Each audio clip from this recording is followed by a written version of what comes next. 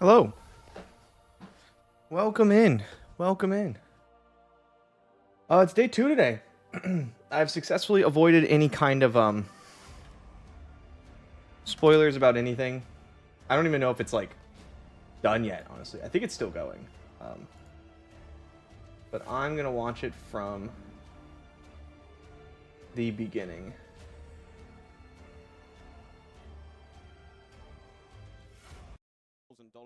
Because I was asleep. Plenty to play for there. We had a brief exposure to Seal yesterday, but Draft is proving to be a little bit of a different beast with this format. What can the audience look forward to that might be a bit different from yesterday? Yeah, I think in general the decks power down a little bit, which might be surprising, but you just get a lesser number of total cards to work with. But while they power down in raw power, I think their consistency and their focus ticks up. And there are a bunch of branches of strategy which you really have to get in specific draft lanes to go ahead and execute on. And I'm very curious. I'm hoping we get to see what's in the our players have basically had no drafts. It's been impossible to draft the hunted to now. So I wouldn't expect maybe some of these deeper archetypes to have been messaged me on Discord or anything. Speaking of, I'm just like not opening Discord because I don't want to be spoiled. Quick to understand these formats, and I just want to see how far along the path they've gotten. These players have been incredible so far this weekend. Should we take a look at which of them remain at the top of our standings heading into the second day of competition? We looked at our undefeateds last night. 3 of them left standing at the very top of that hill. Pablo. Himself, of course, Pablo Pintor.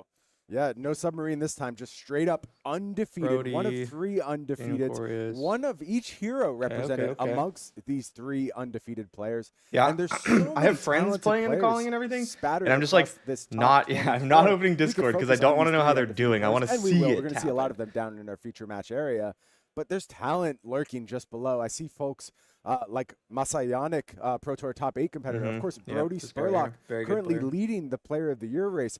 Freddie Friedrich, maybe a name not that many folks know, but that's a player who sat atop when the when the ELO leaderboard was split. Freddie Friedrich was the interaction Nielsen found. No, I haven't seen any of today yet. Don't spoil it for me. Format here. Absolutely shows as they find themselves in 13th. All kinds of underdogs we had the pleasure of seeing on camera yesterday as well, really making a showing at this first calling. Johnny Chapman lost that final round of the day to Pablo Pintor on camera, did a spectacular job with Fang in the process. However, I spent the whole time talking about how I haven't opened anything, so I'm not getting spoiled. Coming out of Scotland, had some incredible success at this year's UK National Championships, still finds themselves in contention here. Very interestingly, Daniel Correas also finding success yesterday on that similar style of Arachne that Pablo claims to be the way to play Sealed. He and Pablo think they figured something out in the Sealed format. Are we going to follow Pablo and draft? Is that what's happening? And pick this Arachne card. It's a close pick anyway. I'll just lean a little bit in this direction. You could find yourself in some trouble in the wrong seat, and you have to. I am scared about that. Uprising was such a nightmare because if you spec'd into Icelander and then 2 other people were also in Icelander, you were all fucked. To learn from Pablo Pintor himself, because you just couldn't get out of it. Booster pack of the hunted. Getting cracked open. Going to take a cheeky peek at what we find inside. A cheeky peek. It's up to you, Brian. What are you hoping to see when we flip this pack over? I mean, there's a few paths you can go down. Sure, you can hope for. This yesterday, how are the new characters doing? I mean, this is limited, so they're all winning. That's it. Over on because they're the only characters you can play. Or Fangs. Or you could hedge a little bit. You can try. They seem strong though. And then after, people have been testing and stuff. Generic attacks in constructed brewing deck list, there seems to be some gas. Really clean way, especially in Draconic. Get a little bit more information. I think Arachne, the flippy one, find your lane and is going to take a bit of time to figure out the best way to play it. It's not like it's not completely obvious which direction you want to go. Like when I put the deck together, it ended up being pretty dagger based. Avenue the Spanish Juggernaut chooses to take. We're fanning out this very first 0-for-3 stealth card. Interesting comment at the front. We know Pablo does love a little bit. Man, this would be really easy if I had all these cards memorized by sight. These cards as he goes. This is definitely a sign of a high-level player. Okay, there's a trap. We saw a lot of people take that trap pretty highly. Like everybody played that trap. And seeing exactly what is what. Yeah, looking at how deep the pools are. How deep are these picks good. Going to go? How Blade Beckoner. That's like to end up in any one specific class. I think that's given what I'm going to go generic, ahead and pass on. So a couple of cards pulled to the front here, nice and early for Pablo. Red copy of Cut Deep and that Blade Beckoner plating alongside a couple of traps. How are we feeling about these? Yeah, look, traps are really strong if you end up in particularly Assassin, but you want them as backup in all these other classes as well. But for me, it is this Blade Beckoner plating. Just the rare equipment is so powerful in this particular set. You get 2 defense out of it basically every time, and it's versatile. You can go ahead and use that 2 defense on a single large weapon attack, or you can How do go trap ahead works? They're basically and look defense to actually reactions. take advantage of guard wall here. Defend. Oh, that was nice of them to pull it up. Yeah, I think that's a great pick. Like, these are slam dunk first pick equipments. These weapon guard wells. Get a buff, and you'll be able to block for one. Already grabbed flick knives and spreading flames. Yeah, I secured a flick knives from a buddy for like 40 bucks a while ago. Great example of what you were just talking about. Keeping those open lanes, waiting for more information to see what will be coming over the course of this pack. A couple of very powerful red draconic. I want to see when he starts to tilt a direction. Backstab as well. Should Arachne still be on the radar? Some tough choices here for Pablo. Yeah, I think there's options amongst all of the classes right now.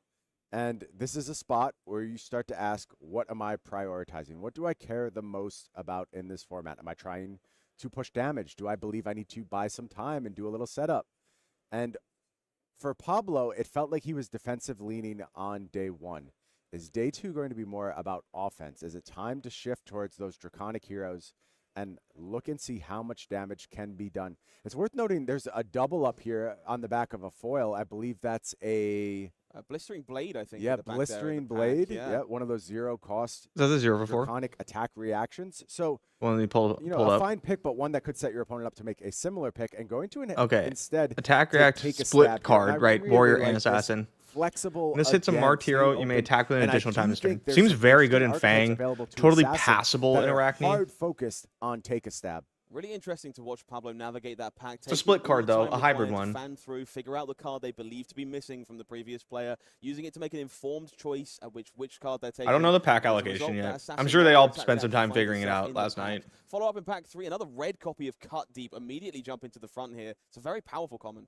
Yeah, I love Cut Deep. I keep going, oh, wow, there's so many reds left, but it's like that's because Draconic only comes in red. Again, with this take a stab pick, you're staying open. You still have the access to the warrior map. I would be looking at redundant copies of ways to pump daggers. You see Poison Blade floating around there. That's an interesting card, but unfortunately a yellow in this case.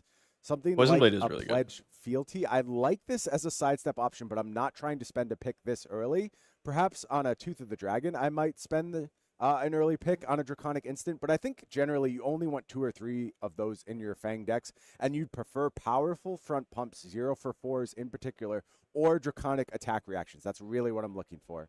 Does seem to be those big, powerful pumps that are attracting the attention of Pablo so far. That Cut Deep, definitely the biggest card on their radar, does make its way into the deck for now. So great start. Warrior card. Next dagger gets +4. I mean, that's a good card. Buffs for these weapons, and definitely leaning heavily towards Fang so far, I think. It's funny, you look at this Cut Deep and you go, oh, this is the vanilla front pump. This is like the baseline one. Surely this is not the high pick. Disagree. I think this is absolutely in contention with the other front pump effects that have some kind of on hit. Maybe they get some other additional. Also blocks 3. Your opponent be marked. They have higher ceilings. Okay, we have the Draconic Leg Tap. 3 on this card, and that's so I think that's a important warrior in this card. format to go ahead and find good blocks when you That's can. a warrior card. And again, we saw yesterday those block 3 cards saving several players in spots they would have been caught out otherwise. Might just be a Fang gamer. One assassin, Pablo, Sizzling Steel, 2 assassin cards, I think. Both pretty premium effects, I find. Might be getting picked. I agree. I think both of these cards are strong. For me, I think there's a baseline number of Draconic attack reactions that you really need for your Fang deck to function. Yeah, and what, 2 assassin cards? Only one of them's good? I think I could argue that the marking effect is baseline more powerful. I might be leaning towards the Draconic attack reaction. It seems like Pablo agrees with me. Similar story indeed, filling in those gaps nice and early, making sure that's great card. Draconic attack reactions to keep those. I wonder how many blues you want to run in Fang. Probably at least like 8, start right? To a Fang deck for Pablo. Very interestingly, all red for now. How big of a concern is that when you're drafting Fang? It depends. You know, I've spoken to folks this weekend, and there's kind of a developing range in terms of how many blues you are looking for. I've heard anywhere between 6 and 10, and I think that range may tighten as time goes on. I've also heard some players say, I'm totally fine with yellows. And I think a lot of that depends on what you're... I mean, with the 1-cost attack reacts, yellows are... How many zeros? For me, like, I get it, but, you know... On zeros over 1 cost, so I do have flexibility in later packs. Yellows are icky yucky. And not have my turns be punished all I'm like the #1 yellow card hater. Here for Pablo Pinto. Tooth of the Dragon, Endear, Devotion, both sitting front and center of this pack. these feel like very high picks for Fang. He's got to be very happy with where he finds himself. Gonna have one per hand. Take the Endeared Devotion. This is the first time I've differed from Pablo on my pick. do. I do think Endeared Devotion very strong. Getting but that you're okay having like two per free, hand. Very good. You know, but for me, the sidestep on sometimes if you exactly the type of if they're block threes, Fang I like to play. I don't think you ever want to go over 10. So much for me. There's multiple ways to build Fang. I don't want to paint this as a wrong pick. That's not what I'm saying. It's just my personal preference. I tend to lean more towards these zero-cost Fangs. Pablo, thus far, showing a preference for just the more... Pablo just wants us to play good shit numbers. Definitely some broadly powerful cards at the front here too. Just like pitch a blue, dagger, pump it, dagger, go. More premium red attack reactions. But I did like, I watched some of the games, and it was like, oh my god, if Fang gets 3 fealty, like he's so powerful. Your 0 for 4 front ends turn into like zero, like 1 card 5s. Defense, incredible attack reaction, and if you have like a draconic attack reaction after that, like it's over. It happens a lot, and just having this in your deck increases your range so much. It can make your opponent sweat from so many scenarios. Of course, you combine this with a fealty. You're talking a 0 for 5. We've seen 0 blues from him. Not surprising. So to the one point, piece of equipment, just the chest again, piece. I do think there is a minimum number of draconic attack reactions you do need to have in your deck for your deck to smoothly function. Agree. So Pablo, at this point, believes there's going to be options to pick those up later and just taking the quote-unquote more powerful card into the point. We see that here, of course, just gesturing towards that Sisters of Fire. Play this only if you control 2 or more draconic chain links. That doesn't seem quite like it fills the niche that you need, right? Not that it's bad, it's just like... Yeah, I do want to put a caveat on that, though. I think Sisters of Fire actually doesn't check that box for me. That's what I'm saying, as I needed to. Because this does not start your turn. You need to have progressed to the second chain link. Yes, it blocks for 3. Yes, the output is very good, but that limitation is harsh. And I'm not counting this as one of my starters when I'm thinking about my deck composition. So a fine card to have in your deck, not a pick I mind whatsoever. I don't remember what that beard card does. As a draconic warrior attack reaction for purposes of that minimum threshold you need to reach in Fang. That's some fantastic knowledge to have heading into that pre-release weekend. Pablo here deliberating. Blue. Love to see this. Prioritizing first the blue for the first time this pack so far, making sure those resource cards can be found eventually. Yeah, Incision's a nice blue to pick up. You get that 3 block. It's still an attack reaction in a pinch. You can combine it with a fealty if you have to start your turn off. So 3 block this is one blue. of my favorite blues actually to have in Fang. I do think he is going to have to prioritize Draconic Instants and attack reactions pretty highly. Yellow, definitely a card I've seen some people talk as hype around here, but some yellows, some blues. We definitely saw some resource cards prioritized a moment ago. What are you low, huh? I think you just need defense reactions in this format. They are strategically does seem to be the case. Invaluable. Now, Laylo especially if you're playing like not Syndra. Marked a lot. That card getting bricked in your arsenal can feel really doesn't bad. Go with Laylo. However, Pablo has not found a defense reaction yet. I can see an argument for that, but it looks like Pablo differs here. Going to just go ahead and take another front pump in this case. Yeah, Sworn Vengeance, another piece of consistency. That yellow, of course, facilitating some of your turns. Another block 3, definitely a great way to keep those bread and butter turns together. Some very interesting options. What's that helmet do? People don't seem to like it. And To The Point blue, both very appealing to me. Yeah, interesting pick here. It is going to be, once again, the blue 3 block in the form of blue knife through butter. I like this one, too, because it does have a little additional ceiling added onto it. You can go ahead and get that second buff should your opponent be blocked. And it can unbrick a hand in a dire blue. There we go. Third one. You do miss on that draconic attack reaction. Pablo finding a second knife through bar blue immediately afterwards. Definitely getting paid off for prioritizing those reds early on. Seems like a very I can't remember which one it was.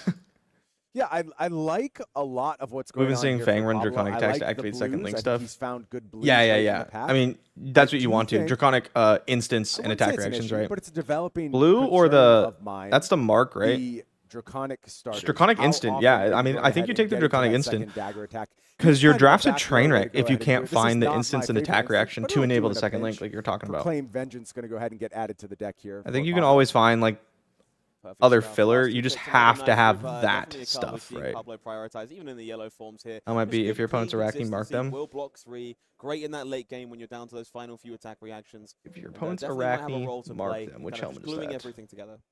Okay, not Blade Beckoner, not Bunker Beard. See that card go this late.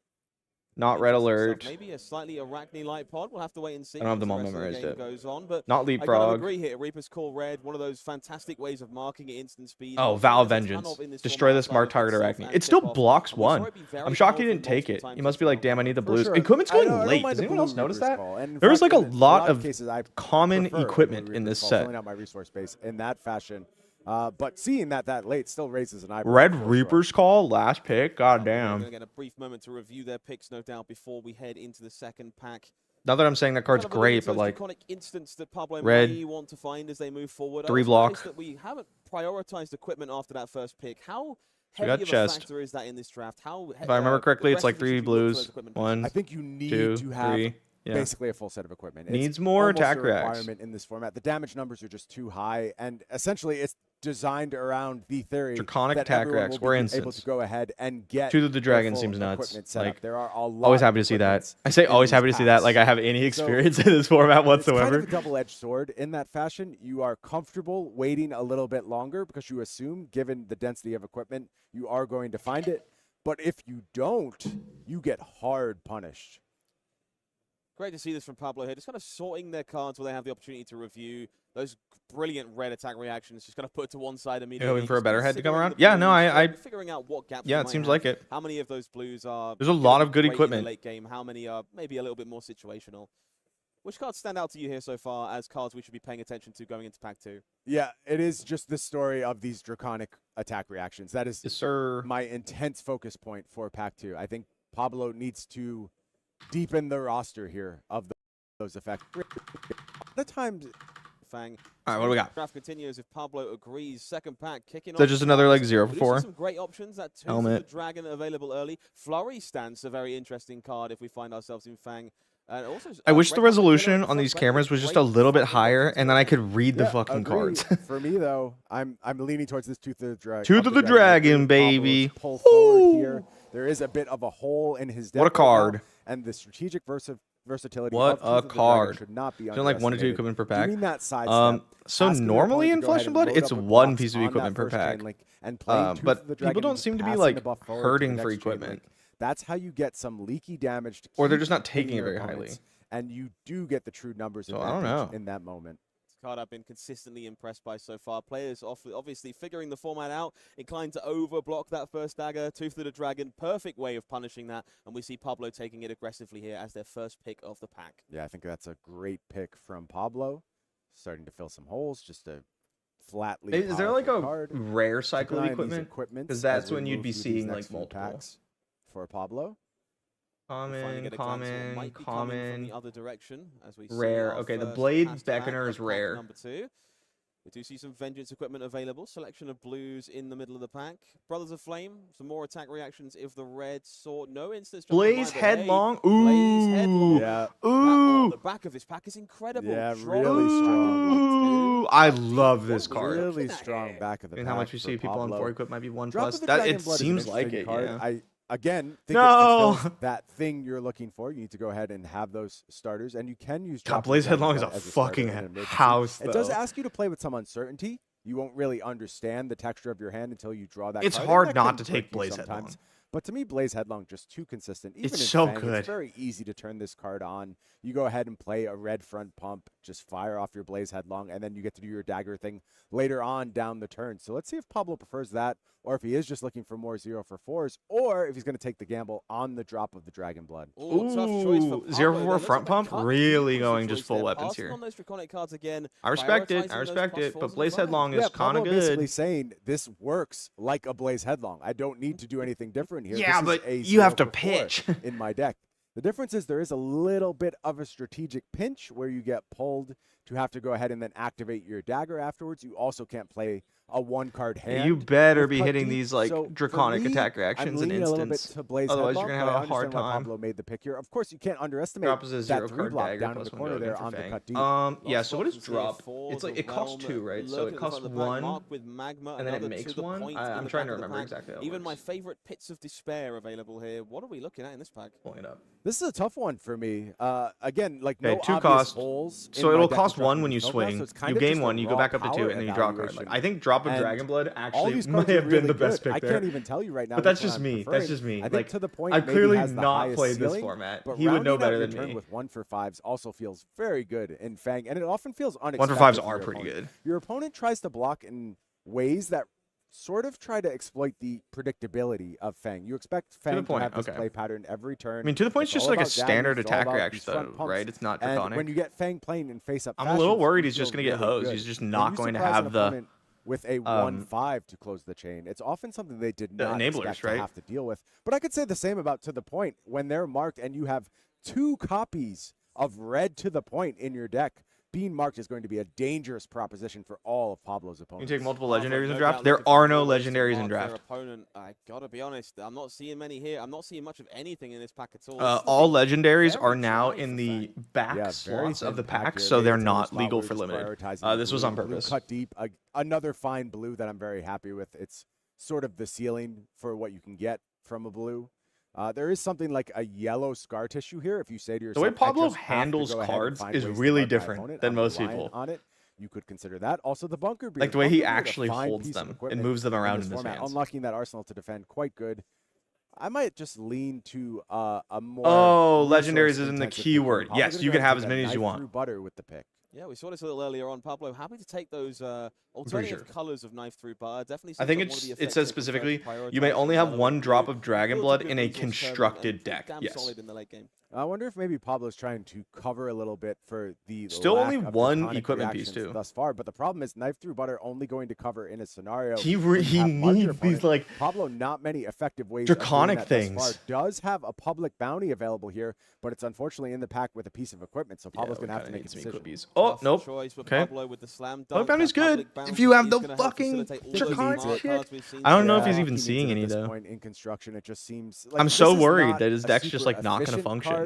1 cost for +3, not really where you want to be in the hunted. It feels quite below rate, but it all depends on how much value you're pulling out of that mark. And the way Pablo has drafted thus far, I think there is sufficient value in the mark for Pablo to go ahead and make this pick.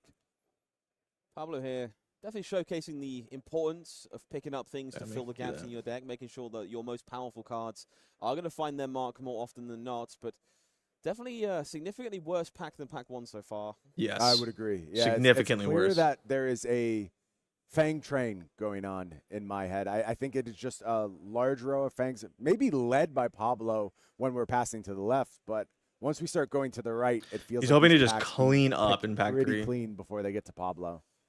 Like, if you find yourself in this position, usually what I want to do is take, like, my blues, my solid blues, my equipment if I can, and then just, like, clean up in the third pack. Equipment to fill out that suite, but I really don't think there was any other choice. There just weren't good cards in that pack, and still with 8 Blade Break left 1. in the pack, that's great concerning. card. Like, I don't know if Pablo's really going to get much else throughout this pack too. We'll have to see how these next. I don't think he is. Maybe 1, 2 decent cards, like a blue, you know. Awfully stressful experience when the packs don't break your way like this. Very late Lair of the Spider, late to Fang the Dragon here as well. Neither of which are particularly appealing to our hero currently, but that blue point of engagement certainly fills a role. It would. I'm not really at the point in the pack, though, where I'm like, okay, I'll take some resource cards and be happy with that. I'm looking for power at this stage, and there's nothing here for Pablo. Yeah. This is just a bit of a missed pack, and it is just going to be the blue resource card. And yes, you need these. This card's fine. It has a little bit higher ceiling than you would expect from a blue in a lot of spots because you can theoretically pull potentially 3 output from it if you're blocks 3 and it's a blue. Lucky and you have quite a lot of mark in your deck. There are worse things thus far, so that's unlikely.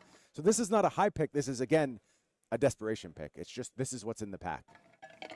Oof. Very few options again in this pack. Lots of blues available. However, we see a Hunt the Killer at the front. Definitely one we've seen players gravitating towards. Another Take a Stab in the pack there as well. But again, nothing really exciting here for Pablo. Yeah, I'm leaning blue block 3 once again, and that is going to be the pick. But this pack feels like a wash. Just not much coming into. Yeah, I mean, he's gonna have his resource cards settled. He picked up another piece, like another piece of equipment. Puzzle for Pablo if you're trying to look for some bright sides in pack 2. He just needs like pack 3 to be. Okay, that seems like a very late copy of Red Take a Stab. That yeah, that's good. Also still in the pack here as well. You like second pick that. Maybe a small reprieve here for Pablo. Yeah, at least some options here. Helmet. as well as ahead. Vow of Vengeance definitely got some flexibility to it, especially if you find yourself opposing any Okay, Arachne. It okay, will be helmet. the Yeah, pick for no, Pablo. I He's think that's filling out right. that equipment suite. You got to get Make your sure enough equipment, dedicate and you those have to fixed free up areas your later on picks when we need to for fill out cards in pack 3. Yeah, I the like draconic this because cards we that just you do like need to fill out desperately this need. suite of draconic attack reactions, and when we get to pack 3 and we're You know, facing you don't between need your generic right now stuff our anymore. opponents You who are literally getting that just need reaction, these draconic it's things actually not a pick anymore. to We turn need on to your take that reaction. your So daggers. If you're offered a non-draconic attack reaction, kind of replacement level, I think you just have to go equipment instead and preserve some later picks for yourself so you can go ahead and get power cards. It will be that Yellow Sworn Vengeance once again here. Love to see Pablo kind of just picking up these resource, situationally good buffs to round out the deck, but not exactly exciting. That's a lovely late pickup I for, have to for the complete realm my there. mandatory Cabling in this orientation situation. That seems like a by very, Thursday. a gift. Yeah, I like 2 for Did Wizards 6s get in this anything format. hunted? There are not Ring of many Roses, them. technically. For the realm, one of the One rare wizard. ones. Maybe the only one, if I'm recalling correctly, at the lower rarities. So I just find 2 for 6 is very good. Again, we talk about unexpected play patterns here. I do like 2 for 6s in limited. You're not expecting these big haymaker attacks to come out in this format. It's just not how it works. It's a format rooted in daggers. So 2 for 6 can often be That's an idea. a specific way of building my Fang decks. I demand draconic attack reactions, and I think the count is still low for Pablo. I love that he got You have to draft your heroes? No, they're tokens. So the heroes and the heroes' weapons are all tokens. You do have that sufficient attack reaction. You don't have to draft them. You just go pick them up Pablo from a judge or whatever. Undisclosed record. I'm certainly hoping to see some of those draconic instants lurking in here. Maybe a powerful in the fine. Flip that pack. There's maybe no better player in the world to make something out of nothing than Pablo, and it really stands out to me when I watch Pablo play Enigma. Per se, I watched his last calling win enthralled, looking at the value he was able to get out of every single card he played. Every decision he made Pablo's kind of a good, felt like good it player. was Are cards with stamps worth custom-built more money? To certain annoy people, his yes. opponent, To do the collectors, best thing possible, a lot to of make players, life myself miserable included, for prefer everyone across the stamped table cards for him. because it's cool. questionably a master, and we see that again. Sizzling Steel here, taking over those Art of the Dragon. I still have a stamped cryptic command Renegades, other Chain Stars, filling from that hole Magic. we've talked about numerous This is times. great card. Attack Sizzling reaction, Steel is that's like the most important part. this is exactly what we It's want. good. It costs 1 though, so it's just lower Does that down mean you on can my have weapon personal alters priority similar to list. how I people prefer have hero zeros alters? over 1, Yes. but you know, As long Pablo as they're does the- have a the deep blue base in his deck. token It's weapons, I not think. looking I to don't know be actually how that blue rule white works. deck. In This the top case where 8? you're No, not this is blue day white, 2. I think it's totally fine. I'm to watching have it way back 1 when. cost peppered in. Like I'm watching it from the Still start of some the day. Zero cost non-conditional chain I'm in starters would be PST, all good. Very high on my and so the priority calling list. I started think again it's at like back I don't know, there. fucking 3 a.m. or something for me. Pablo almost certainly feeling the same way. The pack comes to hand. Let's take a Figured we peek do a at what watch we'll party find for the people who inside. aren't Wow, that seems in like Europe a time. real big pickup for Pablo here. Rake over the coals, not a reaction, but is an instant. Threatens a bucket load of damage though. Yep, it's just that a very Draconics plus clean 1? addition. You get a buff. I will say, maybe this is surprising given the rarity of these cards. I often prefer Tooth of the Dragon. Yeah. Over this Is this card. is At this least in all Fang, your I attacks think get it's +1? Syndra I for don't that. think this card's that Obviously, good, but James' it turns card on when he is much needs. better in Syndra. Told you he But went crazy yesterday. still, Yeah. this is that zero cost. Yes, he card. did. This is how you go ahead and get your turn rolling. It's sort of a half sidestep. It's not a full committal to that first chain link, but it does pass damage further down the chain, and it can inspire those really devastating go wide turns. Maybe give you a home for your fealties. Although I will say, I don't think Pablo's set up to make. This is many my LGS. fealties Picked the up a way couple this deck armory is decks. built Looking right forward to now. your first event later this Yeah, week. Rake over the Hell coals, yeah. solid at kind of Hell yeah, I'm jumping excited over for you. those, equipment Is to your get a first little event gonna be bigger when rocking pre-release? weapons as well. Great way of pressuring a little bit of Definitely gonna get extra smashed. damage with those fire veins. Seems like a pretty Maybe. fantastic pickup here. I for brought Pablo. my brothers There's no to doubt a starts couple a bigger pre-releases, problem. and We're they've looking picked for up some few wins. more draconic attack reactions and or instants. I think pre-releases Really are makes different. this It's a deck little come bit more together. even because Take a look at what we find inside of pack 3. nobody Another has note played about the these format yet. instances is that they sidestep the leapfrog equipment well. Leapfrog equipment only triggering on the back of attack reactions specifically. I spotted my little So if eye, you nice are little able to draconic pump with an instant. instant, you don't have to worry about those getting into the mix defensively. So bubble to the surface, blistering blade there. Doesn't like bubble to the surface. Goes for blistering blade. From Pablo here. Yep. I think Which they understand the is assignment at this point. Probably this better. This one was pretty easy. And Just it safer. confirms that Pablo sort of sees things somewhat similarly to the way I do. Gotta get an armory in looking before for those pre-release. zero cost Nice. starters. Nice. That Yeah, really was the priority here. I don't like to go to the Start armories turn and is stuff going to be worth a right lot. Should you before get those pre-releases 3 because they fealties, tend to be a little these bit are the like cards that take you to absurd territories. A little dead. Absolutely absurd outputs. Because everyone's just waiting. Zero cost pumps. Not to say you shouldn't go. I think you should. 4 and 5 card hands that are pitchless get to go ahead and is going undefeated something that happens often? Throw a bunch of zero cost front pumps. Yeah, I mean usually there's like someone who's undefeated. Like some of the best. But like in order to have someone have an 8-0 run in day one, there's usually only like mathematically like one person. Right. What up, Cup? This set looks sick. That's because you like attacking people with red cards, my guy.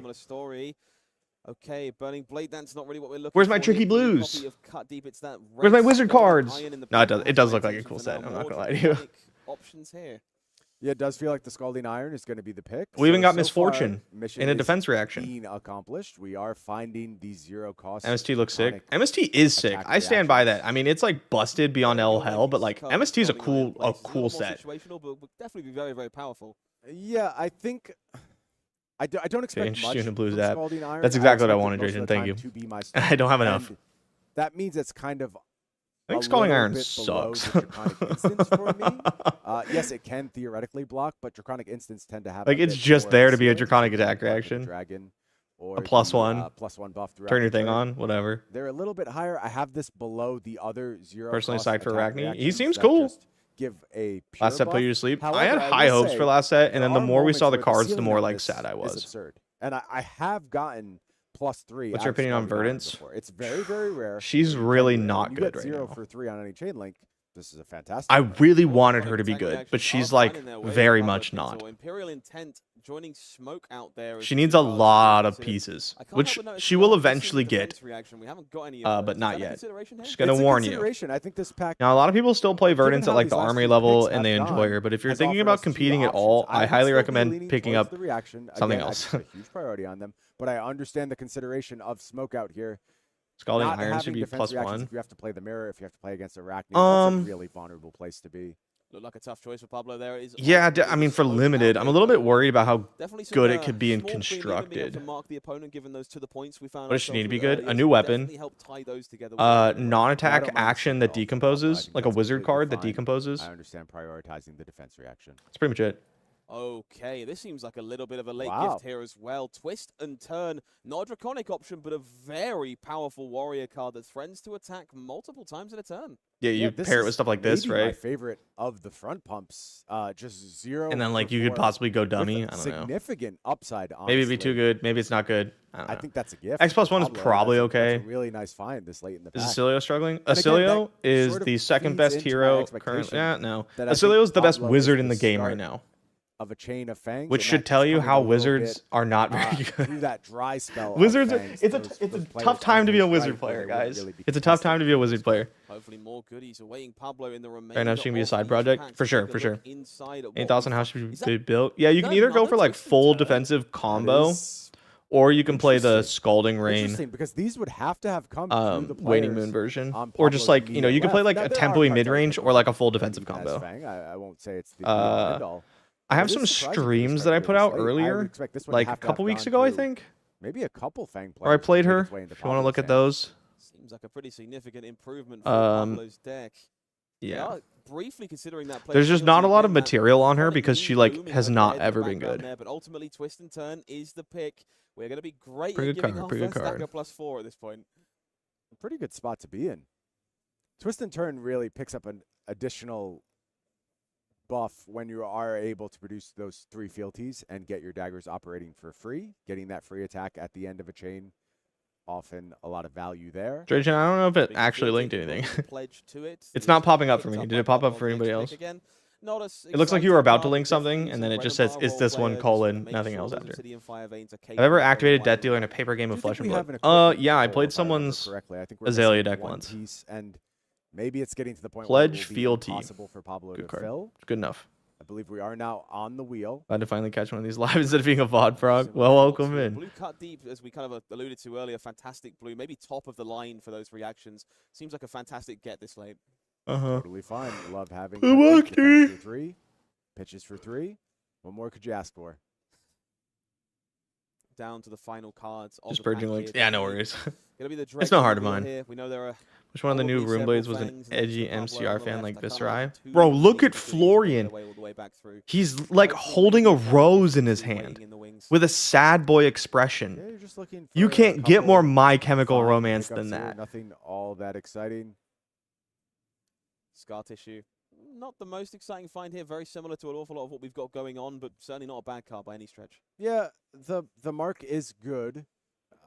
In Fang in particular, you really prefer to get it from your Draconic attack reactions. Florian is like But for a literally late pick, I'm edgy happy boy, with the no red one Scar Tissue. understands me. Seems like a late gift here as well. Another knife through butter, a card we've seen Pablo picking up time after time. This one red, maybe not as preferred given the one cost here, but another way to give You it walk another into any plus Hot Topic Yeah, in I'm America a and little find lower someone who on looks this like one, though, Florian? Scott. Exactly. The one cost here, Exactly. I would much rather have the one that gets the +1 buff when it Knife attacks a through marker. butter. Forgive me, I'm slipping on the name right now. I'm guard. still getting used to these new names that have made it out of development. Poison the blade. But the go again effect less likely to be useful. And when I'm investing one, I really do want to get more than just +4 out of it. There's so many 0 +4s that paying 1 for your +4 feels a little icky. Last couple cards of the pack here. Late red poison blade being taken away by Pablo. We Wow. Guess people got arms, huh? Pick. I'm not sure if that's the hole we're I missed missing. If Mark, it but I is, want another Room that's a Blade that heck looks of a like late Reaper from pickup. Overwatch. Well, unfortunately, I don't, only available to Assassins I and don't play Ninja Overwatch. I are don't the know who that Leapfrog is. gloves. So gonna be a miss there from Pablo. But that is a late Leapfrog gloves. And actually, I saw a lot of late Leapfrog being passed around tables as I observed. I think these cards are going to go up in priority as time goes on. Definitely grown on me over the course of the weekend. I expect to see plenty of Leapfrog gloves, and, well, the rest of the Leapfrog suite in general making their way. I think Blues and Draft would be a bit more premium. From what we've been seeing, it doesn't seem like it. Omen from Valorant. Yeah, I don't play Valorant. For Pablo, I thought that I don't play shooting games. It was not exciting at really I'm any too point. bad at There were them. multiple moments where I wondered if we were going to fulfill our base needs. I think we did. I think he got there. Yeah. But I think we did so in unspectacular fashion. I don't really see any standouts there. There's a lot of one cost peppered throughout his deck that I'm not the biggest fan of. And Yeah, Brian seems to really want to chase Pablo that having 350 as just fast as completed this possible. I think I feel okay. Send a pick in But I'm not Discord. doing You can check it backflips. later. I'm not Okay, running cool. through the streets cheering. And I know my work You got is cut out for Vincent, me who's all as I head purpley. into my matches. But who more fitted to do work than Pablo Pintor? Absolutely. No one I'd rather see navigating a tough-to-handle draft. Let's take a look at the rest of the pod for this draft. Take a closer look at where everyone else ended up. All right.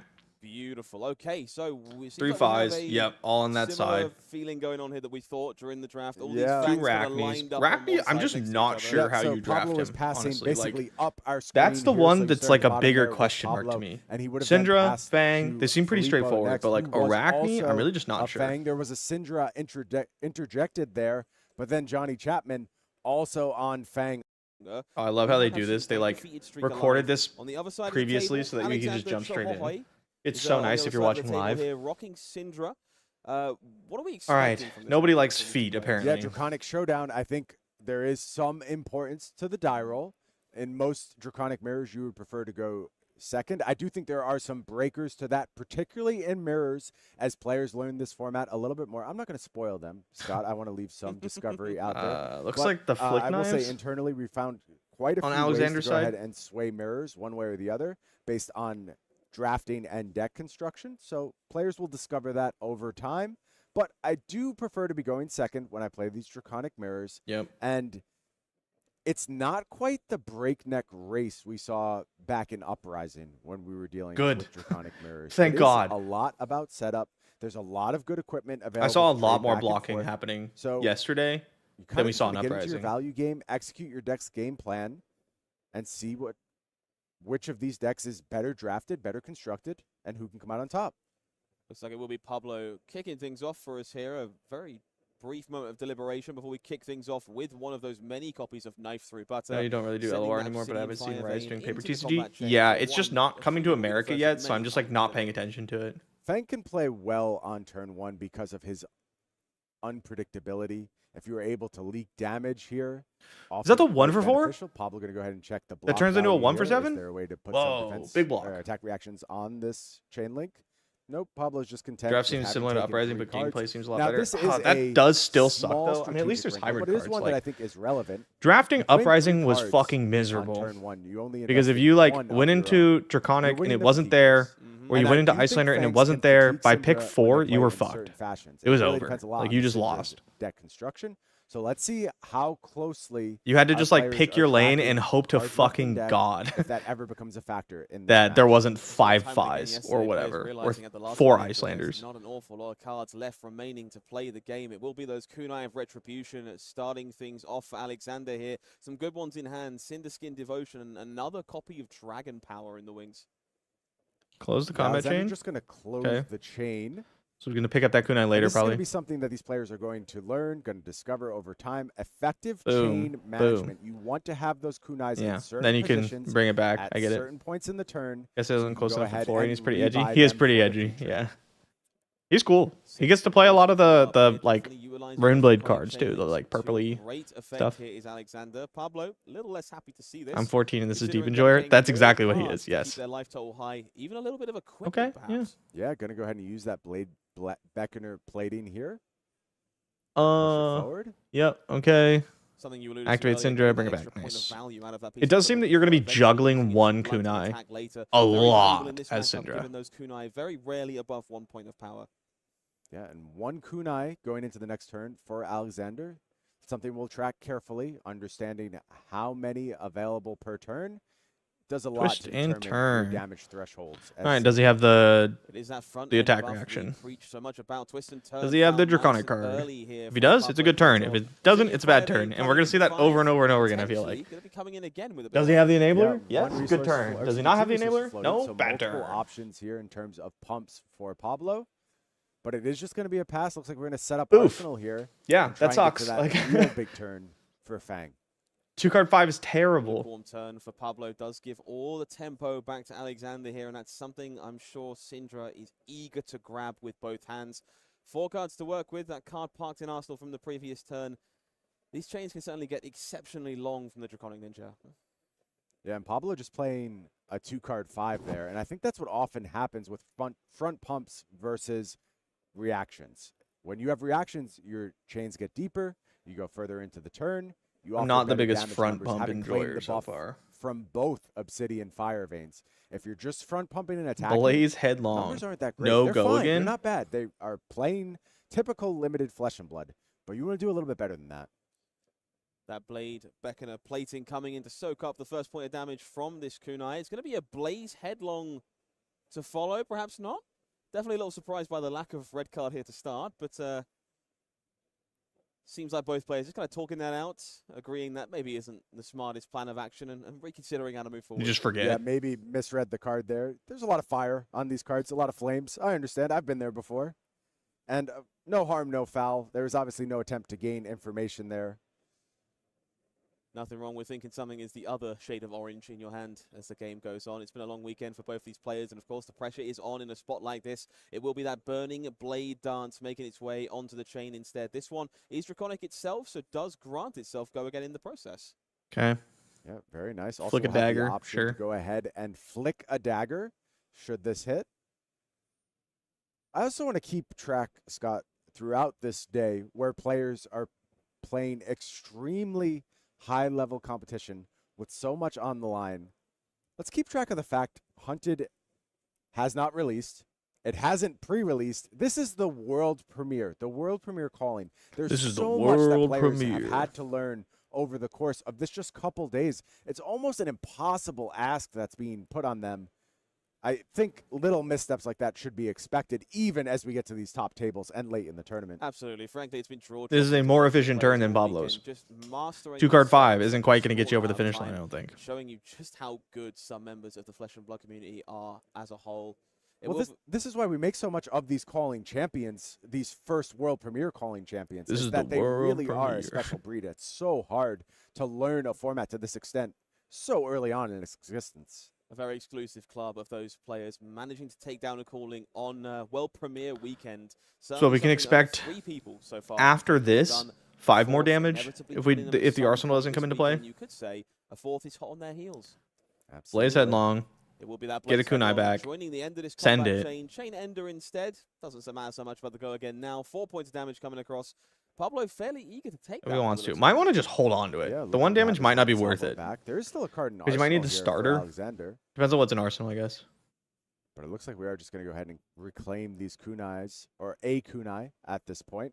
You see why Pablo's so incentivized to defend there. Should he not defend the flick effect? Oh, this card is coming out of Arsenal now. It's going to be that dragon power we okay. saw parked down there earlier. Definitely not used to maximum effect here. No fealty to be found so far, but we will be flicking away that kunai with our danger digits for an extra little bit of juice on the way. Makes sense. Yeah, not bad, because we are going to go ahead and get Very our strong activation of Syndra here, and now we will reclaim both Pablo, can you do the thing? I spoke a lot about danger digits when I was building my seal deck and how important I thought it was to Syndra. Danger digits. For play patterns like this, but also there's huge increases in ceilings on things like Poison Blade turns, on a bunch of setup turns where you're just able to go ahead and get that card into the bin. It's worth a lot when you're reclaiming. He pitched yellow. It's the yellow he He's pitched. discussing the situation. Pablo looks to have taken a pretty immediate stance here. We're going to be, for the round, we saw this one arriving very late into Pablo's deck. A solid 6 off of 2 cards. Certainly not the worst situation, given how little we had to work with. One fealty. Yes, thus far, Pablo just playing some medium numbers, not really taking advantage of those Obsidian Fire Veins. Yeah, I would say lower medium numbers. So far, our turns have not been great. Played a 2-card 5, now playing 2-card 6. That's good. That's good limited flesh and blood. 2-card 5. See better though. It's going to take better to go ahead. Not good limited flesh and blood, especially not in this set where it seems like the average numbers are pretty high. Here, that's really not a threatening bit of damage output. 2 fealties. 2 fealties. Yeah, Syndra definitely the best positioned hero to make. Hitting 3 fealties could absolutely be a way to like and we see Alexander happy to fall turbo boost the numbers all 4 here. of those cards and kick their turn Here's off a once again dagger. with those all important kunai of retribution. Has the blue, so resource rich. I do want to say Pablo has accumulated 2 fealties at this point. Very close to that 3rd threshold, and we know there's something lurking in the deck that can just go ahead and make a fealty at instant speed, so could even play the next turn under 3 fealties if things break Pablo's way. That'd be pretty we did good. mention, though, Pablo's deck maybe not the best set up to take advantage of the 3 fealties. No, it's not. A lot of 1 cost, yeah. You see a few of those in Pablo's hand now. We have access to Sizzling Steel, that Scalding Iron lurking there as well. Pablo's hand undisrupted looks like it gets him 3 fealty. I don't know what the cards are yet. I can't read them instantly. Definitely staring down the barrel a bit from Syndra here and looking to keep a decent number of cards to follow. I don't have them memorized. It does feel like there are good draconic attack reactions this go around. There is a potential world where Pablo's able to get a lot out of those Obsidian Fire Veins, but he's at 10 right now. Alexander kept all 4 cards, has a blue pitched, and 3 cards left. There's very high odds that that's going to get over that 9 life threshold. Chain? Now, Pablo, I believe, does have 1 block left in the equipment set that could go ahead and maybe keep him with just that full grip. But is that going to be enough to actually turn the tempo into his favor? The 1 cost 3 pump of 2 chain links straight fealty. Yeah, but then like he's 1 card 1 like you won't have it until next turn. 3 more points of damage coming on the line. So he has to like keep a lot of cards and able to enable his turn. It's looking like Pablo does and then opportunity to defend for the first time in this. Threaten like try to take cards from his opponent. I don't know. It's gonna be tough. It's gonna be tough. Will be that final piece of equipment joining the card in hand. No 3 blocks sucks. Damage. Try and keep that life total a little higher. Something we saw from players yesterday, realizing that a healthy life lead gives you way more room to breathe as this format goes on. It will be the cut through as a follow-up. Does get that additional bonus piece of text, courtesy of Kunai connecting just a little bit earlier on. Yeah, this is a fine card for Alexander. Alexander Hamilton. Keep the chain rolling. Make things awkward for Pablo. Falling down to 7 for Pablo. The other Kunai continues this combat chain. Down to 6 we go. It is time for Pablo Pintor to make a stand. This hand is one they and Arsenal. Okay, no daggers on the field currently.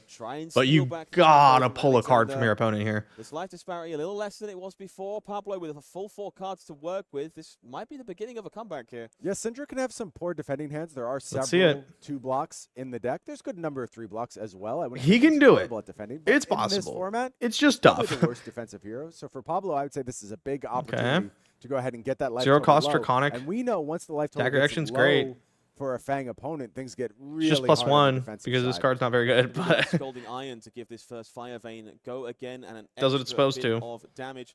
Second Fire Vein making the way across. Alexander now at 6. Alexander courtesy Hamilton. of that first Fire Vein. More currently a 2-card 4, not exactly format. An extra +4 from crushing shit. And all of a sudden that Fire Vein is presenting lethal.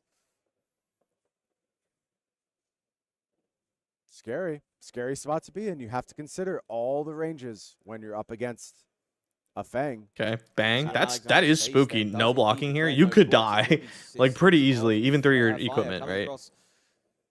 Happy to take the hit here. That's just 5. Does Going leave Alexander on just 1 life. That was just another zero-cost attack reaction. You just die. 5 cards to work with. Favorite Hamilton song? Pablo Pintor here. That was a risky no The one that block. like There's left a the lot of biggest cards that impact can on punish me that if you're is an the Alexander. one See, but where look, this they're is the in the life you duel. have to I would live say that when you're like playing against that Fang. one You stuck have to with go me. ahead and take risk. If you just defend in perpetuity, But it may have you're just going been to because die of how eventually. cool the Make your stand like, somewhere. I think Alexander found exactly the right how moment cool to it do was so. to watch be performed, rather than the actual song. It's not like I don't like queue up the Hamilton playlist on my Spotify or anything. To keep their aggression going, it will be those kunais. But I do like to say Alexander Hamilton. Enable this turn where we intend to grow some. It's a really good play. It's really good. Yeah, nice output here from the Grow Claws. TCG Ted, what up? How are you? I'm doing good. Chilling. Just the Chilling. No bonus text. Really nice day out today. Dedicate a knife through over here in California. Damage falls down. Favorite Wicked song? What is the follow-up here for Alexander? We see another cut through lurking in their hand. Unknown card in Arsenal. Looks like a Lava Vein Loyalty to me. Which any of the ones where I think the players missed the main lady, I can't remember her name. I didn't like Wicked. I thought it was so boring. Get the buff as that kunai was a draconic attack. I didn't watch the play. I've seen the movie. Any of the one where the main lady, not Ariana Grande, got to like really let loose with her vocals, she was very impressive, and I really enjoyed those. But like I thought most of the other songs were really not everyone has been slinging this weekend, memorable for me. Easy to spot. Yeah. Players going to consult with the judges as they should in this spot. We'll get it sorted out. We'll going to Memphis? Yes. Available. If it's something missed, I'm sure our talented judge staff will get it sorted and tell them exactly what they have to do. And Dirty the Re-equipped dagger should have been done to the opponent's end turn. So far? Yes. I think it's leaning in the favor of Alexander, if you would ask me. Alexander Hamilton. Because then you could do it again on your turn. Sure. Both of these players feel very in this. For a few turns ago, I was definitely concerned about where Pablo was. Definitely felt like we've been on the back foot. That last turn cycle definitely pulled him back into this game. I think we're still favoring Alex. It's hard to bet against Syndra when she's got the momentum, but this really could go either way. Yeah, still a close game for sure. I will say some of the concerns I had around Pablo's deck, they're starting to mount throughout this match. Like I'm kind of not seeing the output I was looking for. He hasn't been able to do the thing a single especially time. out of the Fangs we saw on day one. We saw so many powerful turns from Fang. I played some powerful turns from Fang back in the world premiere, and it is just often on the back of putting those multiple attack reactions together. So far, Pablo not able to do that. Yeah, some slightly anemic turns with those 2-card 5s, 2-card 6s. What was the judge call? With the action, however, do we know? Corrected. Extra point damage coming across. Of those claws. We will be following up with that. Big yikers. Coming in for 4 again, thanks to the kunai. Book my ticket for the first calling in London. Oh, I'll be there. Yeah, we just went 1 for 5, go again. 0 for 4, go again. Ooh. These are CC level stats without a doubt. Really nice turn here from Alexander. That Lava Vein Loyalty continuing the pressure here. Does have go again. The kunai comes look across. At that. He catches Pablo with the instant in hand for the last card. Brutal. And Alexander just takes it. What Alexander a gutsy Hamilton. play by Alexander on multiple Alexander turns. Hamilton. I think on that last turn in particular, just saying, okay, this is the moment I make my stand. I have to get aggressive here. And Pablo just not really punishing it. And Alexander Hamilton. Yeah, Pablo's deck just didn't draw the draconic things when it needed to. That Tooth of the Dragon only would have liked to see more, obviously, like Brian's saying, but for it over the course of the draft. But in the end, there is a downside to picking those instances. 100%. 100. Somebody you might want to be talking about in our future match here. The Sweden flag is of course shining bright on the screen. Yes, My dear friend Jacob is finally win for the fist bump. Here. Didn't see it. Okay, our Swedish national, of course, from 2024. I hope I don't end up playing the London Calling. That would mean that something went very wrong. Sweden or Stockholm in November, so he has been. If 3 Fealty Dragon Tooth would have been a 1-card 6. Yeah, 3 Fealty's nuts. On the right side of your screen there. I think 4 months of playing is too soon for PQ Plus. I mean, it's really up to you. I signed up for a PQ. My first Flesh and Blood event was a calling. Undefeated 9-0 player there. John Lee and I finished day 1 in 2nd seed. Italy. both players here on Arachne. I'm looking forward to seeing like just if how you played the card difference in their games, decks are really going to play out. Look at that double two trap. Wow, little if you layer of played the card spiders games, headed you to just the pick like zone you can for just this go Mark for the it. Huntsman. So there's a couple of defense reactions. You know, John Luigi is ready for Sounds like a those when 6 they come story back in time. second set. Yeah. Yeah, I think it's going to be really Um, important to make sure there that are you some keep funny track of your stories in that opponent's one. pitch deck if Oh, you you in London, estimate you that mean? this game Okay. is going to go long. No, Let's I'll remember, be in there's London for the really a lot of Pro defense Tour. reactions I'm when it saying comes to if I different play the phases, as calling, the it means the Arachnes Pro in the Tour pod. went We're of course poorly. fighting a little bit over those traps. But when yeah, we're I mean, if looking you at like, associates in this pod, but we're gonna see if you a like lot of just those today. But look at this. There's want to two play the layers game, of just play the spiders in game. Who pitch cares and if it's in a one pro on the quest, combat right? chain as John Luigi is able to deploy it You here. get some and of really course, good because the reps, mark of the Huntsman learn has some go good again stuff. Like, on who defense cares? on turn 0, still able to get the mark I across. think having but played a the lot of Reaper's other Call games gives you decent discard chance of from doing all right. Jacob. Exactly, and even Now if you both don't, players whatever, are right? marked to start this game. So Jacob, because Flippy. it's turn 0, getting that first Arachne transformation, the Orb Weaver hitting the arena. Maybe not the one We're you wanted weaving. to see, but still powerful instant speed effect, giving an attack +3. Yeah, one of the few ways that enables Arachne to get Seems those pretty good if Graphene you can. Salicera I feel like you tokens. want that one like Hopefully you will second. though. want this Chaos or Agent Side rather events at later events in are the super game fun. when That's you've so already true. flicked Pro away Quest one Plus of your won't have daggers, side you events, have but one like slot side left events are to sick. activate this YouTube Orb content Weaver would be in so order much to get better that if you did Salicera well. token That is true. back That is true. online. But at this state of the Just game, win. we're probably not going to see Jacob Uh-huh. flicking away those daggers anytime soon. Going to Not gonna be London, flicking away calling, those expecting daggers, 0 boy, is he wins. flicking I those mean, cards like, you a know. professional. I don't know about 0 He's wins. he flicks those cards away. I'm just like, you know, that's Good a start true well. gamer. You know? That's a real professional. yeah, I know that. flick. It's I gonna feel go ahead that. and be Scuttle the Canal. It is First just a good action, time. And then, like, because John if you Luigi don't want on to that play in the turn 0 calling, on defense was able you to can get just that like mark across. play side Here events, comes which are sick. 4 and on hit go again. Actually, it just has go again because it's attacking the marked hero. Marked doing double duty here, given the +1 and the go again on the Scuttle the Canal. Nice start from our undefeated player. Really, really strong start. Only a few here from storytime guys on the Gianluigi. We scene, have untapped market. some I have really seen, good I have seen a start lot here. more both story heroes are times already pop up. marked, That's and, for I mean, sure. It's only the first turn of the game, and coming in blazing here. We saw this a lot yesterday. That marking your opponent as Arachne early on in the do game whatever. Go has for been it. showing real big favors and Story times strengths are fun. to them in the games that we saw yesterday. Let's see just how Jacob wants to handle this attack. Because it is at a break point, it's a nice time to talk about the equipment. Got 3 pieces of red alert, you know, I guess equipment Yes. on the side of Jacob. Armory. The armory is very red alert. Story time about going through all the side events made them sound great. They They are. It's super fun. I really enjoy it. I used to do that all the time when I played Magic. Is going to resolve thanks to just the effect of the card. Now the mark of the Huntsman. Because I didn't have money to play the main. The Orb Weaver on the other I would just, side like, of the grind a arena. side One event go again value. can destroy itself on hit to mark again. But there's also a Don't get lot that of much cards bad luck remaining here in Food and Gianluigi's flights. hand, Oh, well, just like, so you know, it's get gonna alcohol be poisoning. more follow-up, and Jacob would probably Seemed expect to work there for to be me. more follow-up on this dagger. But look at this On potentially. team formats to be more freely leapfrog, available. They're so chest fun. Going Yeah. to be deployed here to Team go events ahead and are take care the best. Of this mark of the Huntsman, not wanting to utilize it in the reaction step as part of the powerful effect that this equipment has. Instead, just wanting to use it for the 1 block here. Looks like Jacob is not interested in being marked at all, and maybe even reaching for another piece of equipment because kind of Daggers Arachne is really shaping up to be a powerful piece of this format puzzle pie. Format puzzle You don't want pie. to give your opponent the ability to turn into another agent at the end of this turn. So You only legally probably do that trying at to your avoid events. being Oh, were you marked like, at what, best 20, of his 19, ability something? here in the mirror.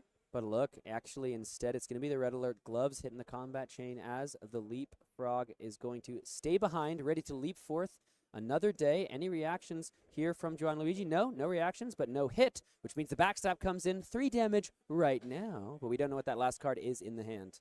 So with 1 floating, it could be literally any attack reaction that is available in the suite. So Jacob is going to have a think here. 18 There's senior no year. DBX God, I'm available so to fucking negate all old. this backstab, as that is completely enabled. An important effect this backstab has. We've seen it come to fruition already in this tournament. Nice reprint, a downshifted rarity, if I'm not mistaken. I feel like it was a rare back in the days of Outsiders, but here at that common, able to be found a little more easily in both the sealed and the draft. Wonder how these formats. Arachne And in mirrors, a like, format with some real good defense reactions. kind of play out. What's and important, access to all heroes, right? some dual class cards, some generics as well.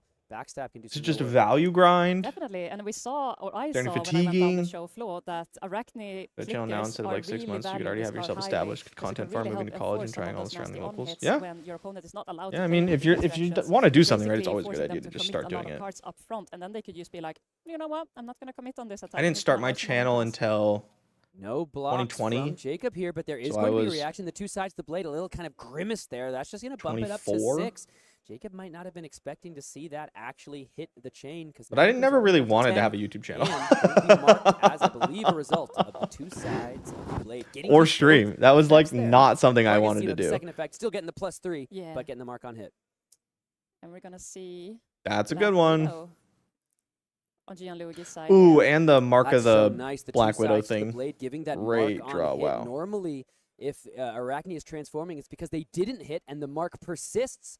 But there are two sides to every story, two sides to every blade. And now the Black Widow threatens some really nasty on-hit effects on that next turn. Yeah, up sticks and rerun. You may retrieve a dagger from your graveyard. Your next dagger attack this turn gets +4. There's Bang. no dagger available in the graveyard, so that effect is not relevant. But getting in with a dagger for 6 here as Gianluigi is marked, so you get the +1 from the assassin dagger itself. So this is a really tall dagger to start things off. So I feel like if you're Gianluigi, which I did not say right, you probably want to keep 3 cards, right? You want to keep that web of deceit or whatever, and then 2 cards.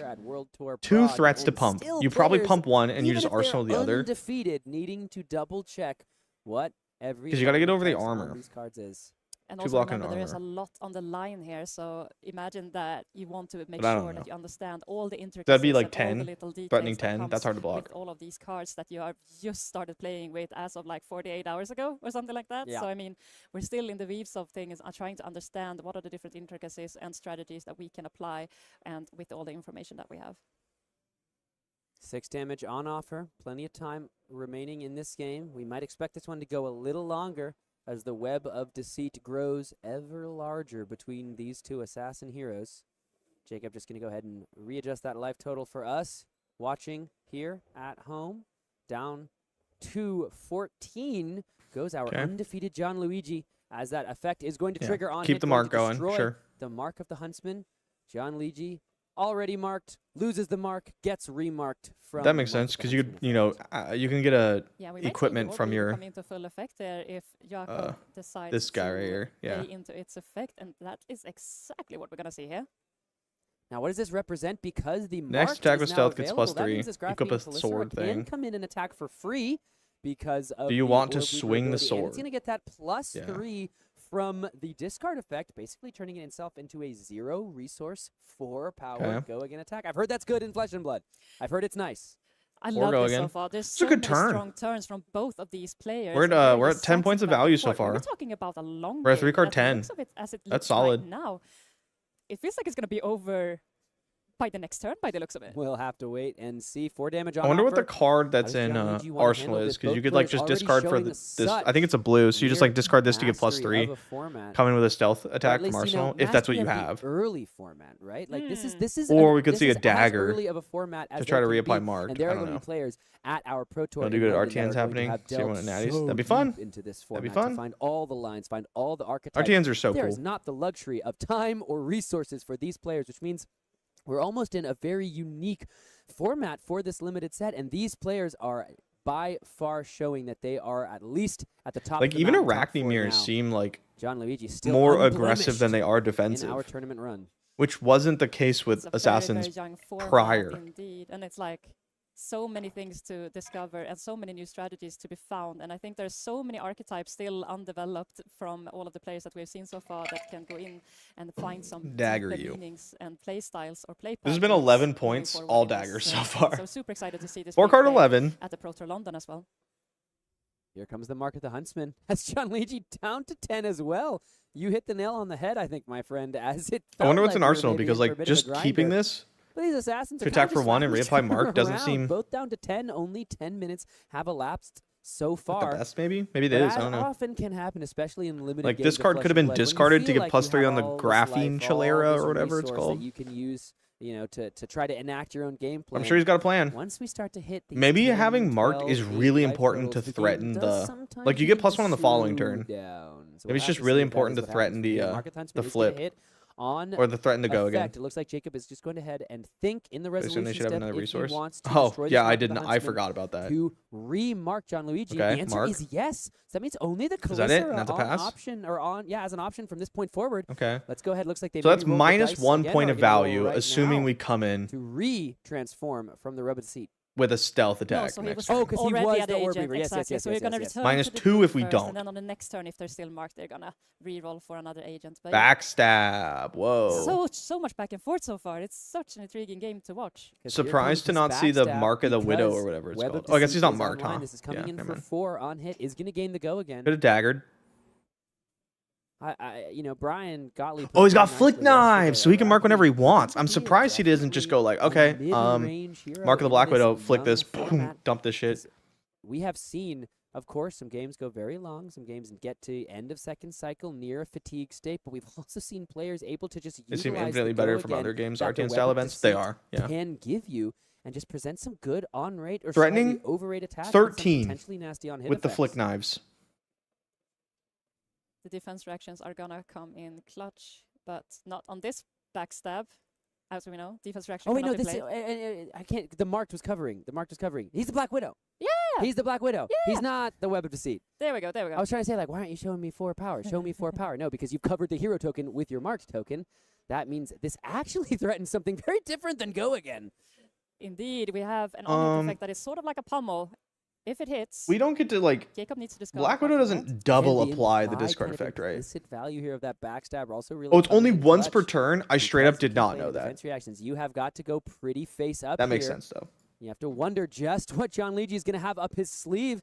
Looks like maybe 3 cards are committed to the block. Those are the blocks. Pass. Can Gianluigi get over the top? Flick a dagger at you, Some mark nasty you, block here. Arsenal, Jacob pass. is not accepting an on-hit effect by any stretch of the imagination. Already counting on the plus. Those 3 boots, when can they it's give coming in for Gogan? Black Widow activation with the 2 cards remaining. He's basically betting Boop. that his opponent cannot go above and beyond this. You're going to use the danger digits here. Flick that mark at the Huntsman to mark Jacob and deal 1 damage. So Jacob down to 9 here. Looks like he might want to respond to that. Or maybe just deciding about I'm trying to the find those marking. boots. Right. But yeah, I'd be curious This is as a to shoes. curious as to why that is. Looks like going to go ahead. Is it like you can give go again if you have an attack react? Because that's really Because good. we've utilized the attack Yeah. reaction, can give go again with the leg piece there. That leg piece you have to Yeah. utilize. Yeah. The starting point. Of course, you they have pull it to up have right after I find it. activated An ability in the reaction step before. I mean, this is you fucking can use it. So busted. now again with a hand like I was looking at John Leach's hand, I'm like, there's no attack reactions beyond the ability of the Black Widow here. So now all of a sudden we're threatening the Black Widow ability again. Cost 2 pieces of equipment to do it, but this Whittle from Bone doing pretty nice because we utilize the danger digits. Get the Graphene Callister +3, as well. baby. Gonna go ahead and come over the top for the +3. That means Jacob Trossing is gonna have to take the 3 here unless there's a defense reaction. And then gets in the Arsenal on the mark of the Black Widow. The leapfrog pretty equipment fucking in that good. Chesso wants to jump into the fray. This was a beautiful turn from Gianluigi, even getting the effect from the attacking of the Whittle from Bone because we flicked the dagger for that starting point. What a turn! Beautiful display here of how to Yeah, utilize wow, the that was equipment really good in such a sequencing. beautiful I didn't know what the fashion here. boots Really did. Exciting to see. We're And gonna be Jacob was learning as we betting go everything today. that this attack was going to come tall. He did not realize Huge that. tempo the fact that swing. he could also basically Gotta hit the go trap wide, one. and at coming with that second attack, they could also Is that the threaten trap same one? one-hit effect. So Oh my God, it really is. just dodging and turning. Yeah, I mean, because Fucking incredible. No attack reactions in that hand, save for the one that was on his hero. That's ability. talent. But perhaps this is going to be a big moment as Jacob Trossing responds, basically draws a card with that Arachne Trapdoor ability. Get a bandage card face down, but if it's a trap, can be played, ostensibly working with something like a 6-card hand here. Is that going to be enough to kind of get him Trapdoor back is into the tempo race? unironically He's like down 3 life. Gianluigi has one a of the 5-card best hand, Arachnes. but Jacob has Like that brutes to 6 hit. cards available to him. Especially on in this limited, cycle. it's just like +3 value. Might not be Well, looking possibly at even more, defense right? reaction in Arsenal, unless he wants to keep that for a Is this top 8? future Nope. on-hit effect. This is round 10. We're But starting also from the beginning we of the day. have so many cards now available to Jacob thanks to the Trapdoor Arachne, enabling him to get a trap card. Hopefully, we don't know that yet. It could be basically be any card, but hopefully it's a Ah, we're trap pretty card, sure so it's a he trap. can We saw him pitch utilize it double to the trap. extent. For sure. On turn 0, so. All right, Gianluigi sitting at 9-0. Has all the tempo in the world. Here comes the mark of the Huntsman. How do I feel about this And draft once again shape? destroy It scares me. itself and mark Uprising was like the worst draft set if it hits. for me. Nice one floating for the graphing Clisser. I hated Monarch too, but like Uprising sucked. And I'm worried this is another Uprising. The games seem to be much better. Much better. But I'm worried about the actual draft process. We'll see. I'm open to being convinced that it's better. Visor is going to maybe jump into the fray. It's hard for it to be worse. I would feel that Jacob has sitting on a lot of defensive capabilities here with that potential trapdoor in his banish zone. He has a lot of tricks up his sleeve in order to cover up some damage on this. Okay, got to be able to convert this hand, which might be difficult. Back and forth, the visor goes. It looks like it's actually going to be the leapfrog. I mean, drafting an Uprising bad. So it was a similar thing where it was like you had Draconic Ninja, Draconic Illusionist, and then one like completely outside thing, which was Ice. So you had Ice and Wizard, which couldn't be played in any of the others, and no Draconic Ninja or Illusionist could be played in Icelander, right? So the issue was that like there wasn't any dual class cards, and there wasn't a ton of generics.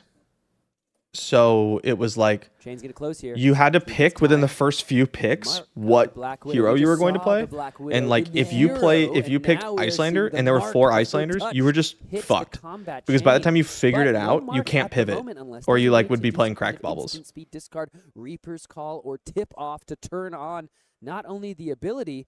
Is draft mandatory? In tier 4 events like Pro Tours and Worlds? Yes. What's up, Nia? How you doing? Who's Caleb, bro? In a little bit of a pickle. There's so My many name's cards available to Majiinbae. Gianluigi. That could be a potential attack reaction or more. So what is the trickery that Jacob might want to dodge here? Also, the actual games in Uprising were miserable. Kuhl's so handsome. There you go. Yeah. Icelander looked open early, and then yep, exactly. Yeah, a couple people would see a good Icelander card, and they'd switch, and then everyone at the table who played Icelander loses. Pretty sure I played Kano last year. Sure, you're Majin. You're right. You're right. I just re-sleeved it though. It's right here. So we'll see. Maybe I'll take back the crown. Contemplating his house. What is his best defensive capability? He does not want to end up in a I mean, I did play I did play a wizard at my last event. I played Icelander and commoner, so I am still technically Majiinbae. Any possibility that he can not get as discouraged on this blocking? Yeah, I mean that turn from Gianluigi, we called it beautiful. I don't want to harp on it too much, but it was magnificent, utilizing cards in a very good way, and still got damage over the top. Here comes the Saints, the red back does have to pay the 1 because there is no mark upon this, but can be coming in for 5. Now here comes a defense reaction. It's going to be Hunted or Hunter. I would have been so mad watching you play Kano. Probably. Probably. Is going to ping for the 1. Peter and Victor were balding. That's pretty funny. After that response. Oh, and go again. That's right. That's what it does. That is really good here. To fully stop the damage as now both of those pieces of equipment. Yeah, the piece of equipment is online up to 2, which means that attack was fully blocked out. And now the Pursue to the Pits of Despair is going to hit the combat chain. Beautiful read here by Jacob, getting pitch for this, right? As punished as last turn, all the opposites 2, being able to 1. I think he had to pay for that. But now looking down at its pits up to the Pits of Despair, which will stop the damage as now. It's going to be Hunted or Hunter. Yeah. Because the attack reaction has been played. 1. To ping for the 1. Down goes John to 8. After that response. Is that enough to fully stop the damage as now both of those pieces of equipment? Yeah, the piece of equipment is online up to 2, which means that attack was fully blocked out. And now the Pursue to the Pits of Despair is going to hit the combat chain. Beautiful read here by Jacob, getting not as punished. Keep better track of your resources, buddy. Being able to cover up this attack very beautifully, but now looking down at its Pits of Despair, when on hit, it is going to be marked again. And I mean, it's like world premiere weekend. There's going to be a lot of mistakes. That's just how it is. Zone, as we suspect, at least. As we started putting in work, yeah, that thing's been staying around for a long time. It's going to mark trapdoor. I'm trying to remember if you have to play it on this turn or if you can just play it once it's face down. I feel like you can only play it on that turn because then you are no longer the trapdoor. Exactly. So it's until start of turn or Jacob's turn in this case.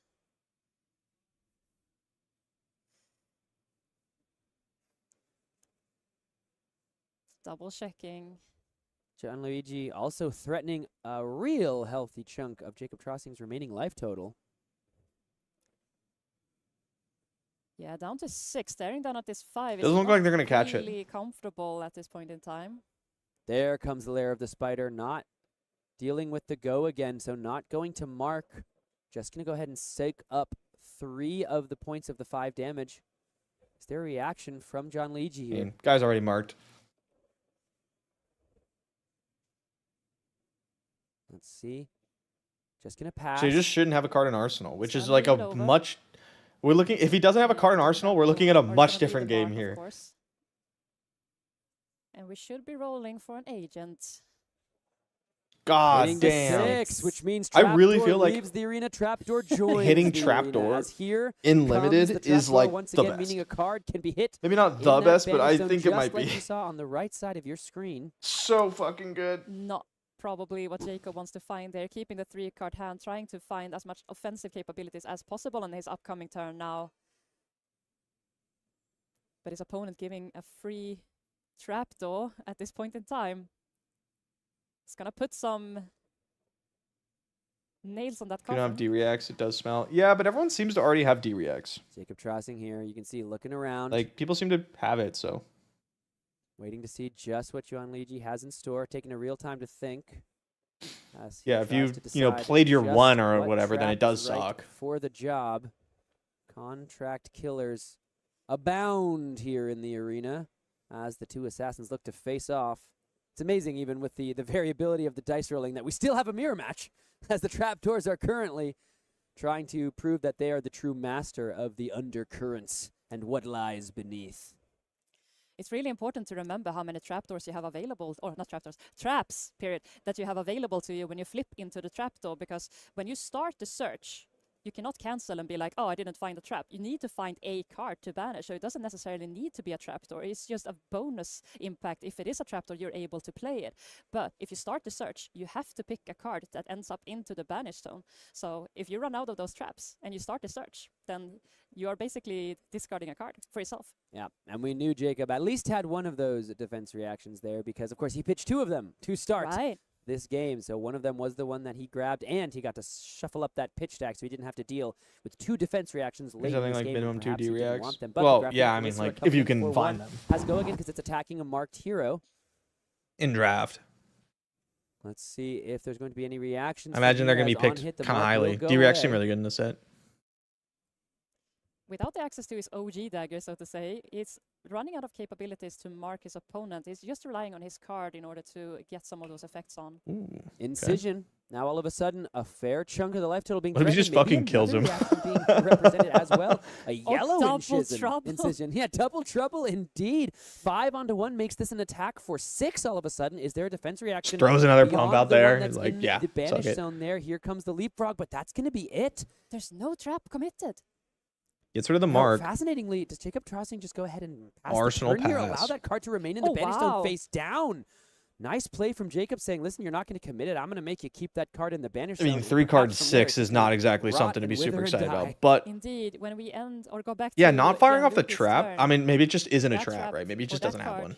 It's not going to be seeing play anymore. Yeah, again, if As we've passed the Gianluigi, amount of that Gianluigi, I don't fucking know. Multiple times struggling throughout with this that game name. as the trapdoor Doesn't have a left card in side of your Arsenal. screen This gonna is go ahead and come so in. different Platform looking. Twister, just like we saw the trapdoor on the right side of your screen, even though now, of course, the Web of Deceit has returned to take their place atop the Brood. But 1, go again. And with Jacob down to 4, a double incision would be significantly more threatening and impactful. Staring down at 4 life, you are so scared if you find anything at this point that could threaten your life total. And pumping this dagger, there are so many possibilities for this dagger to be pumped. So it's a really, really tough call here for Jacob on how much he wants to commit in order to give himself another turn. I'm so interested by that card face down in Gianluigi's banish zone there, not committing it on that attack. Maybe it's a card he just couldn't play, but Jacob there. What if you're ever just supposed to say, yeah, like if you have the attack react, I lose the game. I'm no longer marked. Now has created a situation where that card is. I guess you get daggered afterwards, but then you get to like put the having access to the 2 armor in front of daggers it. versus Jacob's 1 is also presenting themselves with a little bit of an uphill here when we enter the lower phases or the lower life totals. presenting so many different attacks that could potentially be pumped, Jacob has to fully respect it since he's so low now.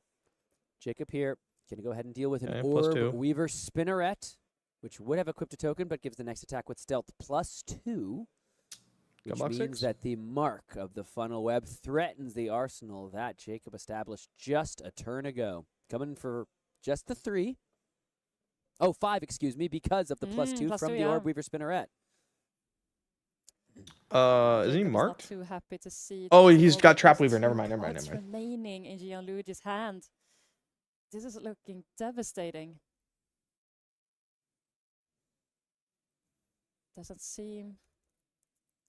Doesn't want to take any risks here, committing 2 blocks on this stealth attack. And it does not look like Gianluigi has the attack reaction to punish. A great read there from our Swedish national champion. Able to kind of do a little bit of basically remake Arachne. I mean, it's an entirely different hero. Say, I don't think you have it, bud. I'm not going to respect it this time. Thinking about this, it looks like a red Sending a 0 for 3 seems pretty good. Yeah, it's been sitting on this arsenal for quite a bit. Decides to just pitch it to attack with Kalistera. Not going to have go again. Just coming in for the 1 here. Just that 1 Jacob card in the arsenal. Does he have a smaller, another like yellow weapon pump or something? Prior, but of course that card was the one that was held off, meaning it's not likely it's another incision that can be played. Yeah, he probably used it. All part of the web that Jacob last turn if it was a pump, right? Deceitful and trying to keep the attack reaction for a turn like this when it can maybe finish the job. He's sitting there looking really dejected, which makes me think that he's just like has the attack reaction arsenal, right? Down 1 life, but the tempo squarely in his favor. He's just like Hollywooding. Players from all over the world have joined us here in Prague as our Italian undefeated player puts a hand on the back of the head. So freaking cool to just see the way these top level players are coming to battle from all over the globe. It's sort of an aggressive game that we are about to watch. It's something we didn't expect, really. And there you go. Gianluigi really respecting the attack Gets the extra block out of it. They go ahead and not only give a piece of equipment, but a card from hand as well. It's the plunge the prospect. But like, this is so strong. You need to go Graphene Chalera or whatever it's called. And I'm seeing other dagger, something, Razor's Edge. Like, this is strong. Attack reaction. And the mark on the side of Jacob Trossing also really means that there's going to be plenty different threatening effects on this turn from multiple axes in the reaction step, on the combat chain. How is our Swedish national champ going to deal with this? It's a really annoying time to be, and facing this Graphene Kalistera, there is any attack reactions could be pumping this, and now the question remains, what is the minimum amount of card that he can commit in order to stay alive? He knows there's more attacks coming on this. Boom. Yeah, that's the game. Yeah. Scar tissue here, and the Razor's Edge for good measure. Gonna go ahead and pump. I think he probably would have ended up winning anyway. Dagger doing double duty. But still, that was a big miss. For the win, for the kill, and Gianluigi moves on 10-0 here at this world premiere calling, just proving himself time and time again, doing some real nasty work. Yeah, definitely not a game that I expected. I expected this game to go long. The first official draft of The Hunted nears completion, and we are on a quest to find our 3-0 Sam O'Byrne. So funny. Brian Gottlieb, dude, set the stage for me. What's on the line? What's about to go down? I mean, how about being the last undefeated player in the tournament? How does that sound? I mean, great to me, and a dream that will never be for me, but no, I can imagine how cool it must feel. Yeah, it must feel fantastic. And we're also having the classic showdown. It is, of course, Draconic. I've been the only undefeated player in a calling before. Hunting down that Arachne. And then I left. And take down this pod, unfortunately. To go get a fucking IV drip because I was throwing up everywhere. Now currently, I believe 0-2. Yeah, 0-2 thus far. Fighting would still be able to continue. I mean, we've seen Pablo lose a couple games. And of course, I said, Judge, I'll be back in Spanish 2 hours. But he's got to win this next one. He cannot lose this. How's the premiere going? He's going to be out of it. So our hero that we watched the draft that we watched hasn't gone as planned as of now. But if we know anything about Pablo, he might be able to take down that next one. Oh, for sure. Never count that guy out. Yeah. Right now, the focus has to be on our players who are battling to win this pod. Yeah. Both thus far 2-0. Mark Unhit Dagger is going to be fun to play against the CC. Yeah, that's a strong card. That is a strong card. Only 2 Arachnes. We just saw them battle in that mirror match. Now we're going to see which one can actually take down the entire pod. There can only be Flick one Knives gained undefeated. so much I value wanna this find set. out who it is. And how am I doing? I'm doing Dive good. The us story time was in, that? That was the folks. LA Let's story find time. out which player here is going to take down the pod? That's Look at probably those the best flags. story We time. have got a battle between the countrymen here in our feature Los match Angeles. All Italian showdown. Juan It's Luigi a Pro Tour one. Leah taking on Filippo Barbani. I honestly can't wait to see which of these players is going to move on. John Luigi, man. They're doing heavy? That last Yeah. game, there was some really nice use of the equipment to just make an Arachne Black Widow turn just so powerful. Blocks with 3 cards, utilizes the danger digit, utilizes the starting point, still able to get the damage over the top. I see this Fang took all deck. the cards out of the hand and really never looked back. The question is, how good is this Fang deck? 3 Fang decks, 3 Syndra decks, and 2 Arachne decks here in this draft. Filippo has already taken down 2 other opponents on the way to this feature match table. Can he reach the top of the Volcorian Mountain and take down our undefeated player? Finally put a loss in that column, or is John Luigi just going to go ahead and remain untarnished? John Luigi looking to make a second calling top 8. Famously did so on the back of Decimator Bolton back at God Calling damn. Warsaw. Certainly no stranger to innovation. Going to start with the innovative play. We'll say, Decimator Sam, Axe of pitching 2 cards Bolton. into a Mark of the Huntsman. Yeah, starting up that second cycle, got a Mark of the Funnel. Any pre-release events do I think I'll make before Memphis? Love seeing that backstab I'm head currently back signed into up the for deck. That's a 3. card I'll that can go ahead probably and get break another the one. stalemate for sure. Took the words out It's of more my just mouth like there. how many Backstab, of pre-release course, events because there are no defense reactions are on there that in my chain link. Could do area, some right. major work in a format that actually has a healthy amount of them. Oh, yeah. Multiple dual class cards and with the defense reaction as well as that powerful blue generic. Do want to point out missing arm piece on the part of Filippo. Every single point matters in these matchups. Missing out on the arms, it hurts. It's not insurmountable, though, as evidenced by the fact that Filippo finds himself here in the finals of this pod. Both players here really would love to come out of this pod without a loss. Filippo would still be in it, of course, at 9-2 following a loss here. And John Luigi, I want to play of Flesh course, and Blood so bad still- right now. Yeah, got a couple to give. Can really lose 2 games from here and most likely still. I wanna make play an the event top that 8 matters. of this tournament. Really But bad. he It's still been a wants to while. hit that 3-0. He wants to find that last drop pod and only need to find that 1 win to guarantee himself a top 8. It's a real stressful spot to be in when you start pacing the field like this. You start getting a little bit in your head. Maybe you start thinking about that top 8, thinking about the future, thinking about what a calling win means. I've been there before.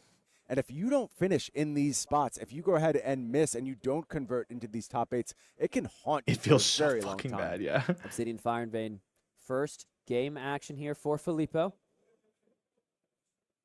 1, and as I've said many times and will say again throughout the weekend, and I'm sure during the Hunted Limited season to follow, 1 right now, as we've still got 3 cards in hand and 2 floating. And this Fang deck, that's a lot of, I'll attack for 1, just kidding. Tooth. Like, Here comes a little bit more. Draconic Attack getting +1 from here.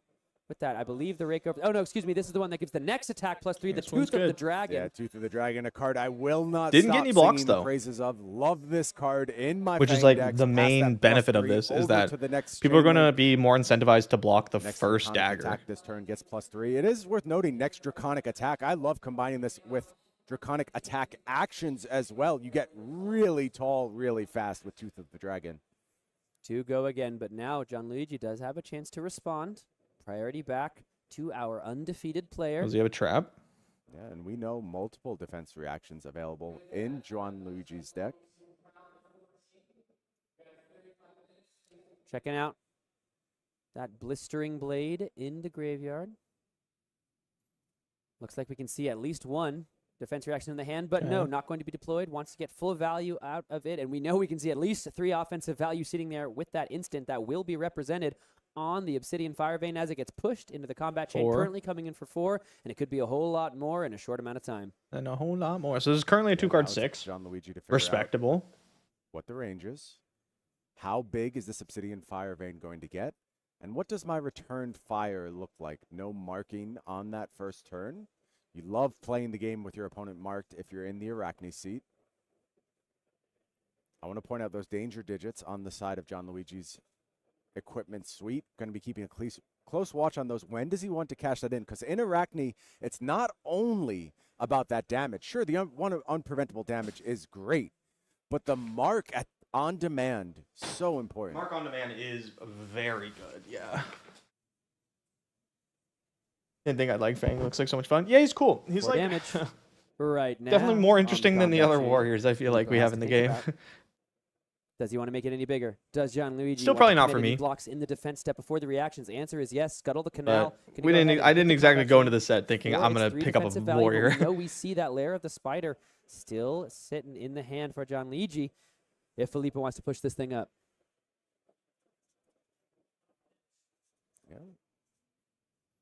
Filippo pulling for He's a ninja. What makes you say he plays exactly like a warrior? Searing Gaze going to be the buff here. It's all about weapons and attack reactions. Now looking to mark on hit. So it's going to be basically +3 points of value thanks to the Obsidian Fire Veins text as well. So that attack now goes up to 7. I can think of a card that last card in the gem packs. No, at least 3, and the Leapfrog Vocal Sack is going to join the party as well. No marking, and because of that layer of the spider having the go again effect on it, it's going to go ahead and now mark on defense, which we are really seeing throughout the weekend. Such an important piece of the puzzle for the Arachnid. Bang! Yeah. Cover there thus far from Gianluigi, but unfortunately for him, disaster strikes in the form of an additional attack reaction. And Dear Devotion comes down and offers That's pretty good. +3 as well as a fealty token. Big swing here from Filippo.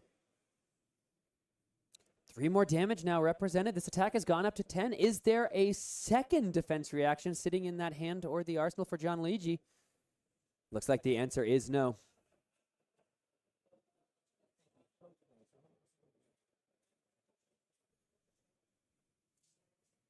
Four card 12. 3 damage is going to connect. Exactly and on rate, first but you mark got a of the fealty game and a for mark our out of it. Fang Like player. that's He's got to really hit good. again, but he did make a fealty thanks to that Endear Devotion's effect. Yeah, which third means, of the way there. Yeah, he's almost going to be at 2 in just a moment. Oh, that's a draconic card. Okay, I I was like, oh, I don't see any draconic cards. Let's see what he is able to present Gianluigi with. It looks like he's got a pretty powerful attack in the hand. Let's see if he wants to deploy it, because the Web of Deceit is going to push it up to a breakpoint and threaten potentially a card from the hand of Filippo. But first, the Mark of the Huntsman, following things off. No blocks. That blue Mark of the Black Gimme. Widow hits the pitch Give it to zone. me. 1 threatens to take away the mark. Take but then it, bro. The destruction of Send that the dagger bill. could create a remarking scenario before our very eyes. Yeah, we'll get the buff. There's just no point to block this, from right? Attacking a marked hero. This is going to be pushed to 2. Force them to break the dagger to remark you. And getting those little bits of value I on don't get your it. Mark of the Why? Huntsman. Why block? It feels nice. You start to push into It's those 2. damage thresholds that both Fang and Syndra I guess are if you want to capable get of. your armor value, but like, Only when your daggers get fully empowered are you going to keep pace with the Draconic heroes here.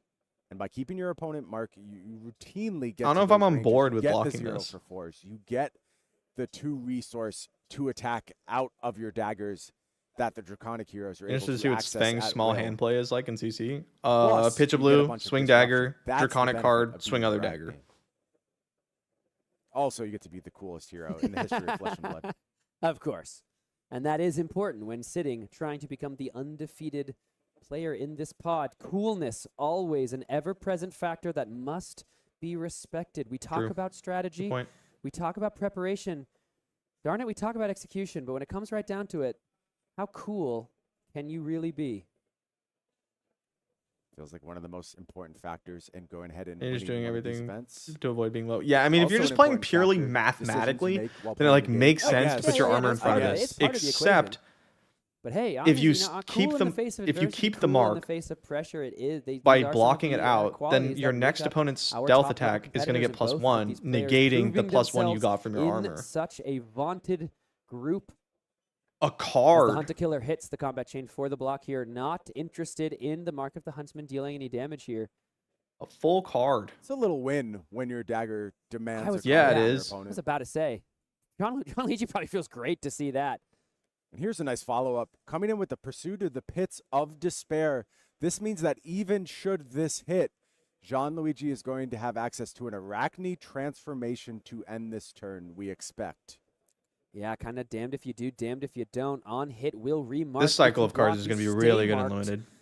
And if Really you block, you good. only have one card to pressure back. That probably hits the arsenal. And if the card that hits the arsenal is immediately then threatened by something like an Arachne Funnel Web, you are feeling in bad straits.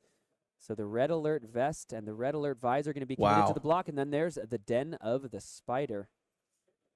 Wow. To go ahead and 2 cards shore up and 2 pieces of armor for your 2 cards. The transformation will occur nonetheless. That's a great Let's turn for you. Roll the dice and see what Chaos has in store for us. And the Black Widow, we saw it last game. We're going to see it again this game. Good. John Leege did some nasty work in the game prior. Let's see what he's able to put together once the Black Widow has come forth from the brood. Lot of Arachne Black Widow fans out there, Sam.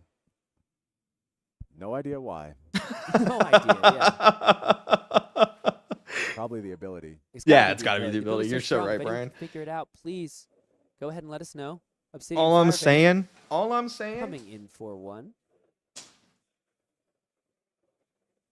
So now John Luigi needs to go back and reassess the texture of this hand. With Black Widow now on the menu, what is available? That's what we like Looks to see. like Arachne the Black Widow fan. We've seen these contracts do work against marked heroes. John Leege is able to find the go again on something like the Defang the Dragon. Get to banish, get to go again, get to draw a card. But it looks like he's That's nice. Yeah, it is. Value from the card. There's another. I'll probably play with it for the pre-releases, and then I'll probably sell it. Where'd I get that from? My spoiler card that they sent me. When they sent me the Ring of Roses and the 4 or 5 card hands. Imperial Seal of Command. I love this. We're sitting at 10. It was in it. We're trying so it's to like the become the content first undefeated creator player. You play a so card. like What's these that do 2 again? cold foils, right? That and is then, how new this set is, folks. That is how impressive it is that both of these players are sitting here, one of whom has only lost 1 game, the other not dropped a single one, still reading the cards to make sure everything is copacetic. We know where things stand. But John Leege now down to 12. Feels like he's had a lot of the tempo. Feels like he's had a lot of the potential disruption. And yet the life total benefit squarely sitting. Wow. Yeah, hasn't converted to any damage. Is that Defang the yet, Dragon? Holy shit, that's so good. A lot of equipment. With Black Widow? Oh my god. Yeah, yikes. As yikes. far as those fealties go, there is one that was made uncontested, but that mark. So you attack with Defang the Dragon, you flick your knife, it triggers. Oh my god, this is about to go so dummy. Dragon, one of the only 2 contract cards in the set. And so you flick your knife, marking, giving it +1, drawing you a card. You discard a card to Black Widow, giving it +3. If it hits, you draw another card. It gets go again. Oh no, it doesn't get go again. Sorry, that's just Arachne. You could give it go again with your boots. Your opponent banishes a card. This is fucking insane. Which is sort of kind of a card draw, yeah. Hunt to Bink. Kill are going to go ahead. We've seen this used before. This was maybe the exact play. You already marked, but I'll draw a card. Thank you very much. Excuse me. We're going to go ahead and flick the mark of the Huntsman. Boots. Then activate the starting point to something give else. This Defang the Dragon go again after too many blocks have been committed to try to respect this Defang the Dragon. But now that Filippo has committed a couple cards to block, we've got the go again. We're just going to move on to a whole nother chain link here. It's ridiculous. You don't get plus. No, you don't get +1. Yeah, I was forgetting that it doesn't work. We need to find another stealth attack to really threaten the Black Widow's non-flipped Arachne. But like this is going to be insane. I'm more concerned about that Defang the Dragon effect, which is persistent. Yeah, it stays there. Wait, if this dagger hits, you draw another card. Right. And that is the threat that Filippo really has. You're contracted on the whole. Oh my God, that's. And then you're going to attack again. Yeah, it is. Best you wish you'd have kept some of that armor. Of Arachne Huntsman, Sam, because I will be personally offended if I learned that's the truth about you. I played a game with Arachne Huntsman on a YouTube channel. I don't need to mention the name. I took down a pretty high profile opponent. Okay. You might have also seen in the Flesh and Blood world. I won't mention his name, but it was with Arachne Huntsman. A big fan of the hero. Won my first armory ever back in the day, and it was the Huntsman, the cold foil that I did win. So a soft spot. Sometimes a marionette when you wish her base form. Yeah, that is. This is not one of those times. I've been focused on marking. That's true. It's very limited. You know what I mean? Been focused on marking. Come for me again. See what happens. All right. Like the Black Widow effect is going to be insane. You just took it. Oh my God. 2 damage. That's going to be taken here. That will draw a card. The mark now from Fang. That is going to allow the card to be drawn from the contract. Yeah, and you get to make that decision first. Goalie might make its way into Mystic Sideboards. I do not. I do not think that. You want to go ahead and remark here. I think Mystic Goalie is not a very good card. Looks like the answer is going to be no for the time being. We are still representing the mark out there. Jesus But Christ. not representing the... Oh, well, we wouldn't have the +1. Why is he marked? The mark of the Black Widow and the effect You'd have to throw the dagger. Threatening the banishment. To mark again, right? Because he just hit. But because of that hit... But it looks like it's going to be a no blocks and a +3 and a reaction as well. Two sides to the blade here going to be able to mark on hit and give the +3. We can't even find a damage dice for how big this attack has gotten, all the way up to 9. This turn has gotten out of control quickly. Okay, he's not marked. For Filippo. We talked Am about I missing something? seizing back the tempo. Mission accomplished by Gianluigi. Here comes the 9 damage. Looks like we're going to still draw a card thanks to the effect of defanging the dragon. That's just going to be a card for the Arsenal. So, like, he should only have to banish one card. He should be able to keep a card. Unless they notice the marking here, but no. Yeah, there's another mark on the back of that cut from the same blade, but maybe in the middle there might have been some misadministration of the mark. Not quite sure. He should, as we mentioned, players but might have been audibly stated that dagger broke. But it's still there. The dagger's still there. Claiming that entire hand, not only have you taken away all tempo from Gianluigi benefits from those mistakes a lot. fealties This is are the headed second to him time now as well. You have that to we've have seen. gone ahead and made a fealty or played a draconic card, which in is turn one, to I'm preserve super that. willing to No look cards over. in hand, no cards 2 is a little Arsenal. sussy. Filippo Now it cannot is possibly the world keep them premiere, around so and again, both giving people a lot of room disappear out of the arena. And one of the cards. But yeah, he would not have been marked. The dagger would have come in for 2. It hit. The mark goes away. He did not throw the new dagger. The 3 block on that card, so important. Hit the banish zone here. Here comes another mark at the Huntsman 2 with go again. Just the last dagger at the moment, represented by Gianluigi because of that danger digits activation the turn prior. Second time we've seen the Black Widow in as many games hit the arena from the Brood, and Gianluigi do some. Bang players should be on that too. Yeah, no, it's both of their fault.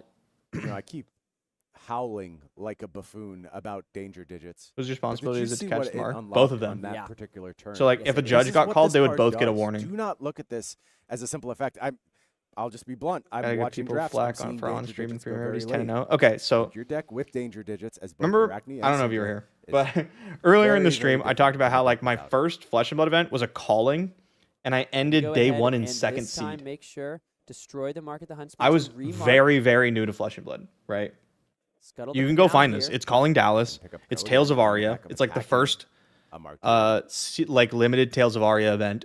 Filippo trying to keep all 4 cards, it looks like. And man, that defang the dragon so there's much like 2 times on stream cards, one of which was just where I filter, but the other one certainly messed something up because I broke the combat chain, but I didn't know that I broke the combat chain. Go again on hit. Right, it was like ball lightning, and then I cast a non-attack action or something, and it breaks the combat chain. Gianluigi is okay with and I was winning games. Obviously, I ended in 2nd seed, but I was like breaking the rules sometimes. But neither of us knew I was breaking the rules because it was a brand new set. I was brand new to the game.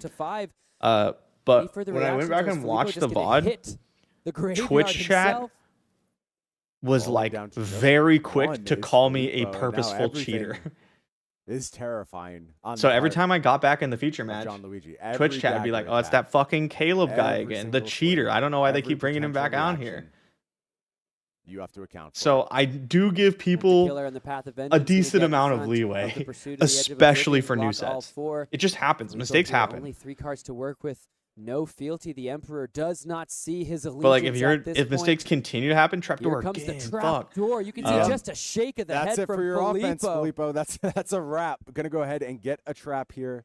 Is Gianluigi, and that they keep happening, and especially if it's because it's the result of sloppy play. That's a problem. Turn the tide of battle here.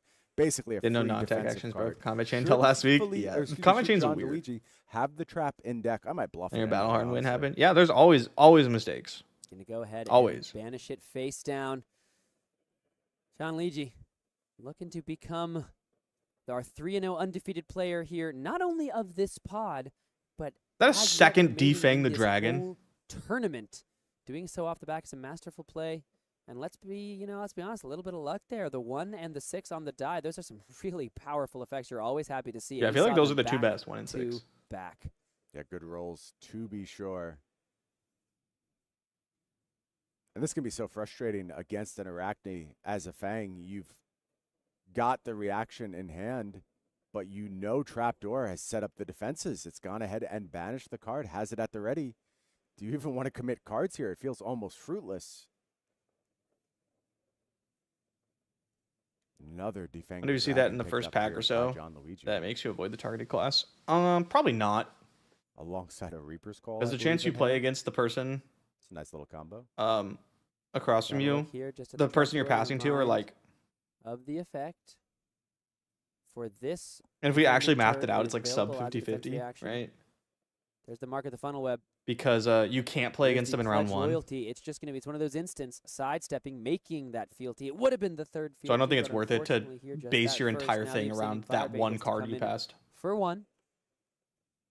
Luigi looking like he's just representing some real blocks on this turn. Maybe can't utilize his hand all that well. Of course, without either dagger, it's a little hard to extend. You okay, Queenie?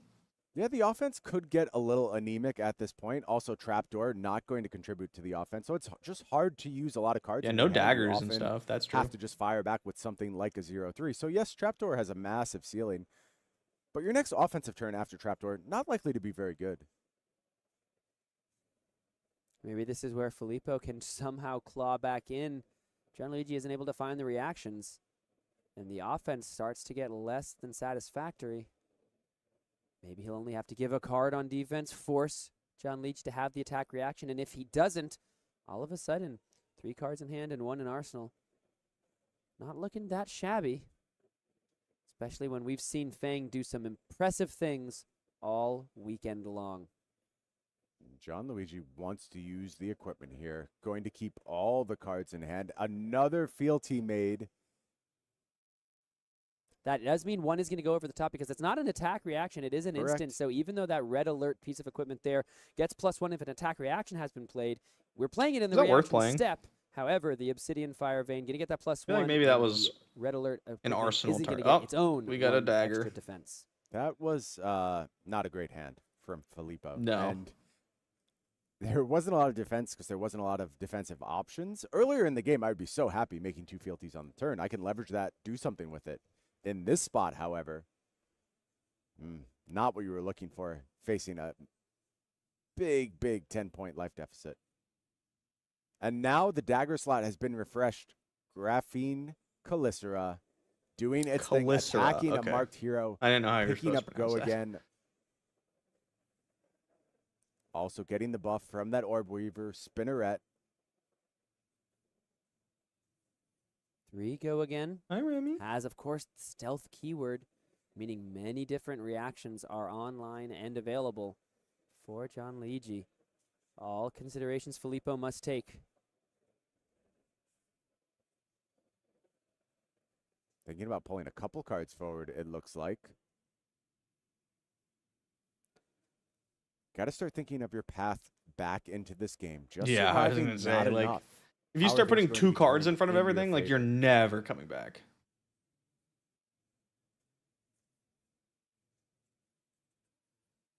I'm calling the color Michael Sarah. Do I have a nemesis in Flesh and Blood tournaments? 2 cards. I don't think so. Put forth, yeah. Just play safe around the reaction. There's a follow-up Prism players. From the attack. Just a small one, just a blue. Yeah, mark the prey on hit. It's going to mark. Just coming in for 1, but 1 is all you need in this scenario, demanding another card from Filippo. And if you gave 2 cards to that last attack, are you giving 2 cards to this Exactly, attack? That's the problem with overblocking in that scenario. Like you've already said, I think you're just like committing to never doing anything ever again. You have to do that. Not that I think you're going to win this, I mean, but like if you start putting 2 cards in front of everything, you're actual 0% to win. Spot. Every single especially since you're marked. So you're marked forever. Established is going to threaten these attack reactions. He's also mark locked. Mark lock is not a thing we've talked about. Because if you get hit, you die. So it's like literally always marked. Yeah, like they're saying. This Graphene Calicera is. Will continue What the to fuck have do you go call again, it? and this problem is going to present itself on this next turn cycle. You've lost your Michael fealty. Sarah? I don't remember. Look, I don't know the texture of Filippo's hand. I don't know if there was any offense available. But that's why I say at some point you just have to kind of take a gamble. Yeah, boom, dagger. Like, beat this. I had a game like Next that attack comes in for 4. Beat that, where right? Like you're not winning ever if you don't. If you put 2 cards in front of stuff. If I block 2 cards. Graphene Enchilada. That's gotta be it. Spoiler alert. Calicera. He had it. Yeah, they will a lot of the time. But Sam, you don't play to not lose the game. You play to win. And now in this case, we face the exact same thing. We do have the reaction this time. Still gonna lose the game. The Spider here just gonna go ahead and deal the point of Not that damage. it's your fault. It's just how that works. Or no, mark the opposing hero because the attack was greater than its base. But Filippo is going to live to fight another day.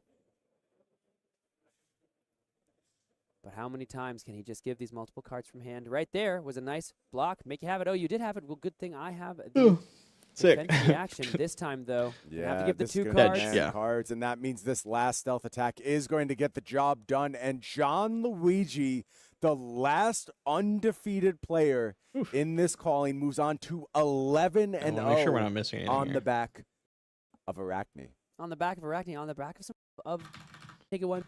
His Okay, I was gonna say if they start cracking gem packs and I miss it, I'm gonna be upset. Brody's not the only player that's still live in this event, though. We've got plenty other faces you're going to want to know All right, about. let's see. Take a look at these standings. Of course, Brody, Luigi, third. oh, God damn, gosh, that guy's that's not good a at flesh start to my blood. day, is it? Juan Luigi sitting at the top of these standings. We just saw Okay, their undefeated run at the start. Yuki, Many other familiar faces 17th. underneath. Felix Kirch, still Simon hanging in Nielsen, there on 10 21st. points. Brody, who we're going to watch. Jimmy, and, a million other 23rd. mentions Max earlier as Klein, well.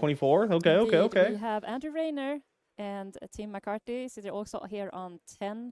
Then we have almost one more loss for the people remaining. We have Filippo Barbani and Freddy Friedrich and Delir Chino on the top 8 right now. Love to see Freddie kind of sitting in here. We kind of alluded earlier on, for a longest time, they were the top of that ELO leaderboard for limited. Did Ellie go to this event? I don't think so. Hasn't had that breakthrough result just yet, but plenty of chances to score it today. A few I'm pretty other sure she standout did names. not. We're kind of peppering the rest of this top cut here. Maybe not in contention anymore. Maybe if some tiebreakers go really, really strange, we might see them. But the likes of Yuki Lee Bender in 17th, Sebastian Grondel in 18th, Simon Nielsen breaking through in 21st. This goes to show you the cream will eventually rise to the top. Yeah, and how the day is going to pan out because of how the draft pods are going to be assembled. So a lot of people at it's basically 9 gonna be points. the top From 8 here in all the this way down. set that we see right now, that's going to kick in 9 into wins. the next couple of drafts, and then the 8 people resuming that's going to be A the lot second of 9 pod and of the day, 2s. and then the 8 people resuming that is going to be the next pod number 3. And because the pods are only playing against themselves within the pod, it can be some really cool shakeups where someone you see might be on the 20th plus place right now might actually fight their way, if they manage to trio their pod, into the top 8 in the end. You heard it here first. It's still all to play for these players you see on screen. That's everything we want from a world premiere event and a calling at one of those. However, we don't want to keep you waiting all that much longer. I know everyone at home is... Nice outfit, Scott. Eager. It's exciting to see the sandwich master take place at the table and show us how to draft this set. So let's get ourselves ready. Let's throw down to the floor and take a look at that second draft from Brody Spurlock. All right, Brody, 10-1. That's quite the record so far this weekend. Do you have any insight as to what Brody happened to play in the first draft? I do not. I don't remember on top of my head, unfortunately. No problem at all. So, sadly, no idea about what Brody's preferences are in this format. We've kind of seen most people kind of gravitating towards either Fang or maybe even Arachne. We've definitely seen some great success from Arachne this weekend. I'm interested to see what the Wunderkind has in mind for the Hunted. Getting themselves ready for this first pack. Of course, the logistics at play, a little bit of a count, make sure there's no cards missing, make sure everything's above board, so these players just getting themselves ready to go for this draft. Would be interesting to understand if they watched the VODs from yesterday as well when they kicked back in their back hotel rooms or Airbnbs at the end of the night, just Probably. to understand. I feel like they probably did. What are Or the maybe they thoughts of the got other players that got they might be packs facing somehow in day 2 of the calling today, and did some practice drafts and some pack allocation study and stuff. That's probably what they did. That's very interesting. Brody goes, I've blown up a lot of people today. Yeah, that's pretty. I was gonna say. Hard work of the first day is done. We go That's into like that first pack, some great I don't think about you at all. I mean, hidden towards the back of that pack. Hunter Killer Red, Brothers of Was that from like Mad Men or something? Here, Erica? So it's a lot of variance in this pack. There is no real bombs. That's a I good would card. say, Critical which is probably Strike what you would love to find plus. on your first pick, on your first pack. I would probably to take the set Critical you Strike. off for a great success. Can also put you in a little bit Like of a a generic, I'm happy to have in literally every single strong deck. Majestics that puts you basically into one of those classes. I don't know If you what want you're to utilize passing, that though. Majestic, you're basically locking yourself in. I got pee, but I early want on. to see It what he can picks first. sometimes not be as fruitful as you might have. There it is. Okay. Brody here is keeping themselves open. We've seen this time and again from our premium drafters this weekend. Joining me in my lovely tourist visit to the Pits of Despair as their first pick in this event. Generic card, very solid attack action, always going to block 3, most importantly fits into any hero. We have a generic pick to go, and that says that Brody wants to stay open at least for the first couple of picks. Generic that can go into any hero, a 1 for 5 with 3 block. I mean, a 3 block can basically go into any hero, and Sweet is set nicely, but if you have some pitches available and go again and finish up with a 1 for 5 on hit mark, can be really, really powerful. Some cute ones here in Pack 2. Dust Runner Outlaw, Backstab, Whittle from Bone, a fan favorite over the course of the weekend, giving you that Graphite Chelicera token. Which of these reds is standing out to you? I mean, Affirmed Loyalty is one of the greatest Draconic Warrior cards, and of course you would love to fill your Fang with those Draconic cards in order to fuel your dagger, so a very good pickup for that. Okay, this seems like a very early statement from Brody Spurlock. Whittle from Bone the pick, that rare assassin attack capable of creating that all-important Graphite Chelicera. I get the feeling Brody has an inclination for Arachne. Yes, and Graphene Chelicera, there's only so many ways to create this token, so I feel like it's a really strong pick to go into the assassin pool if that is the tactic that you want to go for. Maybe a little bit of a late game where you try to flick your daggers away in order to get that Graphene Chelicera token into your arsenal slot, and then be able to set up a late game where you can just send your daggers flying basically when your opponent is marked in the later stage of the game. So a good pickup there. Can you say which Rosetta hero you want to invest in? Assassin cards kind of gravitating towards the front once again. Defang the Dragon. They're pretty pricey. Aurora is currently the strongest, and she's going to get an armory deck later, which is going to make her even stronger, just so you know. All-important defense reaction being picked up early for Brody Spurlock. Okay, clearly leaning into this layer of the spider is of Arachne. course really powerful trap, and if it defends an attack will go again, it will mark the attacking hero. We've seen this card a Was lot like, throughout was he the weekend, deliberating and of course on it's pack very, very popular pick card 2, or and was he into like this draft pretty format clearly today. set But on also assassin as an cards? assassin ninja card remains him a little bit more open in case he needs to pivot. It is certainly those Arachne cards making their way to the front of the pack here again for Brody. Looking at that equipment, we kind of alluded earlier, you should get something for most slots over the course of the draft, but if you want the premium stuff, you are going to have to spend. He took the Brody amount of time. Sure, but like, was he flicking back and forth between like different classes? Seems like a or is he just like dead set choice. on definitely aiming assassin out the gate? We also saw a Lava Vein Loyalty, a really, really good ninja card there that he's been passing around. So sending the signal that ninja is remaining maybe a little bit more open. But coming back to this pack, we're probably firmly more into the assassin slot, or that is what we're still going to see MST at the top tier. Probably, this pack yeah. looking much drier for Probably. Spurlock. Some yellow copies of Mark of the Zen has the Funnel tools to combat like rather basically anything. lackluster blues. What are our options here? Maybe trying to understand what are the other people picking. It was pretty There's good a against interesting aggressive decks in devotion general. Here in the middle of the pack as well, and some more red cards for the other classes, more than so for the assassin slots. So maybe tinkering a little bit more about what is actually being drafted in the pod right now, and if there's any other lanes that are more open. A blue 80% sure Zen is best deck in format. Yeah, no, I agree. You're looking for this early in pack 1. Brody left kind of floundering here. No great assassin. I don't think it cards was in like this pack either. We do see a smoke out at the front, a yellow copy of Hunter Killer, super frog equipment. So a few choices to work with.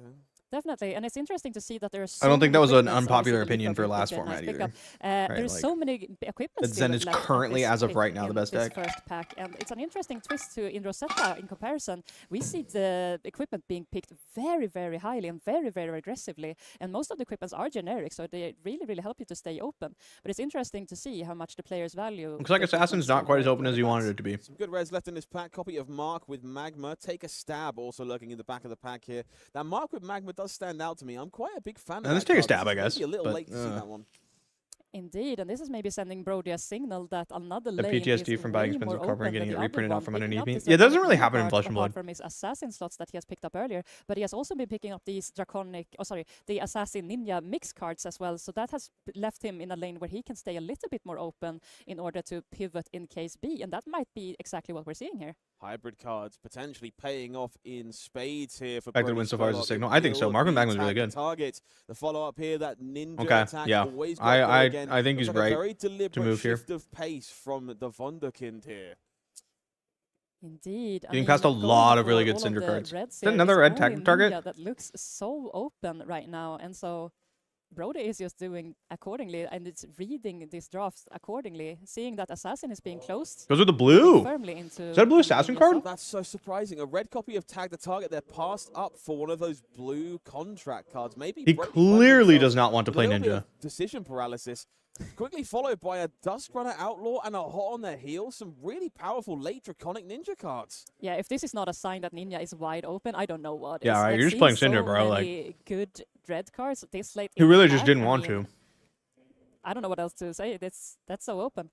Red Fire Tenet slammed down quickly from God Brody, damn. solidified Red Fire their Tenet opinion that towards the late end of is this pack, finally insane. making There's that's zero a fucking Syndra players at this incredibly table. Late. Red Lava Vein Loyalty. Bang. That card is incredibly powerful.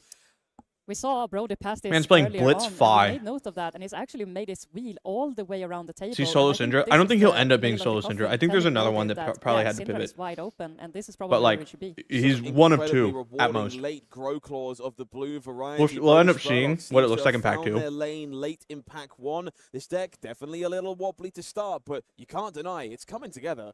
Yeah. Indeed, and I mean, we only have one equipment so far, but he's slotting that very nicely as it's a split card or as a melt card, or how do you call it? Hybrid. I Hybrid, would say I that would it's coming say. together. So Yeah. we have that hybrid card available to us, so that really helped us stay open. Grow and we can Claws is a utilize good-ass this card card. also That's in a the great Ninja blue. slot, so very happy for him there. Seeing Brody that is gesturing A vial the now has blue been set. skull to the camera. Like, yeah, that You'd have was a to ask mistake. people who I'm actually sorry. play it. I couldn't Although quite let Mara's go of doing my really assassin well roots with close Inset enough. in I general. made a brief Before slip Cole up. even came out. But to be honest, I'm very impressed. I think this is a huge testament to Brody's skill in this format and just the skill of high-end limited players. Can you It's flick so the dagger easy cards to from your get hand? tunnel vision and try Yeah. and find your favorite Um, hero. The pick from yesterday that treated you so well in the seal portion. What does that Or mean? it's a hero that you've got a preference for, found early powerful cards for. It's important to spot those lanes when they're open and have the courage to move. And hopefully, Brody Spurlock is going to be rewarded for doing just that. Exactly, and I think this is really looking really solid for Brody. We have some really good reds coming in for Syndra to fuel up these draconic turns that he wants to be able to play. Yeah, I'm pretty sure she top 8'd stuff with Syndra Inset. ability in order to pick up those daggers back. So now probably Vincent looking did to really go a well little at bit the more blues, last trying to fuel up more of calling those I was at, which was powerful Portland, reds. I think. If he's lucky, Like, maybe there was pick like up 2 a Vincent Majestic players that along went the way in his really first pack far. here in the second Did pack, really so well. We'll see if we can find some spice, basically. Plenty of options available for Brody here. Lots of potential in this Syndra deck. All right, let's see how much Very excited to see Syndra what comes cards this way. lie in this second pack as it is eventually turned Looking at over. Favorite. Those Favorite hasn't players updated their see tournament camera decks frames awaiting the moment since the like coach tells them it's Osaka. okay to take a peek. Their dreams very much hanging in the balance as to what they may find inside of this next pack. And I can also understand the nerves coming into this. And I'm not sure if everyone has experienced a called draft before, but having a judge telling you that you have 5 seconds left, 10 seconds left, draft, pick up, pass, all of those things. You mean are playing Enigma in the accumulating new into format? your mental load that you need to Mr. keep Dark track Odious? of, making sure that you are keeping pace with the rest Or of are the you pod. scared That of can people sometimes throwing be really knives at stressful. you? Some real pressure, some also incredibly powerful cards in this pack. Ronin Renegade, Goddamn. the front premium This deck's gonna be option here, fucking but unreal. red copies of Trap I can't wait to Abilities, watch Hunt this to the deck just Ends of clobber Wraith. somebody. That Tooth of the Dragon, no good here, but Hunt to the Ends of Wraith is definitely a bit of an all-star in Spent the my past opinion. 48 Very hours happy trying to break see that Syndra. one. That makes Yeah, sense. Brody How's it is going? contemplating reading this card a little bit more carefully, making sure that he knows what he's picking against here. A little bit of a vengeance. I feel like you want to take your also in equipment the pretty highly front because you're faces just going to here, get but fed probably Syndra cards. eyeing a little bit more on the red ones here. It will be that Hunt to the Ends of Wraith, the ultimate anti-Arachne attack. Brody Bringing Spurlock in picking up the above rare, Memphis, that makes betraying sense. their former beloved hero in all ways possible. We'll take a look at what's inside the next booster pack for them. Brody's hands are quick, but my eyes are quicker, I promise. I've heard Fi's Down pretty the good. alarm, Sisters of That's Fire, like what I've been hearing through take the a grapevine. stab, that powerful trap, Lair of the Spider, all kinds of options here for our ninja. Yeah, looks to be that Ninja is still open. We have the premium hand slot there. I think he's got so many head jabs that Absolutely, like again. But critical it's not strikes something that seem he really wants to good pick, because you just go like highly, it seems. It's a tough one. The dagger, equipment, I've dagger, alluded to this head a few jab, times head in the jab, presentation, head like, jab, you critical should strike, expect get my to pick daggers up back. some equipment as the game goes long, but you won't always have the luxury of not wasting early picks if you want the ones that you really care about. Those danger digits definitely at a premium should you be allowed to play them, but it will not be the case this time. That's the second one he's got, Lair right? of the Spider, a great concession here from Brody. Happy to see players prioritizing these traps in Syndra. Yeah, it's the second pickup of a Lair of the Spider, so it might be looking at a little bit more of a defensive Syndra that Brody is trying to pick in pieces here. Maybe a little bit of a better Otherwise, tactic seems almost going like heavy. into both Fang and Yeah, Arachne, being it able does. to cover up a little And bit like more where it's on powerful hits and too. damage that is going to be faced upon them. And some of the nastier on hits can be really helpful with those defense reactions in order to cover that up. Some incredible standouts at the start of this pack. Those Grow Wings and that red copy of Burning Blade Dance grabbing the attention of Brody Spurlock. Both would fit pretty spectacularly into this deck. Which way do you find yourself leaning? Oh, the grow wings, I think, is looking really, really good at this point. But yeah. Brody loves to make you look silly on camera and does exactly that. Burning Blade Dance will be the pick. Love this one. Love to get value out of those kunai before they disappear from my I think New just dominates the format, if not for the Illusionist. Exactly yeah, maybe, but like in the next pack, hot on the heels. You can give New fits as an aggro deck. Like Aurora is really tough for New. This one is going to be blue, not quite as exciting. Some leapfrog equipment all around. Looks like a much healthier pack than this time in pack 1. I love to see how this is panning out for Brody. I feel like he is being so rewarded for the selections he made in the later stage, or middle stages rather, of pack 1, and seeing now all of these excellent ninja cards being passed to him. I think he's very happy. A lot of aggro decks hands. Cinder cannot. What about Fi? Big fan of this card. Seems like Brody is as well. That little bit of bonus marking if you are required, but good rate all around. 5 points of power, 3 block on that 1 cost attack. It's a great rate to find yourself within either Draconic Hero. Yeah, I think we're probably going to see Brody start to look into some more blues soon and try to fill those slots out to make sure. What's difficult about the Aurora matchup? Aurora's hands are above rate no matter how many cards you leave her. Understanding that he is maybe one of few. So like, if you leave her with 1 card, she's going to send a 0 for 4. If you leave her with 2 cards, she's going to send 8 damage. If you leave her with 3 cards, it's going to be like 13 damage, right? Like, so peeling a card or 2 from Aurora doesn't keep her from doing things. She just like keeps shitting out damage. But it's fighting with Art of the Dragon. So you have to survive it all. And then there's the Flicker Art combo. There are so many contentions here. Which if you like take too hard of a defensive stance, just blows you up. There is a lot of great potential here. I win against Aurora more than I lose, but I spent a lot of time working on the matchup. And my deck is pretty heavily like tech for it, I feel like. Regardless of those powerful rares and equipment in the pack, knows that's a small problem this deck might have, at least gives it a moment of consideration. Something so many players he'll find some blues. Otherwise, I don't think he's super worried about it. He'll find them. Another red Lava Vein loyalty. These late packs in pack 2, they're going perfectly for Brody Spurlock. Yeah, and I love to see this poison. Wait till pack 3. Well. And, it was not looking like something that Brody is eyeing as highly as maybe I would have done personally. But these ninja premium cards. That the first strike first card. That's so fucking insane. Becoming a fan favorite over the course of the weekend. A 0 for 4 in a that's unreal card. Way. That's an incredibly late burning blade dance in the pack for Brody. Been full fatigue into Aurora and have felt pretty okay. Yeah, that's kind of how you have to play it. I would be. You gotta have CYBs. Well. It's really tough without them. The way that we're seeing the packs being collated and like seeing these all this is gonna be the nuttiest deck we've ever seen. Finding their way into Brody at this late stage of this pack is a really. And then like they can still make it really tough by going like Flicker Wisp, Arc Lightning, Exude Confidence, and you're like, we pivoted into Ninja and we're being so rewarded. Reaping the rewards of that dedicated mindset. Trap and release at the front of this pack. Looks like we are considering it maybe the retrieve option instead, but we do love ourselves a little bit of trap and release. A way to mark good rate. That annoying little breakpoint on a 1-cost attack, definitely at a premium in certain hands. Oh, there are so many goodies left in this pack at the end. The Fire Tenant not quite as good in yellow. We do have some drops. That Danger Jesus, still lurking in this pack somehow. That feels like such a late gift here for Brody. He might be the Definitely. only Cinder player. We passed up on the first Danger Digits we saw earlier in this pack, and we are getting so rewarded being past this late in the game and being able to pick it up, even though we already passed one. Amazing pickup here for Brody. Even better, these last few dwindling picks. D-React as well as nuts. Yeah. A blue copy of Throw Yourself it's not super good into Aurora. Like, you're probably just using it as a D-React, but it is good. Wow. 3 cards of this pack. Playable after playable, just falling in the lap of Brody Spurlock here. What you typically see at the end of your draft is that, okay, the rest of the stuff that is left in the packs is typically not the most powerful ones. There might be some. Yeah, I can't believe they printed that. You might not want to have in your deck. There might be some blues that are not as powerful. But seeing these reds just packing up, I mean, Brody. Passing this stuff to Brody. Everyone, nobody wants to play Cinder apparently. Not the most stellar one. Not a card. Yeah, that's not making the cut. Depending on the way you built your deck. But this deck has come together in spades. I don't think we're missing a lot. If you're sitting in Brody's seat, what are you still looking for going into pack 3? So we're looking still for a couple of more equipment pieces. We have the chest, feet, and legs or hand slots still up there. So we're missing the headpiece. So that is something we might want. Yeah, he literally just needs enough cards to fill out the deck. Like, this deck's nuts. I think we're still a little bit short on the blues. I'm not sure exactly how many we're looking at. Brody is focusing more on the reds for us here. And of course, I would do the same because, oh my god, there are so many good red cards here. What is this?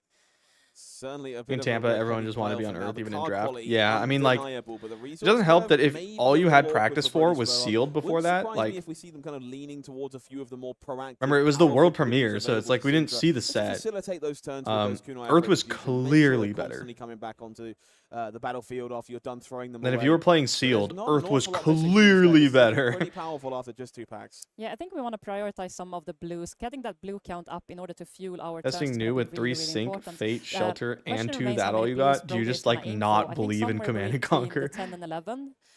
Command and Conquer doesn't exist. It can't hurt me. As much as possible with the breakers you have. Exude confidence doesn't exist. It can't hurt me. Your game. So aiming probably in some Tried to play Lightning into calling looks like a fool. Yeah, I also played Lightning. I was just forced into it. I did not have the Earth to play Earth, and it sucks so bad. I went like 3 and 3. I just opened my pool, looked at it, and I was like, "Welp, I'm playing side events, I guess." Feels so bad. Some people going as low as 4 blues, which is why I do not tend to like sealed. Pitchless, beautiful attack actions, and as you say, some people Does desperate CNC will get banned after banning Artivore? I don't think CNC will ever get banned. Maybe 11, maybe even more copies of those blues, and of course, some of the more defective Arachne play 14 decks, rounds of blues Verdance? all That the sounds way great. through, making sure that they will never struggle to pay for anything. Brody Spurlock cracking that final pack of this draft. What do we find inside? Okay, Sisters of Fire. We've got some more Draconic cards at the front here. Public Bounty. Struggling to see these rares at the back. There's a Red Hunter Killer. But it looks like we are indeed pulling forward that powerful, powerful rare option here for Brody. Also looking at some of those blues.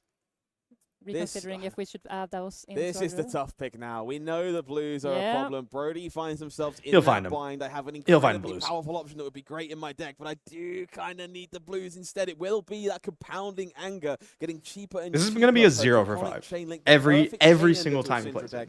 Love to see Brody picking this one up. So we're gonna see Brody still favorizing his reds, and we're still early in the pack, so that's by all means really, really good. Brilliant See some stuff Leapfrog. here. Another Dust Runner Outlaw available at the front of this pack.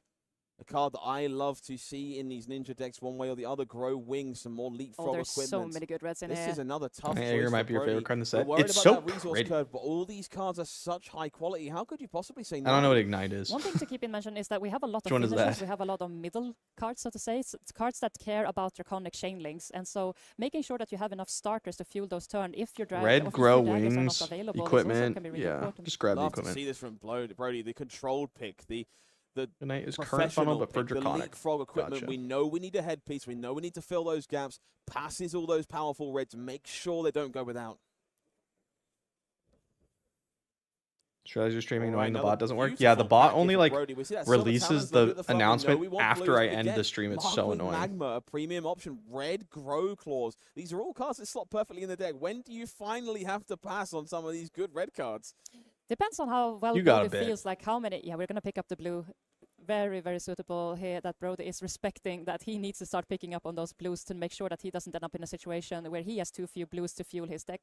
But at the same time, I He's think got like, he I don't know, understands that 6? he's probably won max 2 Right. Syndras in this pod because there are so many quality Ninja cards that are being passed around. So it's a great, great way to Brody to understand like how much leeway does he have in order to find those blues. The options are flowing for Brody. Some more great choices here. Red copy of Cut Through.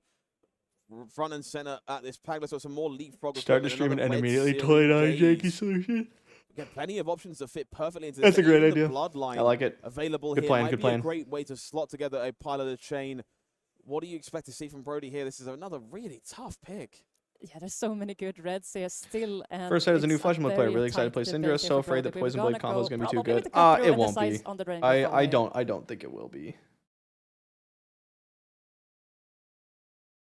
I am very skeptical.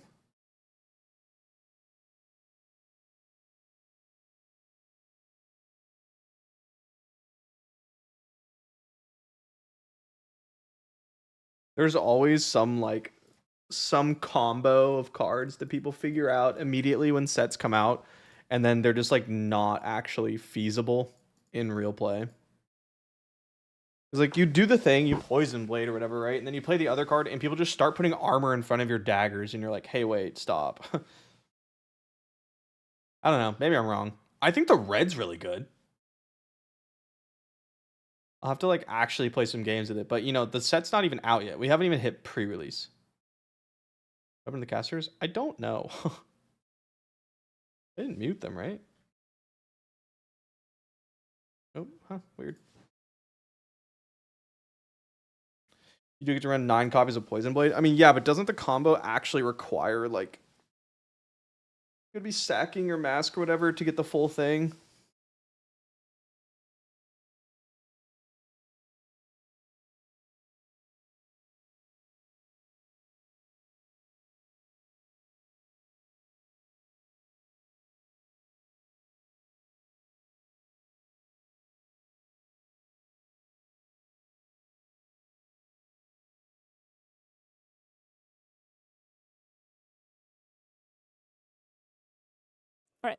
Okay, Oh. apologies for the small You're audio back. difficulties there, folks. We had an announcement taking place in the background that, well, we didn't want to spoil for you. That would be rude. But if you've been with us for this entire time, don't worry. That announcement will be coming later. And you've still been able to enjoy Brody Spurlock reaping the rewards of their early choices and finding never-ending bounties of Draconic cards, including that third Burning Blade Dance. Indeed, and also picking up on some of those crucial blues, now reaching the 7, 8, or 9 count, if I count correctly. So getting really, really healthy on the blue count going into the later stages of this pack. And this yellow pack is not yeah, really it is a helping very on good that blue game. count front, but It's having to kind pick of up the a yellow best. sometimes in order to fuel some turns. Doesn't necessarily need to make the cut if the blue count gets there either. Brody just swimming in Blue, playables. baby. Look at this pack. Duskrunner Just Outlaw gas still everywhere, coming back. just There gas. are Pro Wings Red. There is so many incredible tools with just 5 cards in the pack. It must feel like Christmas for Brody Spurlock. Every single pick is like opening a Christmas gift, and like it's a gift that keeps on giving. We are looking at another ninja-fueled, so many good quality reds in here.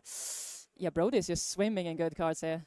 It just goes to show you there is always a correct time to move. If you can read that signal, you will get paid. Those lava line attacks, bloodline attacks. Oh, I'm losing words. Brain doesn't work. I'm astounded. I'm truly shocked. Flabbergasted. I've lost my mind. This draft has been just masterful on the part of Brody Spurlock, but also just kind of mesmerizing. This deck stands. You play 1 or 2 copies of a card. Yeah, you can play as many copies as you can get. The Silver Talon. Final pick, Silver Talon. Wheeling the Silver Talon. Oh, I don't know what to say. This was amazing. That's borderline illegal. Normally, I would ask in this spot, hey, co-caster, how do you feel about competitor's deck? But I just feel like it's a very obvious one here. How do you feel about Brody's deck, Erica? If this is not a 3-0 Syndra deck, I don't know what is. I mean, we don't have any of those mega powerful Majestics, but we have reds for days, and those quality reds are really gonna come in handy. You can always get juiced, but like I don't know. I kind of expect him to just roll people. $20,000 and a gold foil Stonewall Gauntlet. These are the games that count. Both our players taking the time to shuffle up, dial in, and get ready for war. Generally has the best opinions. He generally has the best opinions. Whoa, whoa, whoa, whoa. I don't know if I'd say that. Already has a top 8 calling of a world premiere. He appeared in the top 8 in Japan at the Mistveil World Premiere and fell ever so slightly short of joining that very exclusive club of winners on World Premiere weekend. He is here, and he's got a fantastic shot at redeeming himself from that earlier loss, and I certainly can't wait to see whether he can. Getting a shot at redemption here at Calling Prague, the world premiere. I would simply say I'm the greatest gamer alive. For sure. I'll see you at that Player of the Year leaderboard. Definitely right. We cannot wait to see who's going first go for both of these players. Full armor suite on display for Brody Spurlock. Those danger digits, the perfect legs, a pile of leapfrog equipment. There is, unfortunately, a small hole in the chest for Dealer. Didn't quite find all the equipment. However, they'll be the one kicking off this game. When everyone head start, that's kind of you. I think Brody's about to pull ahead really far with this tournament.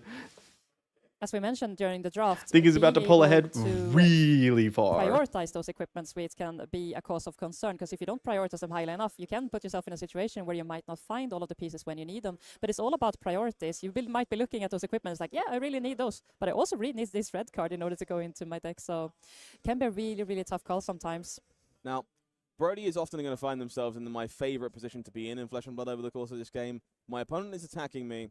I kind of want to block, but all my cards are so good. All my cards are so good, yeah. Place to be. And it feels like that might be where they are in this opening hand here. Some of those premium commons we've talked about, those Burning Blade Dances, those Duskrunner Outlaws, they're in their hand in the opener here. But it's a bit risky to try and hold on to them, is it not?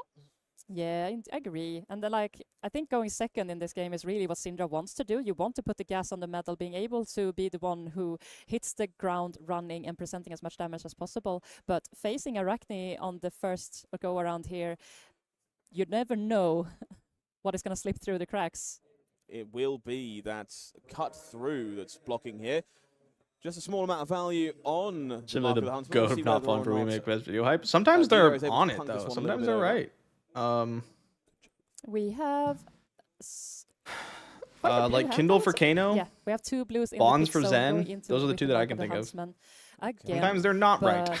Again, we don't know what tricks we're going to play, and I think this is such a difficult mind game. If you don't want to overcommit your cards into these blocks either, but at the same time, you don't want to take unnecessary damage on turn 0 either, knowing that you're going to pick up all of your cards back at the end of this turn for Brody's on both sides of the table. So being able to manage expectations is really, really difficult. Now, this is a very telling pitch from Dealer. We see a tip-off blue being pitched here, a card we've seen discarded time and again on turn 0 to mark the opponent, get those chaotic transformations underway. Instead, used to pay for a turn here. You've got to wonder what's lurking in Dealer's hand if we're willing to give that up so easily. Yeah, Brody is probably having a think on how to react here. But we have go again on this Mark of the Huntsman, so there could be one more attack as well. It will be that Duskground Outlaw jumping in front of the Mark of the Huntsman, making sure there is no easy way to guarantee a marked target. Does seem like the opportunity cost of playing the Poison Blade combo's low. Yeah. Dealer, take it yeah, I don't think, like usually when people make videos like that where they talk about these giga combos, usually what you should do is take 2 steps back on the hype and scale it down about 50%. The what they're playing, and then you have the good stuff. For Arachne, being able to send damage, but also just activate the instant on this one, marking your opponent, no question. Replace the bottom 50% of cards with good cards instead. Immediately. Lovely stuff. And slot it into an existing strong game plan. Number 5 and that's generally when you have in the battlefield. Something one of real. my favorite Arachne transformations. Those daggers suddenly looking a little more sharp than they were a moment ago. Yeah, a great pickup here. Turning into Tarantula, giving your weapons, whenever they hit, they lose a life. Then there's nothing you can do about it. So a very, very scary. On the flip side, you hope it's good enough that you're not going to regret buying into the deck. Oh, yeah. I mean, you'll be able to do it if you want to do it. Like, Poison Blade is definitely playable. Red Poison Blade's quite good. Grow Claws looking in the hand. We knew about that one, that Fire Tenant on the far left. I believe that might be. We'll see. Again, this is like premiere weekend. We're not even at pre-release yet. We can't make super educated comments about CC just yet. That's going to be the snappiest no blocks take 1. Closed combat chain. Simple stuff. Chain closed by Brody. This is one of my favorite things we've seen this weekend. Players learning how to leverage the chain control, find ways to bring back a kunai. Oh, the cards aren't even coded? Yeah, exactly. Turn with one instead of losing them both over the course of the turn if they're able to go wide enough. It will be that yellow? Oh, yuck. Copy making the cut here. I didn't even know he had any of those. To the next attack. It's all right. Still a 0 for 3. I mean, yellows are not typically what you would love to see in Syndra, but here Brody is really valuing this chest my beloved. Oh, the new chess piece. Yeah, that seems really good. I could see that being good even in like more defensive assassin decks, like new. If you're going to play like against a very aggro hero, because you could send something like Spider's Bite, trigger, get the thing, codex into CNC or cast CNC. Difficult to block. Now that breakpoint. I mean, I love me some Tunic, so I'm probably not going to do that, but. Very interested in doing before it blows up on this combat chain. Dealer seems hesitant to block this turn. I'm curious how they're going to approach this. This is pretty good. So if this hits, you get to throw the dagger. Wants to be able to pick them both up. Pretty strong. I think he's got another one too. I think this is going to come in for 4. Next one's going to come in for 3. He's going to pick up the daggers. You can just like flick the kunai. Agent that we have discovered. Definitely a tension point here, wanting to utilize those daggers while the Tarantula is up and keep active, but no, we'll give up a red. We'll use that leap. Just decides to keep it. Make sure our bases are covered. Respect that. Rebuy that kunai and make sure we're locked and loaded to throw another barrage. You don't have to worry about missing a Tunic trigger. We'll move over to Dilo. I got kind of used to not playing Tunic when we were always playing the other chess piece in Kano. To kick things off, threatening to mark Brody Spurlock once again. So I think that's exactly what we're going to see here. Dealer is going to try to present both of his daggers, feeding the on-hit from the Tarantula. Also, like, if you're really worried about the Draconic heroes being too good, just here. remember that a lot of Mistveil's about to Brody rotate really out, wants which to do lets that. Jarl Because be at a the end of real the day, hero. It's just damage. And he And gets to Ice protect his hand and possibly shits on serve some Draconic. more damage on the offense. It will be that scar tissue used here to make Mark of the Huntsman a little bit more painful, a little bit more bite. It's particularly impactful when you are a Tarantula. Does mean this dagger is going to be connecting for a whopping 5 when all is said and done. Will we be shattering the dagger? We feel no need at this moment in time. Players Any tips for limited? Discussing there should be an extra life lost courtesy of the Tarantula. Sure player Reds. Brody down to 14. What is the follow-up from a dealer? Reds are what matters. Also have the possibility to Reds and good discard equipment. assassin card in order to get the daggers +3, but we decide to send in a stealth card here instead. Have an experienced player look over your deck after you build it. On hit, mark him again. Make sure you don't lose that. It's kind of tough to just like sum it up really quick. Get really good at value math. Yeah, that's basically limited. 3 with stealth. Love to see it here. Understand the math of Flesh and Blood. Arsenal for dealer. If Syndra gets marked this turn, there's not going to be another agent transformation, as we are already in the transform form. So what do you do if you're illiterate? The Brood at the end of this turn and not transform again. So good question. Question is if Brody is evaluating this on hit that much. Play wizard.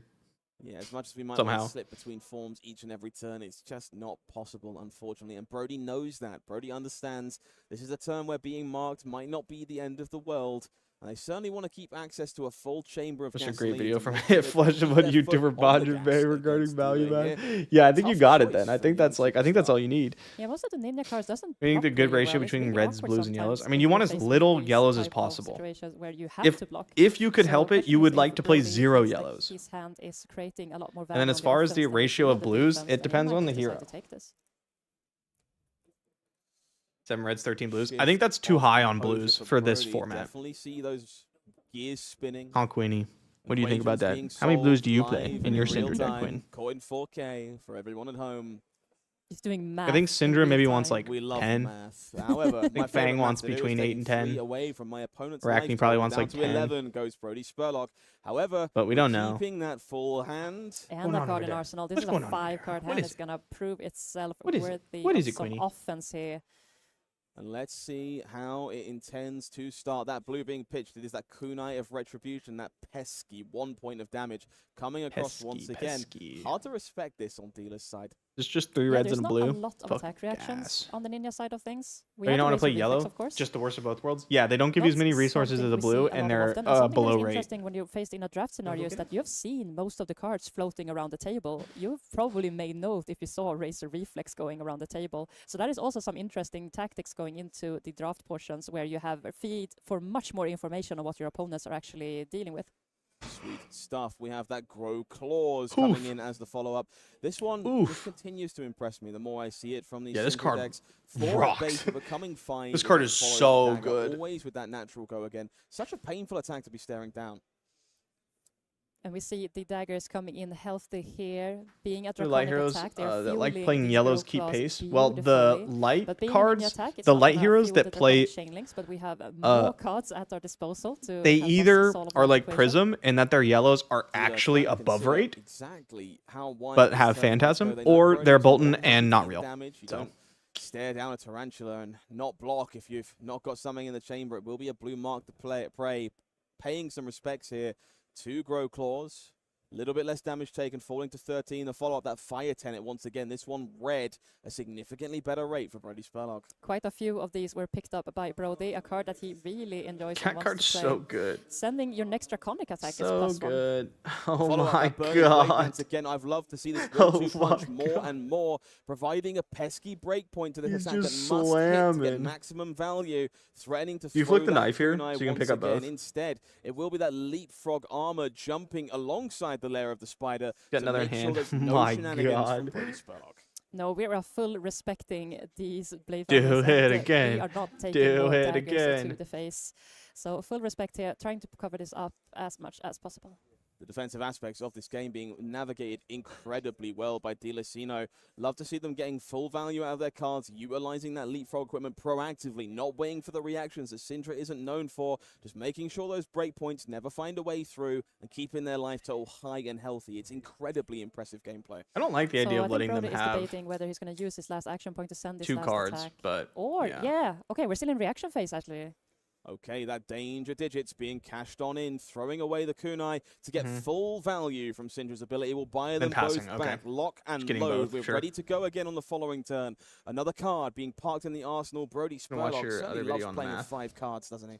Yep, I think that's exactly what I think Syndra it's a good loves to video do as to teach well. people the basics So of it. setting him up for So I hope it a helps. bigger turn next turn and just fueling damage upon his opponent is exactly what Syndra wants to do. And now we have our daggers back in action, and it's exactly where we want to be. Dilasino with 2 cards to work with. This one, a literal pain in the backside. We've not seen too much of this Majestic this weekend, but it's actually one of my favorites. Pain in the backside looks very innocuous, but you'll notice there's this line of text missing on this card that appears on most other dagger-centric ones. Flesh and Blood, Battlegrounds. Force you to destroy that dagger. Yeah. You will keep it. Right. You just get to hit with it free of charge. I haven't thought about that. Daggers will stay around for you a little bit later on. That's 4 years. That's one really, thing per year. Really good card. That's a real pain in the backside if they happen to find it on the other side of the table, which is exactly where Brody finds themselves now. They know that if they take a hit from this dagger, dealer will be allowed to shatter it and mark them if they wish. Alternatively, it's just a bonus point of damage on what will be a 0 for 4. I haven't seen a lot of this Majestic, so love to see that on display here. But we fully understand why this is a Majestic. This is such a powerful card. Oh, I feel the artwork in my spine. It's truly unpleasant. Lair of the Spider here coming on through. You meant Weeks? Oh, that's a bit different then. Definitely something that's a bit different. A non-factor as Syndra. Lair of the Spider once again showing itself to be a premium card in this format. No dice for dealer. It will be all the way back to Brody after this transformation. However, we find ourselves with a good one. It is Arachne Funnel Web. Is it something we're going to take away from these draft portions, from this calling event, from this world premiere in Prague? It's that traps and the defense reactions are very, very premium. Brody pitching a blue copy of Hit Target here, fueling those kunai once again. Strategically rebought them last turn, made sure they were ready to provide Draconic Chain Links this time around. Looks like dealer taking some damage. Fealty token converted, courtesy of a marked hero. First fealty token here created by Brody. Let's see. I don't remember if he picked up any of those ninja cards that have those on his in case they are draconic or not. Some interesting ones lurking there. I think I see one of those cards, that Silver Talons, lurking in the hand of Brody here. Right. Can become draconic. Throw that kunai for a little bit of extra gravy on the dish. Hunt to the Ends of Wraith, also in the hand here for Brody. Plenty of damage in the face of an Arachne. Yeah, but Brody picked up a lot of Arachne hate, I would say. Or a few of them at least. Well, you can be pretty sure that you're not going to play against other Syndras, so that makes sense. Pick some battles with this Arachne, and we also have the defense reactions available to us that we've seen paying off so greatly so far. A brief moment of pause here for Spurlock. Not necessarily sure if they expected this kunai to connect free of charge. That card in Arsenal obviously causing some strain. That was not a pleasant facial expression. Brody going through the ringer, evidently. Maybe not as happy with this position as I would be. Both players here sitting on 11. This game is surprisingly close given how dominant Brody has felt.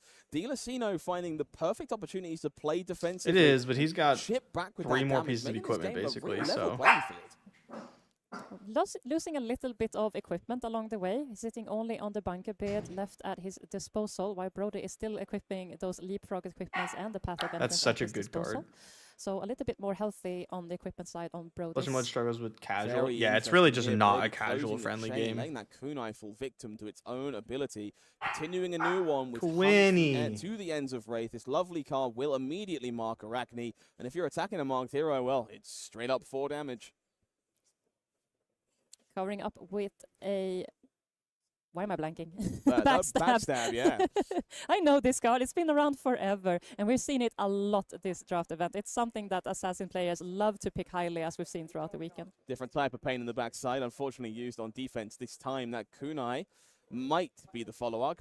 Brody Okay. Going through the ringer again. 1 point of damage coming across. Dealer very happy to take that. Not worried about the incidental damage from these powerful weapons. Strategy. What game is that? Looks to be the follow-up. It is yet another burning blade dance. We've seen this card continue to overperform for Brody. Definitely one of the highlights of their deck, threatening once again to throw these kunai.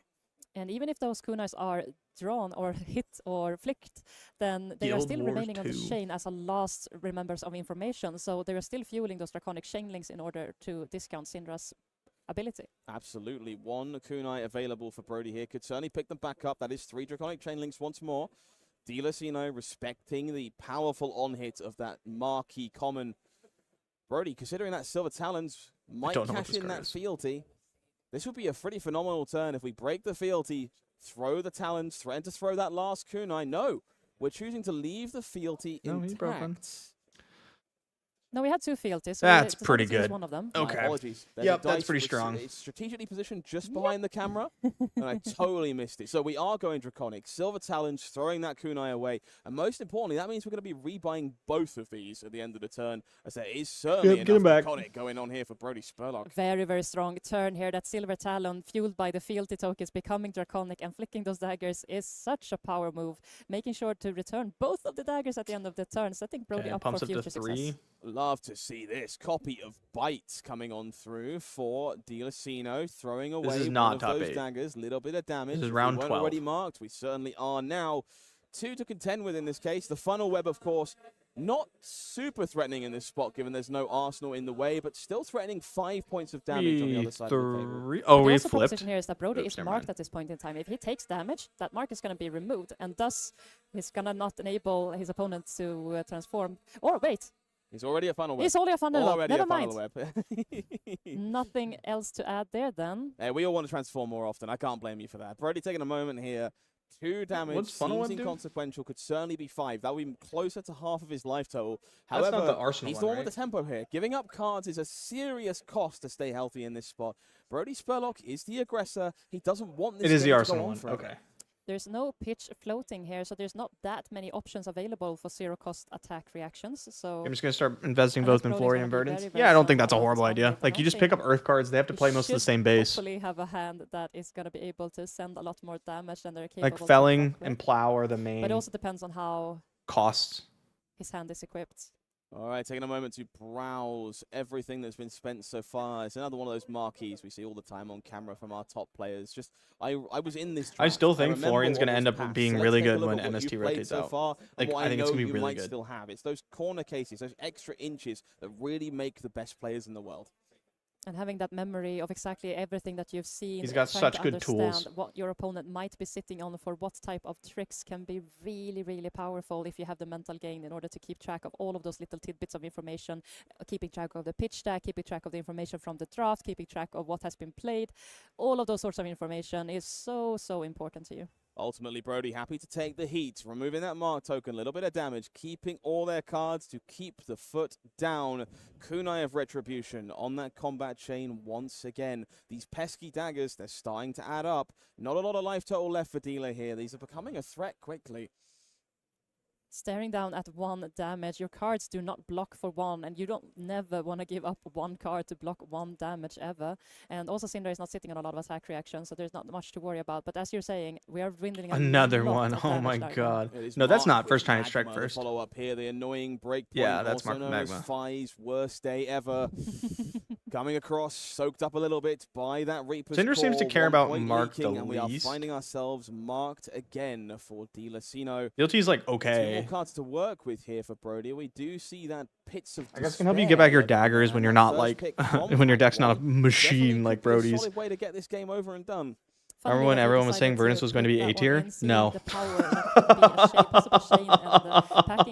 No, I don't remember that. And definitely powerful in Syndra for sure. All right. 5 points coming across. The tourist trip to the Pits of Despair. They are certainly a bit desperate for Dilasino right now. Doesn't want to commit 2 cards. Does offer. There we go. Spotted the trick. Okay. Those shoes cashed in. We do have go again on this attack for Brody Spurlock, thanks to Path of Vengeance. This turn isn't over. There's another attack for Dilasino to fade. Bang! This is such a powerful turn, and it's going to require a lot of cards from Bang. Dila. 5 more damage to close this chain. What an incredibly high impact turn for Brody Spurlock. Dila down to 2, perhaps more problematically, no card in hand, super excited no for Verdance tempo during to spoiler return, season. no I was. action available. It's all That spoiled on pretty quick. Brody Spurlock. As we As soon as we got, Brody like, is sitting on a lot most of the damage in full, this deck, and like, it's just playing out so I think as soon as we got in actual Brody's favor, cards just the way as spoiled, he I was intended not at the happy. building stage and during the holding drafting process. I was really excited It's until we awesome started that getting, he's like, able to cook up here. That a lot of the Silver Majestic Talon's spoiled. Then I was like, very wait, this doesn't work. problematic. 1 fealty remaining. It can certainly become You're draconic. feeling bad 2 playing life Flesh and Blood when your deck does the available thing. means I feel bad those playing daggers are any gonna game start when I do the closing thing. gap real Like, I fast, always and feel it's going to bad be when I that just, like, fire crush tenant. people. Once again, we've seen this card overperforming for Brody in this matchup so far.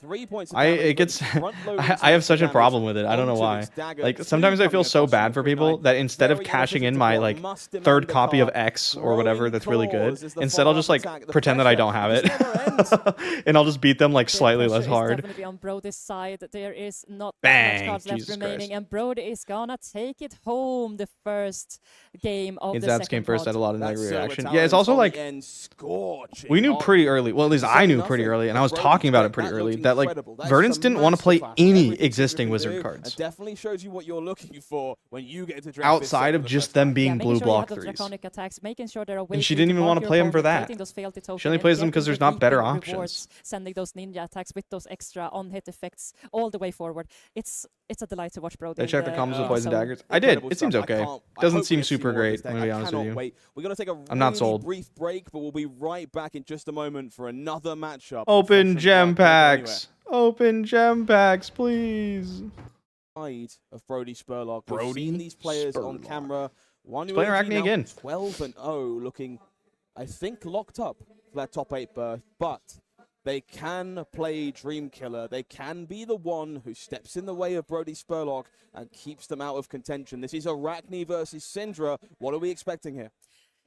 I think this is going to be a little bit of a revamp of the match that we saw previously. There is 3 Arachnes in this pod, and they were quite evenly, I would say, divided within the pod. But Majiinbae was the one passing to Brody, and so he was probably in one of the most favorable positions inside this pod. So Brody could probably expect to face a little bit more of a 62 damage more in tighter, turn more 2 US Nats last year against new player. I played fightful. Kano against new players. More Tarantula. everything. In tournaments. I want to see more everything. Do you know how Both these bad I players' felt decks doing that? likely to be very, very And I'm like- strong. We are taking a moment just to make sure, hey, Do you know what Watching Kano our does? make And a they go, mistake right now. nope. Make sure I've got 30 And I'm cards like- before I shuffle things up and get ready to disco. Both these players Well, keeping the biggest do you have any secrets they Hurricane can. You Barrier? can't see any equipment I'd like right now. walk We're not them giving through what the anything deck away does. about I'm like, all right, missing this is Aether spots, Wildfire. any You want to block locations, this. any corner case edges that might be gained by these players. I love to see this at the highest level of Flesh and Blood. More importantly, sportsmanship. I love to see that. Great fist bump to start this game. Equipment Full being equipment laid out suite. by both players. Solid Let's equipment get ready suite, to too. go. Very much professionalism all around today, and not the less from these players. And the game's still not knowing what Kano Remember, does. we Yeah, talked about it is how what it much, is. The deck damage is important. We are looking at 30 deck cap for this set. So all of the cards that you are playing with is 30. think no that more, locks no Brody less, for top 8. And that is also you can expect from your opponent, as that is a hard That cap. last That win, creates some very interesting even if he goes dynamic 11 in and 3, terms of going into second cycle. it'll be like the and all highest of those seeded, things. 11 and 3. Equipment loadouts a little bit different for both these players, but most importantly, they both have that danger digits we've talked about a number of times this weekend. We'll be Yeah, when like capable new of players throwing come into their the knives store, if or it's something they want new-ish to do. players. We're kicking things off with a swing I of like, that and they Marble want to play Hunter with games these because we do a daggers, lot the of just like focal point open of this play at my format. stores. Everything revolves Do around you want these top 8 weapon spoilers? attacks. I do And we not. see Brody paying some early respect and making sure not to get marked. They'll be like, Also hey, do you want to having a play some little bit games? And I will rewarded. ask Facing people the for two other Arachnes decks. in the pot Because in I played first Kano second and New, game, which I getting understand some is not really the great most payoff fun with the to play legs of against his choice that came for new in players. great clutch last game against Like, does the anyone have, Atlanta like, that we saw. Aurora? So, also, the defense reactions that you were able to pick up along the way is going to help Kasai. with some on-hit effects as well. Now, this is a little inefficient from Luigi, but I do kind of love it. Public Bounty coming out here off of the one remaining resource does mark the opposing hero, interestingly willing to throw another attack here. Not dead set on keeping that mark available. Might blast you. Understands that 40-0 Syndra without Wildfire. maybe Yeah, sometimes LO has Kano some is awkward so hands. There's some good. 2 blocks in there. Now with Open the This is Floodgates pushing restricted, it's less 7 good, but it is points still of strong. damage. That might not be possible to cover up with 3 cards. cards. This is pretty good. Do you take one just to get rid of the mark? Blocks, then that is only going to block 6, and you hopefully want to protect your life total as much as possible on the turn. Like prevent the flip. As you're going to draw up back again at the end. Importantly, this has go blocks. again as well. Brody here forced to choose between remaining marked or taking some damage. That's some really innovative play here from Gianluigi. We don't see that very often, and I'm incredibly impressed. Seeing some masterful play in, and I can only expect as much as Gianluigi is sitting on a comfortable. Doesn't want to arsenal the card, huh? Or just really wants to mark. Be an incredible feat. This is a very tough choice for Gianluigi. Do you want to have an arsenal? Do you want to mark your opponent? Brody giving all the cards in hand to block 6, took 1 point of damage, did leak through, but you have to give up that final card and a dagger if you want to start this game in a chaos form. We can see the indecisiveness, the swirling of the card on the table in the hands. Where is it supposed to go? The arsenal is the decision. We'll save it for later. There's no chaos for now. Setting him up for future successes here, being able to punch back with a 5-card hand if Syndra decides to not pull the strongest hand and pull up some great resources. I think Brody wants to set up some no blues, damage across, 4 reds in hand, up with an arsenal slot and starting to send those 5-card hands as soon as possible to maximize his gains. We will swing the bat over to Brody Spurlock in this case. You can see that Art of the Dragon looming at the front of the hand, but everything else kind of hidden behind their little shuffle there. Can't quite get a glimpse of what's going on. I'm going to hazard a guess this turn starts on a kunai, and then I expect Brody to embarrass me by not doing that. Do we have a blue to fuel these kunai is the question. It actually looks like we're pitching a red here. Okay, so a little bit of an awkward hand here for Brody Spurlock. Not heavy on the resources, but still favoring the use of these kunai to push incidental damage without using those cards in the long term. The follow-up looks like it may very well be a Lava Vein loyalty, perhaps. That one will have go again. Means this turn will continue from here. 3 more points of damage. Yeah, trying to utilize a hand with all reds, it's not where you want to be with Syndra. Fueling those I think we're going to see Brody's card play at a calling tier event. I don't know. Maybe. Well, must be the best way to maybe go with Slippy. But sometimes you slip can through the find cracks. yourself in a pinch, and that is the way cookie crumbles sometimes. All right, cut through here. Perfectly leveraged. Still pretty by good. Getting that dagger. Not exciting. 3-card 8. But considering he had to like pitch a red just to attack for 1, it's pretty good. Does mean this cut through does have go again. Comes in for that extra point of damage. Threatening 4 here. Yeah, 4-0 go. Heard a lot of discourse on how Kano plays, whether or not he's more Storm or Doomsday. Depends. Tome Kano plays so differently than current Kano. Tome Kano is like its own thing. Bigger in the following turns. It's current Kano is like to work with for the assassin, starting on Mark of the Huntsman. Once again, threatening that looming, never-ending threat. Yeah, kind of like Storm or Doomsday, honestly, either one. Chaos incarnate.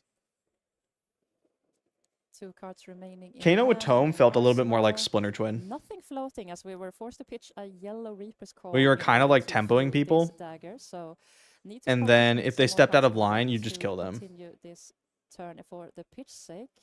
So Brody is doing some. There's a lot of like kind of bluffing. Do I have the combo? Do I not? Scar tissue, making it into a 4. I think the speed of Storm. How does that map to Kano's gameplay? I'm going to be completely honest with you. I don't think you want to play Kano right now. Maybe you do. Does he pitch stack? He doesn't pitch stack at all. Cover up the rest. No How far in the game's wait? This is round 13. You can tell because you can look at the marking the Arachne in exchange right here. and keeping that mark token off of Syndra's forehead. Yeah, current Kano is like able to pick up that early trap, so putting it into Arsenal, but all based around open the floodgates. Up his sleeve as well. And Wildfire, that's like the whole deck. So it's just like danger digits throwing away at that you're basically mark just of the cosplaying an alchemist hero or a merchant, and your entire plan mark. is just find potions as fast as physically possible and then combo your opponent. Turn, if possible. Brody considering a potential reaction perhaps to this dagger, or at least considering the board texture before allowing it to go through. Yeah, thinking of all the possible outs here. Oh, there's something lovely about and that was a cheaper time to buy a Kano. Yeah. Because for a moment I can believe that Gianluigi might I don't know when we're going to see see the next Kano card. As opposed to just in the game, which would just be gorgeous. I would love to I don't know that. what it would be to actually like incredibly change the clever deck. From Gianluigi, using that Orb Weaver Spinneret, we've got Probably like another slot Aether now Spindle-esque with throwing Aether Flare digits. type card where it's like a in. good red that you actually want to play. Marked. Although The current Kano lists follow-up don't is play the Aether Flare. mark of the Black Widow, damage being threatened, Bang. hand being threatened. This is a disaster for Brody Spurlock. Yeah, getting the Graphinga Calicera token on your first turn is an amazing feat. It's not the easiest. Make a witch wizard themed around potions, bad bargains, disruptive curses. That'd be interesting. You have to commit one of your daggers first. Life is too addicted to Kano to play anything else. I mean, I loved Kano. I just don't like it right now very much. But like, I totally get it. Kano's fun. Kano gives you something that no other hero in the game gives you. As well, but it's not an easy feat to roll exactly the number you want. Real good header chess piece. Ragamuffins is kind of exactly what Kano needs, so it'd have to be an insane headpiece. Definitely be a slip of judgment. Biggest of those, 7 points of power coming across on this, courtesy of Arachne and that Orb Weaver Spinneret. This mark card that lets you choose between draw 2 or buff Arcane twice. Yeah, maybe make it cost 0. But the only call it like, I don't know, hit here is being Scroll of Aetherwind or something. No, sorry, when this hits a mark here, they banish a card from that. Right, correct. So we do not want to do that. Not There's really. No way they want to do that. But we've got to give up cards somehow. We're either going to blunt some damage and lose the rest, or let the mark of the Black Widow pummel us to death.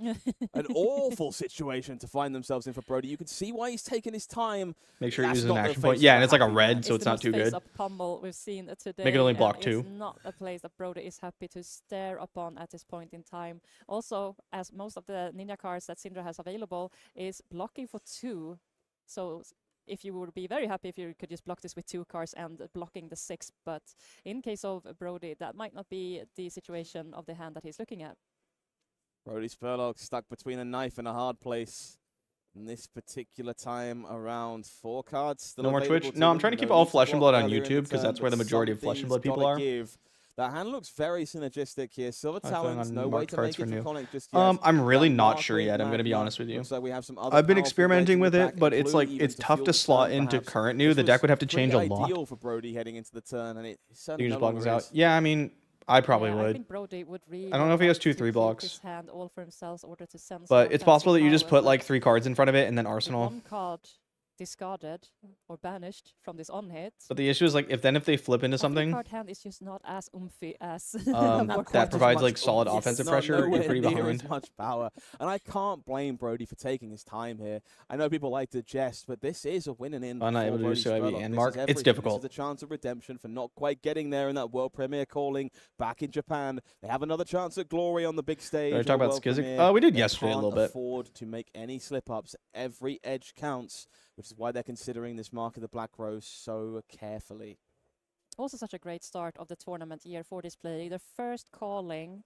But like, let's say that this flips into something that doesn't provide disruption. Are giving their most in order to secure their slots you full block, you Arsenal, already on 12-0, undefeated, and then you're kind of just hoping to keep, like, you know, oh, okay, I'll take 10, I'll go down to 7, and I'll keep a 5-card hand and try to blast my opponent. That's like what you'd be hoping for there. So hard to go undefeated. Has it been fully revealed? No. Against the best Flesh and Blood players in the world. Oh, with 2 days. Oh, I don't know if it has. Put on a bit of a clinic here. We've definitely seen their affinity for Arachne. I wonder if it's a hero they'll be willing to explore in a future format going forward. I'm very excited to see. Oi. Well, now everyone knows about the Silver Talons, bro. I know it throws knives, but you aren't supposed to throw it. Don't. Does it say if this has go again, it gets +1? Not particularly polite. I thought we got an extra bonus effect there, but just yep. They were right. Okay, the guess was right. Silver Talons.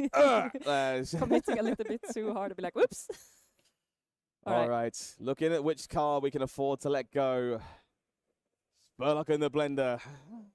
So probably debating whether taking the 7 damage, removing one of your cards, or giving him 3 guards in order to cover up the damage on this one is a really, really. I mean, I guess your opponent doesn't flip. That is be the answer. No cards given. 7 Maybe that's good lost. enough. Mark with Magma gone and banished. Brody Spurlock down to 10 and 1 less card to work with. Let's see what we can do here. We have Okuna. May or may not go into Acilio. I mean, it seems like it should not go into Acilio at all. And pitch to do so. Unless there's like some way he can get it. Looks like it's gonna be possible, but Brody like you don't want to draw that card. We're contemplating blocks on Gianluigi's, of course, on this first little Kuna. Lightning block 3. An interesting spot here for Chuan. No, I hear you. At least one defense reaction in hand for a future attack. Lightning block 3, do nothing to advance your game plan feels really bad. Well. If that happens to be the one, it doesn't really fuse or anything. Like, yeah, you want to be casting lightning cards, but you have good lightning cards. Know what that means for this. What up, Samurai? How you doing, man? Coming up. Fealty once again showcasing just how good it can be. Grow Claws here, Claws gaining is the benefit really good. Of that previous you pick up your dagger. A little bit bigger. It will be that Den of the Spider, marking Brody on the way back, getting them ready for a little bit of chaos. Draconic Damage chain being link. leaked by Luigi here. Down to 12. It will be throw the Fields dagger. in This is for so the good. talent No wonder he didn't thrown. want to Kunai also no wonder why he directly let in it the through. face of This is Gianluigi so here, knocking strong. him to 11. 4 more points to contest with. Difficult spot for Gianluigi. This game seems exceptionally close. Indeed, and we have that dagger still left on the chain. That means we have 2 draconic chain links. Thanks to the fealty token powering up this silver talon, making it draconic, means we have 2 Should have draconic 3, right? chain links. Not actively on the chain that we can see, but Dagger, it's there, Talon, trust me. and the middle And card. so Oh, this is the one middle card resource just a ninja remaining card? is going to be well Never mind enough then. to Not that it get matters. She's got back the one those- resource. both of those kunais that Looking are good. Thanks, currently in man. the graveyard. So a beautiful turn of display here for Brody, making sure that he gets the best possible outcomes from the cards that he has remaining. Luigi deciding which of these cards is the Yeah. best option Wow. for them Crazy to soak up some of this damage. hand, Looks right? thoroughly uninterested in taking 4 more points from this exceptionally aggressive Syndra deck. Just has to correctly evaluate which of these cards is the least important to provide some pressure back. A very, very even turn of events right now. Both players sitting comfortably at the same amount of equipment available to them. Sort of about the same life at this point in time. We're only 2-2 into this game. And players Mike. are already at half This is life, like the and that is Shure typically how it goes in these type of MX7B or something matchups. like that. I think this has been one of my favorite things about this format. Like a We've seen these $200 games Shure mic. Not always going super low. We've had some games go to fatigue. That's great. That's an entirely different story. But these more aggressively slanted games where players are going back and forth, it's felt so. Is that Defang the Dragon, but the Syndra version? When do I use my danger digits? When do I throw my knives? When do I block with my defense reactions? What am I scared about from my opponent? And I love the fact that we can have these short, punchy games that it feels like every move I make is so important. Yeah, the fewer decision points you have throughout the game, and of course there are much fewer when there are shorter games. Considering a longer game towards a fatigue and second cycle, you have a lot more decision points. So one little slip up cannot be, it's not as detrimental. That was such a as they good are turn. with these shorter games. 3 cards. Luigi's taking a claim here, rebuying those kunai for Brody, but keeping all 3 cards, falling to 7, wants to take the tempo. We'll be starting that turn with an infamous dagger buff in this case. Extra points of damage going across. I apologize. This is the pick up the fun. Retrieve. This one is the only retrieve card that's an attack itself. Pick up the fun. Well, we can pick up fun. Why not? I love that it's name. fun. Yeah, pick up the fun. Why don't we pick up some fun? Also the point. Pick up the point. It's a stabby dagger. We Head do need to jab. pick those up in the process. But this one is an attack, not a dagger buff, like up sticks and run. So 3 points of damage coming across here to start the turn for Luigi. Yeah, there's not going to be a possibility to retrieve any daggers since both of our dagger slots are full. Kudos to the Calicera token sitting beautifully on There's the the right-hand mark. side of the weapon slot there. Brody falling to 7, becoming unmarked. That may well be rather impactful here, following this up with that Extinguish the Flames. Yep. This is the one you want in the face of Syndra, but not currently marked. We do know, however, there are They'd have to some have an cheeky attack ways reaction make for that this to happen at instant matter. speed and threaten to draw a card from this. No, it actually looks like a Defang the Dragon.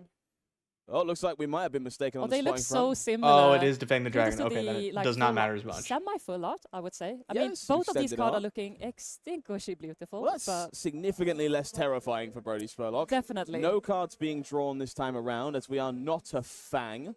But stealth attack nonetheless. Contract irrelevant. 3 extra points of damage. 7 feels slightly safe with that leapfrog piece of equipment coming available, but falling down to very low life totals against Arachne is equally dangerous. As much as it spooky. might be against Syndra, then certainly capable of leveraging those daggers. Yeah, Brody contemplating his blocks here. There is no on hit, as we mentioned, so there's only 3 damage. No go again. And Or he's only got Jan one is equipment on block, 1 right? card remaining. I'm wondering Like, if you just Brody really don't is want to go to contemplating 1 if and die to a there dagger are getting any thrown at you. tricks here. The only thing that could possibly be the case is a Razor's Edge. That is the free attack reaction that can bump this to 3. But Brody sitting at 7. We have the leapfrog available to us. So we have some ways to cover up some damage in case there are any trickery. I always love watching Brody play. Even in games that he feels like he's firmly in, it always looks like the worst possible thing is happening to him in any given moment, and it brings me an unbridled amount of joy. We're going to be throwing ourselves back to Brody here. 4 life remaining. That's plenty in a world where you're beating down Arachne. However, this hand looking a little Is it awkward another again. full red hand for Dusk Brody? Runner Outlaw Oh, being pitched okay. to Starting pay with a for kunai. kunai. Yikes. Maybe Not it just didn't exactly like he just efficient, didn't have a but blue, so he is what had to we keep a lot need. of cards. Not efficient indeed, but Brody is just throwing Like no starter, no blue, damage has to keep across the something to table start with the and is kunai. not looking to stop anytime So blocking soon. just We like understand doesn't why really that work. Burning Blade Dance, one of the iconic cards from this deck. We saw all 3 copies in the last feature match. This one, I believe the first of the game, does threaten a kunai to be thrown at Juan Luigi. Of course, in the life total ranges, well, that gets a bit prickly, and we're certainly not interested in that happening if we can avoid it. Those Draconic Chain Links needed to fuel these blade dances. We do see Another one. another one. God, We will he's be so burning, talented. more blades dancing for longer. Gotta block this one as well. Juan Luigi, you will be falling victim to a kunai of retribution. We do see that bite going in the way, trying to blunt that. And then on one hit. more. It will be that Jesus powerful Christ. finisher on the end. And then we'll likely see him flick this courtesy of kunai Draconic and then Chain Links, re-equip it, I feel like. 5 more points of power from compounding anger. Oh, you just have 2 equipped? I'd be surprised if that's not what we saw. It was even a card ago.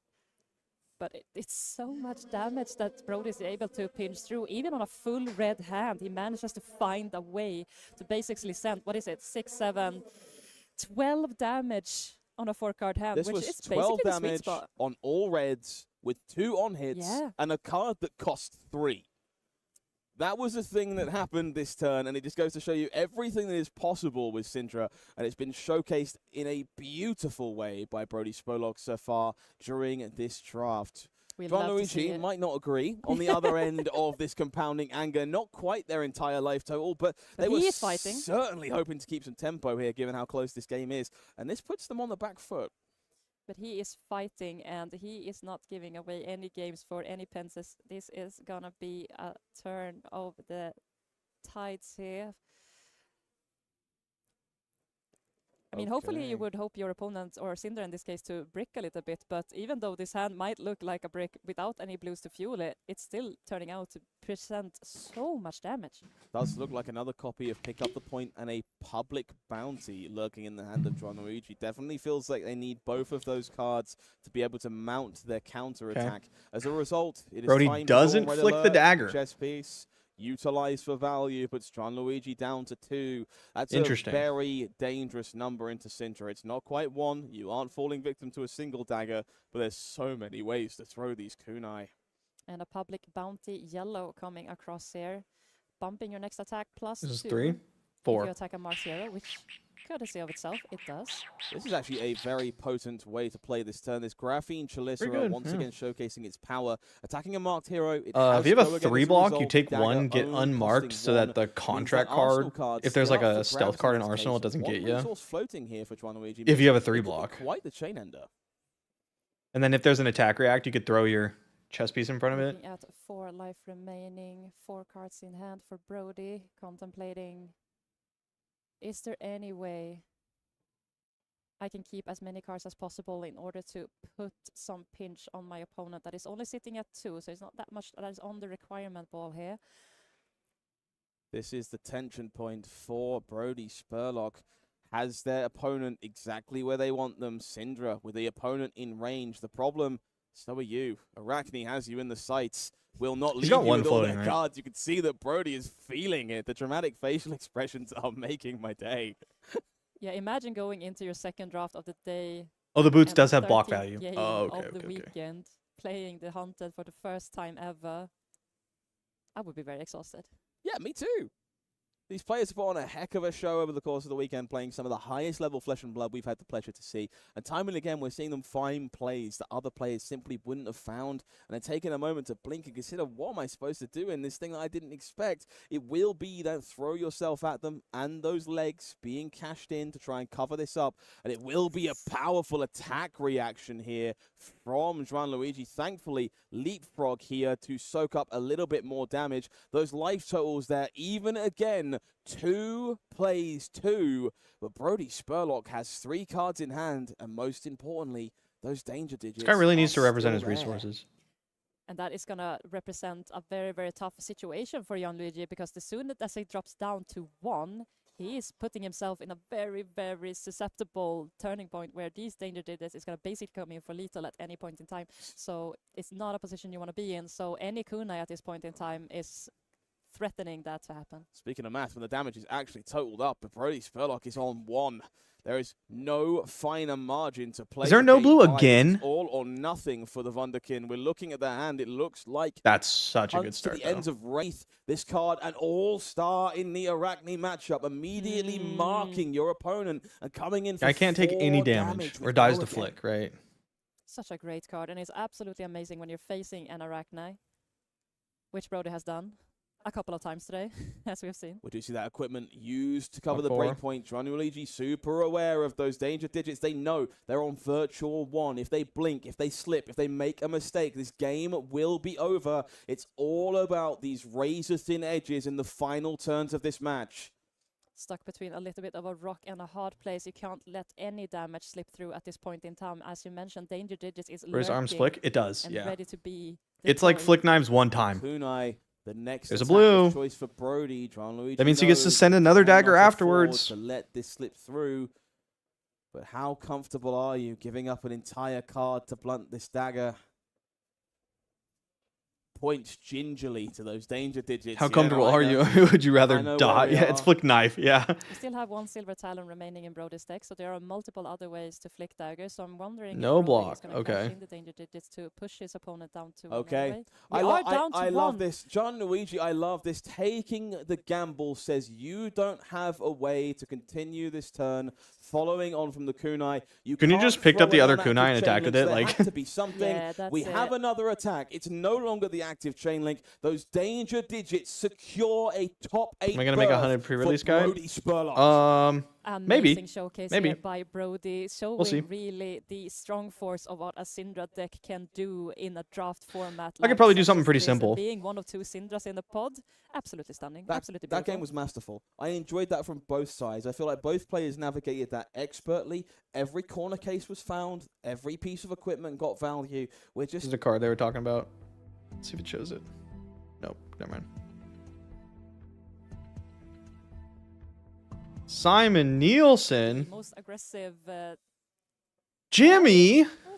I would think so. In the sealed format that we've seen over the weekend. I expect both of these heroes. I gotta root for my boy Jimmy. I almost always root for Simon, but they're able to chain these hands together. Gotta root for the Stroop Waffle gang here. Interesting equipment layouts on this side of the table. Not better to do the draft rather than pre-release. No, it's probably more topical to do pre-release guide. Someone is prioritizing those leapfrog, and I do not. And they tend to be pretty similar type of content. This is what this hero wants to do. This is what this hero wants to do. These are pretty good.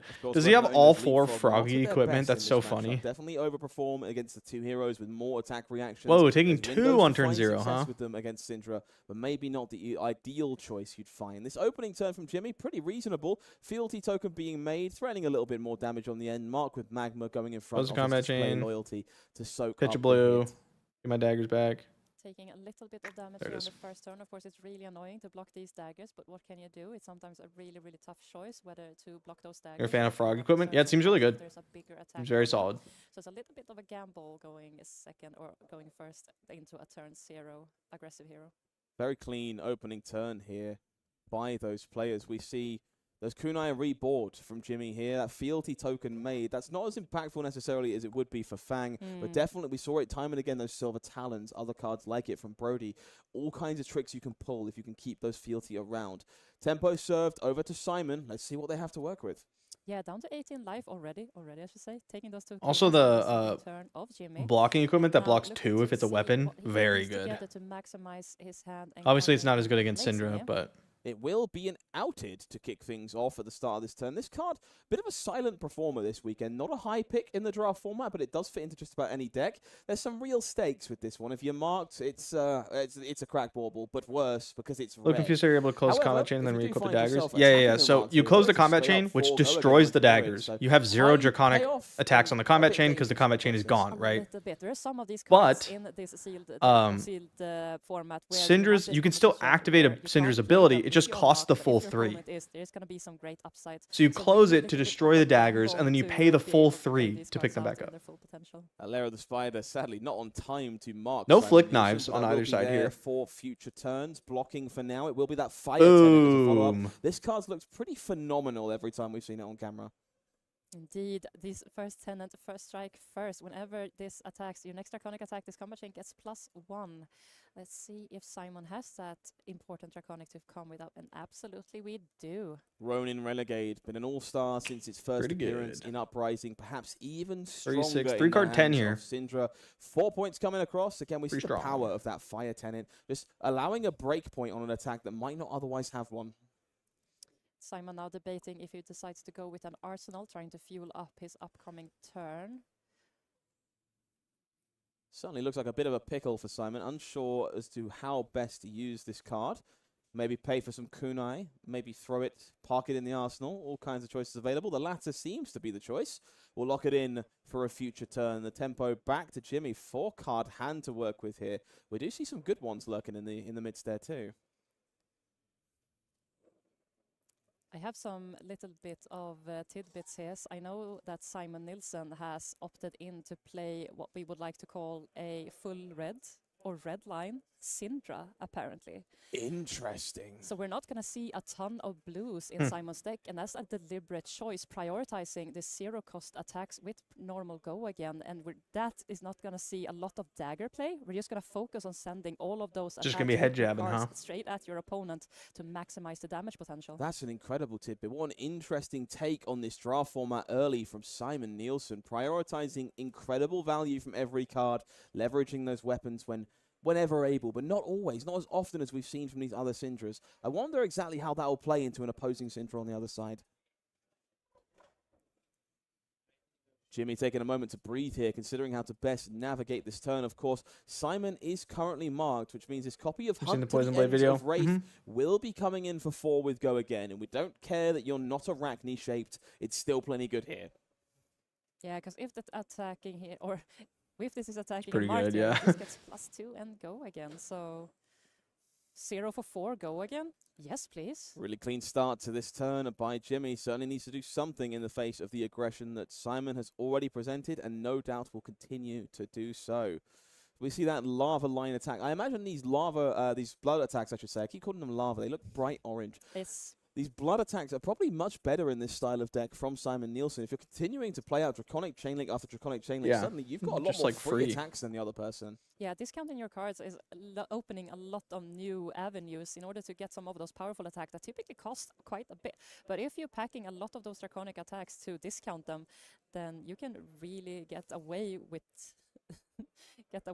fire here. All kinds of shenanigans. That mark token quickly gone missing. Second fealty token made, courtesy of Syndra's hero ability.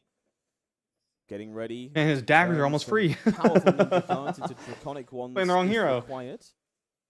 Jimmy looks to follow up this hunt to the ends of Wraith with their own kunai, pitching that blue Grow Claws. I prioritize blinging out my favorite deck or starting a new deck. I don't bling out my deck very often. One of the important pickups here for Simon is this Coat of Allegiance. I don't like rainbow foils. Send Draconic attacks only, with the upside that you're getting one resource can really help fuel one of those few one-cost attacks that you have that you want to send on your opponent. So prioritizing the Coat of Allegiance in this type of deck also to help unblock a little bit of those red heavy hands. Code of Allegiance has definitely been an all-star this weekend. That condition only coming into Close effect the combat after you break chain. it does mean there's some flexibility with how to use it. Speaking of flexibility, chain is broken, kunai lost. Well, I imagine we're going to see it quickly reboard. Duskrunner Outlaw, the follow-up here for Jimmy Wynn. This card looks impressive every time we see it. Just the perfect chain starter for Syndra. So like a 0 for 3 after this, that'd be pretty good. Great card. Or like something you could play for free, right? So we can go like dagger or something for free, re-equip the first dagger. Simon contemplating if it's time to maybe... I have a feeling it kind of eats up the bling budget. True. As we know, a red line deck, probably not a lot of defensive I hate that I spent hundreds of dollars on my Eye of Ophidia and I can't even have it in my deck. For me to use my cards in I have to play a fucking cracked bauble with Sharpie on it. Favorite flavor of Syndra at all. Because it's rainbow foil. Nielsen's variation. However, these powerful rare equipment will soak up a good bit of damage here. Nicking a point off of this Duskrunner Outlaw, likely saving itself for later. Should we get some extra value? Pass. Whoa. Does seem like that turn is going to end there. Interesting. Arsenal saved for later. No way to recur that kunai. Ooh, is that the 1 for 4 that turns into a 1 for 7? Got away with one. A little bit off by 1 scenario here, as we don't have enough resources to activate Syndra to get the dagger back before we get to commit any more Draconic Chain Links. So deciding to park that card into Arsenal to fuel a bigger turn next turn instead might prove awardable. or being awarded later on in the turn. Absolutely. We see some of these most Where are the iconic marvels? Draconic I know it's cards like in all the hand of Simon Arachnes. Nielsen. Once again, Ronin Renegade, a standout at the front. With 4 cards to work with, that Arsenal, of I course, imagine was there's like marvels of the other deliberately heroes. saved I think to go that's a it. little I bit think it's just the wider in Arachnes and the future. other heroes, but I'm not They sure. are just a bit behind on life right now. Does have an armor disadvantage as well, but they are the one with the tempo, and that seems like the most important factor of these Syndra mirror matches. Simon hasn't really decided what the best lines are. Can maybe be a little bit more difficult to factor in all of the variables to ensure an effective turn here. I have to imagine these red line decks that Simon appears to have drafted are a bit harder to play sometimes. Sequencing, already very important for Syndra, making sure you get maximum value out of those kunai. But when you're relying on cost reduction to make your hand function, I'm sure things can get a bit sticky sometimes. Oh, definitely. I mean, the previous seems odd falling on we've this team seen is Rosetta. that I think the they're sending that one Marvel dagger, and cycle they in hit one Rosetta was dagger in the really not graveyard, and good. just like recurring those I think daggers the one by sigils one back and didn't forth. look good And aren't that good type of cards for the playstyle most has part. proven itself very, very effective. I was like pretty But this upset with red the line, Rosetta Marvels. we're Now not Mist interested Veil in Marvels, send a 1-for-1. Are you kidding me? When I can send that incredible. 1 cost or 0 cost card for 4, that is a lot more what I want to do. I'm so infatuated with the I think idea other of Blaine not cards are really good. focusing Like the on these extended art kunai. equipment It looked feels really so good. just Some of the wrong extended art almost. It's the way cars, that like you'd Gone expect Flash Syndra and to play. everything. We've You seen like time them? and They're again super this clean. weekend, I really can't even getting tell what they are. They're so maximum value out dark. of those. But the idea of instead using them as just ways to gain extra damage on your Burning Blade dances, similar attacks like Silver And Talent. like you're not gonna is play very most of the intriguing sigils from an ever. aggressively slanted So it's deck. just We like see, of course, cool. that pick up the Marvel points coming like out to draft start chaff. this turn. No That's so dagger sick. to Yeah. rebuy this time. Not that we'd be particularly interested in doing so. But a nice chunky 3 to kick things off. I think that's the Starting the pickup, turn a with blade simple card, 3 not hot on their Guardian, a little heels. bit of a head jab action coming in there, and there's plenty of those head jabs in. Watch my Simon's math video hand explains as why my we're shit kept getting looking pushed in. down Running Renegade to start as well. But we also have some ninja cards that without the draconic is not fueling those draconic chain links that then can deduct the cost of any upcoming attacks that we also see in Simon's hand there. And so, yeah. Like also dude there. No, I totally agree. Like seeing the foiling on certain aspects of the art looks so nice. Extending a little further on that previous turn, giving themselves the flexibility to draw a hand that would be interested in using a kunai, maybe interested in paying 1 to retrieve it over the course of the turn. Just flexibility is so important in a hero like this, and keeping these cards for a later turn and giving yourself those options, regardless of whether they come up, is really impressive stuff from our top players here. And I wouldn't expect anything less by the players who has been fighting their way through 2 days of sealed in this calling. And we're finally going to see the activation of this Coat of Allegiance. Like that? Loyalty to the Emperor paying off in spades. You get a bonus resource for your trouble, but until the end of the turn, you are only allowed to play draconic cards. There'll be no tricks here from Simon Nielsen. No fealty tokens to squander that cost. Instead, everything will have to be loyal to Volkor if it wants to hit that combat chain. Yeah, interesting start here. Making sure to get rid of those ninja cards that are not draconic. Blocking with so red grow wings is not awesome. So getting that out nice and early. Actually fueling a dagger with this 1 pitch. That's very interesting. This is very deliberate, using it to reduce the cost of this bloodline, making it an efficient attack on rate, courtesy of that kunai. This was expertly navigated by Simon Nielsen. Knew that the chain links mattered, knew that they had to crack that coat at the beginning of the turn and start on a 0 cost attack anyway. Seems good to me. Yeah, but it doesn't bode well for your turn if you're blocking with grow wings instead of attacking with it. And that's exactly why we see Simon spending his time making sure that he like maybe you have a better line, right? But it's like Growings is really powerful offensively. Getting this extra resource and sending it on a kunai in order to fuel and discount your upcoming attacks. There's a lot of moving pieces in this deck, but it's paying out greatly so far. In a weird way, that's almost like double dipping on the value of that Coat of Allegiance. Yeah, the 1 resource paid for a dagger, but it also paid for one of those resources on this bloodline and made this turn come together in such spectacular fashion. This has been really impressive stuff from Simon Nielsen. Jimmy, of course, using that equipment to soak up that dagger hit. Now stuck in an awkward spot. Already dedicated a card. Dedicating another card here to blunt up damage there. Holy shit, he's going to have 3 fealties. Sacrificing some tempo here in the long run to Simon. They are keeping that life total high. But maybe Jimmy is discovering something here. Hey, I haven't seen you dedicate a single blue card. I'm smelling something odd here. And maybe betting a little bit more on Simon, maybe finding those brickier hands where he doesn't really get rewarded for sending his red I cards. love this. Blessing of Vincerakai. Oh, that's Not the a card setup we've card? seen That's on pretty camera strong. at all this weekend. In fact, a card many players think to be one of the most undesirable Draconic actions in the set. Instead, on the table, in a win and in the hands of Simon Nielsen, we are setting ourselves up for a monstrous turn next turn with 3 extra points of damage. Jimmy's not going to be able to threaten lethal, it doesn't like, look you know like. what? This Flashback card to no one Blessings of Chi. appreciates. I really appreciate that card wasn't this super type of great, red line but and it's actually filling the bill, setting totally your playable. next turn up with great success. Adding a 3 to your next attack next turn is going to be really awkward to block. Grow That's Claws, so intriguing. okay. This Grow Claws here is made Draconic, courtesy of a fealty token. That's a very interesting choice, I believe. That Kunai already coming in before does Pick up grow a the dagger. claws up to a sizable 5, but Is this the, was I like reading it wrong, or does he have the 1 for 4 that maybe turns looking to into a rebuy 1 that for 7? Kunai this turn? Maybe so. 'Cause that'd be There's not pretty much else fucking to do good. on this turn, except for the cards what we have remaining left in our hand, of course. But we are looking down a really, really big attack here with this Grow Claws coming in for 5 here. This is a tough spot for Simon Nielsen. This is an awful lot of aggression. There's plenty of cards remaining and options remaining for Jimmy Wynn on the other Is side that of the another table. Grow Claws? But He's going to you're on have your another blessing something and good, because Vincerakai, otherwise you blocking really with the don't wanna be the giving wings up doesn't really make cards sense, right? if you can get away with it. It's got to be a 1 cost. Simon is doing his math again. One Looks like cost he that cares actually about has Draconic. one of the few blues maybe in his hand. That's It's quite just an 3 impactful Grow one Claws too. and a That's Grow Wings in lovely his hand. That'd be majestic. really It funny. rewards you for attacking 4 times in the same turn. Now, that might be a little hard for the majority of Syndra decks, but I'm getting the feeling that might be very achievable for Simon Nielsen.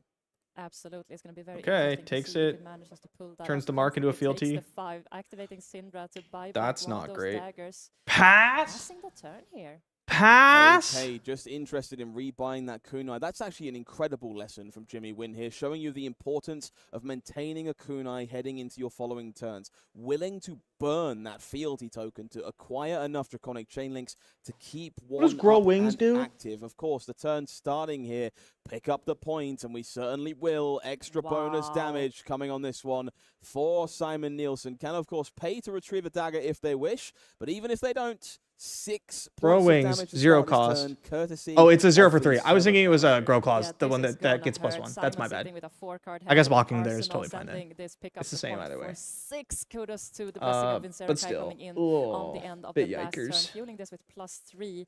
I mean, 0 Think for you 6 might go be again. Are you kidding me? toast. That's quite the rate. Simon here taking a brief look at their hand. Jimmy doing the same. Very tough spot for both players as these turns go on. I see a Blaze Headlong, I believe, on Simon's side. Of course, one of those favorite cards of ours from a year gone by.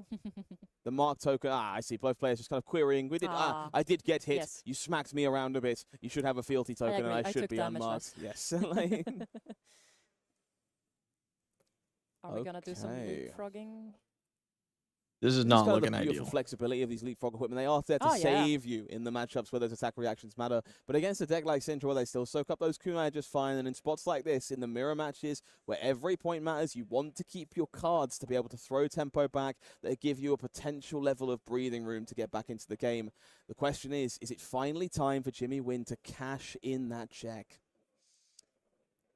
Providing some extra defensive capabilities here. Kudos to the leapfrog equipment. So math, I love the little table tapping. The math taking place off at Jimmy Wynn here, trying to figure out the best way to sequence their turn. What do you expect to follow this from Simon? You know there are 4 more cards to work with. This is just the start of this assault. How do you contemplate putting a turn together? I mean, the math there is so difficult. Of course, you want to keep as many cards as you are able, but you're only sitting at 10 life. You are probably giving up some cards this turn, and that's exactly what Jimmy is realizing, so he is sending that. Wonder, can Sound you the do a alarm, fatigue joining Syndra deck? the I mean, it's leapfrog going to be equipment on the tough. chain, taking 2 damage. It will be that Blaze Headlong to continue this turn. This powerful attack easily enabled by Syndra's red line deck, and most importantly, another instance of 4 go again. A really, really impactful turn. So here. far we're at Simon 10 damage showing this us turn, there and he's are got 3 different cards ways left. to skin a cat with this Syndra hero, and this redliner deck is showing itself on real beauty at this point in time. This plays the headlong, coming in for 4 with the go again, thanks to having that red card previous, fueling it with the go again. And there's 2 cards remaining here for Simon and 1 card remaining in Arsenal. It's a real tight pickle here for Jimmy. Blaze gives you trauma flashbacks of 5 minutes? You mean Syndra? Or, oh, Blaze Headlong, you mean? An Okay, incredible game from both of these players. It's been masterful to watch them navigate the intricacies of this mirror match. I've always argued there were that lots the of Aggro mirror times is when I my thought to favorite myself, ways to please play don't be card Blaze games, Hong, mostly please because don't be Blaze there's Headlong, no please don't be error, Blaze no Headlong. margin for No mistake. margin. You can't And it afford was to slip. always if you're Blaze the one who falls Headlong. behind and you make an error, they will punish you for it. And we've seen that time and again in this game. Both players finding every edge. Jimmy Wynn falling to 5. So 5 and 5 tied. Now Simon is contemplating what it's more to be done here. The more cards we require from our opponent, the less damage they are going to be able to present on their following turn, of course. But we are aiming for lethal at this point in time with those 3 cards remaining at our disposal. Simon Nielsen has a puzzle to solve, and it's not an easy one from this spot. They do, in an ideal world, need to threaten lethal damage this turn to really put Jimmy Wynn under pressure. Instead, we'll continue with the second. Didn't pick up a knife. For the first time this game, we are seeing a blue card enter the pick With the zone. first ability. Simon with the occasional luxury to go a little bit bigger, a little more expensive. And as a result, this extra dagger sneaking across. Could pick Jimmy up the Wynn first one. sheepishly tapping that remaining costs piece 1 of currently. Leapfrog equipment. Send it again. Doesn't want to fall to It ends up being 4. about the same. Really wants to keep their cards. It will be that final set of leggings jumping in the way, soaking up Jimmy's a like, point. please don't do 5, 5 please to don't do 5, please don't do 5. 5, Is please don't do Simon 5. Nielsen done, or is there still more to come? Are we looking to grab one of our dagger back? Yes, we do. Okay. Activating the Syndra ability 4-0. Oh, is that first card or Coming Draconic in card? with the second kunai on this chain link. 1 more damage coming across here. The same dilemma presented. Or does the to Jimmy aura Wynn. does the aura turn it into a Draconic? Can you afford to cash a card on a you have 0 kunai? floating? You Yeah, that seems cannot. relevant. It will be for the realm on the end of this combat chain. 5 The aura makes it for the Draconic? Emperor. Okay, I okay, okay, apologize. okay. Of course, we pledge our allegiance to a person, not a place. We discussed how close these cards are looking together, and it's such an easy slip up. For the Ouchie. Emperor on the end of this combat chain, you see Jimmy Wynn's head wheeling in sadness. It's going to be that hot on their heels in the way, soaking up Reeling minimal in damage sadness down indeed. to 2.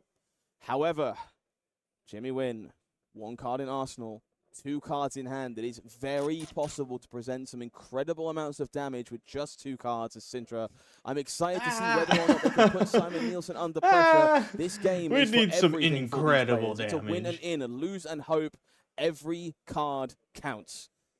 Indeed, and we're seeing 1 kunai at Jimmy's disposal here, and a silver talon, but we do have the 2 fealty tokens, so we absolutely can send the silver talon following up the kunai for some extra little bits of ship damage. Question is if that's enough What's the card in to Arsenal? put a dent on Simon and grab some cards in a way that we are not facing lethal on the next turn. You can see the despair on the face of Jimmy Wynn. The math is so tight. Everything is so important. Okay, so if Every you like, decision matters. What is in that if the arsenal? Arsenal We can card is like a see that 0 silver cost, talent. Draconic, We know it could let's be say. enabled. We see the I don't cut think it through is, to help but let's pay say. for this turn. But what would we You could have go on like the end? We Kuna. need to take cards 0 away cost from Draconic. Nielsen here. Otherwise, this game is Pick gonna up the slip 1 away. kunai.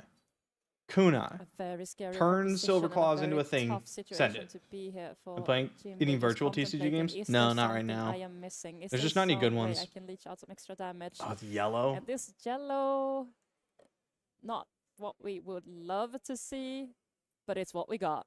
Pick up the point, less than ideal in this particular spot, but it's certainly something for Jimmy. There is still some pressure here Simon has to respect. It's a It block. will be that blue put in context, going in the way to soak this up. There's extra resources, happily willing to be spent on these kunai, willing to put Simon closer and closer to the game ending at the hands of that silver talons. We take the 1, we're down to 4. The second kunai comes across. Simon Nielsen with the same dilemma. You're gonna Falls say, okay, give me a card. down to 3. choosing not to block the kunai. It is that fealty token cashed in. It is time for the Silver Talons. The dagger will immediately make this 2. We are demanding respect from Simon Nielsen. He can pick up that art dagger piece again, which is not nice. enough alone. We're down to 2, and this Silver Talon is looking at a 4. At least you We get a are real demanding card, not cards just here like the from equipment, right? Simon. We do earn that bloodline attack, that legs to cover up the rest. Simon forced to give a card. But is it enough for Jimmy Win? 3 cards will be remaining. We're going to be rebuying the kunai as we have enough active Draconic Chain Links to do exactly that. 1 parked away for later. 3 cards for Nielsen. His choice of the litter. Only 2 damage left to do. 2 points of life stand between him and a top 8 berth here in Prague. We're starting off with Tag the Target.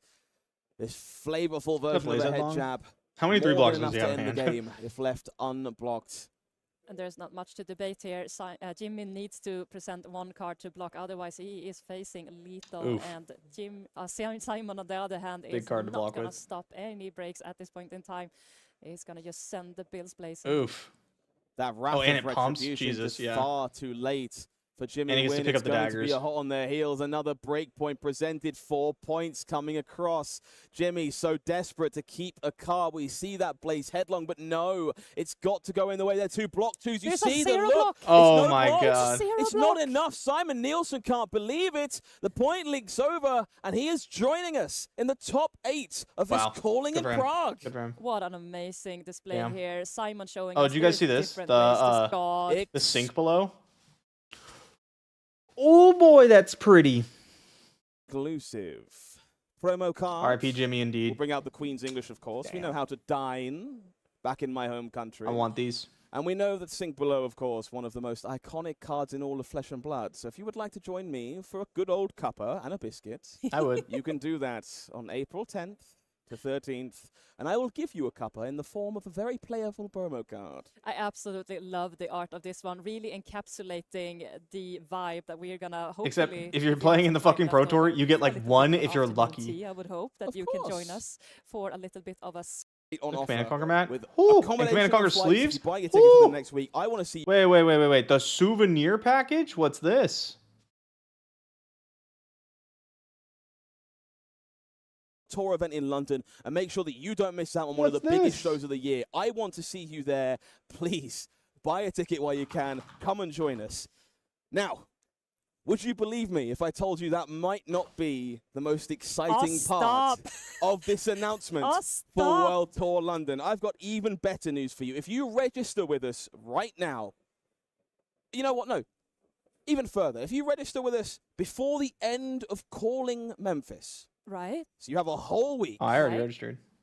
You will be entered into a giveaway to win flights and accommodation I'm not going to win. come and join us at Pro Tour London. Command Conquer playmat, Command Get Conquer those sleeves, tickets booked now. deck Do box, not wait. Prague's promo world sinks, premiere sold out. archive pack. And there is free real estate on That is offer not worth it. with accommodation and flights. If you buy your tickets for the next week, I want to see you I in don't London. think that's worth And it. I know that Command and Conquer playmat wants to be in your hands. If that does not give you a ticket or does not provoke you to buy a ticket to Pro Tour London, I don't know what. I guess it will. depends how This much is the sync belows end up being absolutely worth, amazing but, like, package, the and archive we do box not is want worth you to miss it. Make sure at to least hit 150. up What is an online archive and box? I actually don't know what register that is. yourself, And make sure to put your hands on this souvenir package. Oh, is while that like the stock box lasts. where it gives you, it's like reprints? We'll see you in London. We will. We'll have a good time. We will. You know what? I'm Because going those to are worth a little bit. I don't really want to take a break. I love casting these draft games. We've got the top 8 draft on the horizon. I would love to be in the booth for that, but I now understand that I've got to go make They're a all call. relevant. Yeah. I've got to have a word with some people to make sure that I've got I a need to ticket buy for Pro stuff. Tour London. Yeah, I got some things I need to buy. I need to I spend don't know some if I wanna money pick that because up. I need be to honest make with some you. investments. I don't think yeah, I do. I feel like that's an event I certainly can't afford to miss. And I But I more than have a happy lot to of give like somebody else some misspelled time to Japanese move. cards already, and Japanese cards are about to rotate out. Last few years, Mhm. populating this and misspelled topic. cards are about to Alright, rotate let's out. take a look. Japanese cards are about to rotate out. Let us see these. Let us see these wonderful competitors. These killers. We're gonna be looking Alright. 1 through 8 Brody there Spurlock on the left and side of your Rainer. screen. Simon This Nielsen. is the top Jimmy! 8 here coming out. Jimmy! of Oh, our Yuki at calling here, this 13th. World Pablo Premier didn't quite weekend make it in either. Prague. Ian What are the names that are Zhang. jumping out to you, Michael Michael? Hamilton. Yeah, well, let's start at the top. Let's start with Juan Luigi, who ran the tables, was Yeah. just comfortably ahead of everyone all day. Our last you play the Japanese cards even if they're in English. Still Yeah, sitting atop the I have a standings, bunch of 13 Japanese points. cards in my new deck. Dominant performance through these Swiss rounds. Now looking to follow up on that in the draft rounds. Yeah, looking down the list, of course, we see another one of our featured drafters below Felix. We see Brody Spurlock. We saw him a really nicely executed draft. They're so awesome to see a high-level tournament where a high-level player executes the switch, executes the pivot, and does it to perfection. Andrew Rayner as well, David Courage, Have I read the new crack Nielsen volume from Will? rounding I have out not. I haven't even read that Threshold 12-point yet. list. I know you're so I've had so excited. much going I on. always love to see my buddy Simon in the mix. Worked his way in with a cheeky win there in that last round. But his opponent made it too. Is it like a short story? Is it like a full book? Like what is it? That 8th seed. Yeah. So both those players Fortunate Pablo couldn't get that representing 8-0 in our to top convert. 8. Yeah, and who that can sucks. forget That's always rough. Polish superstar, my friend Mr. Yannick, making the 7th slot, formerly Pro Tour top 8 competitor, all the way back at PT1. Still very much a player here. So many threats to take. Joining the Brood. Now we'll see here. Let's taking a look as Okay, this is the top 8 draft POV. Calling top 8.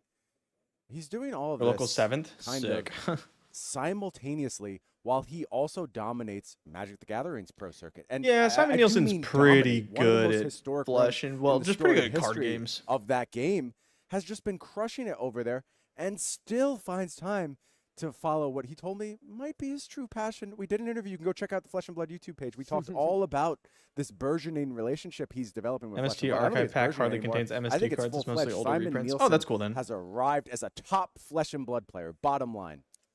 and a true limited junkie, limited kind of mastermind. You see there, Pursuit of the Edge of the Oblivion. Yeah, I would first pick Pursuit of the Edge of Oblivion a lot. But he said, oh, I always stay open. Love to stay open and really just see what the draft presents. That is a nice 0 for 4 that marks on hit. You have to imagine every single hero in this game, in this set, wants to be marking. Yeah, just 0 for 4. Good numbers, able to go ahead and get that mark in, and every single hero Is that the wounded blow? From the mark. Yeah, the wounded blow plus. A lot about I've first picked a lot of wounded blows in my time. Recursive mark, attacking into a marked hero and remarking them, but really all the heroes are willing to be in this mark. It's wounded. Yeah, wounding blow. I first picked a lot of wounding blows. Joining the Brood.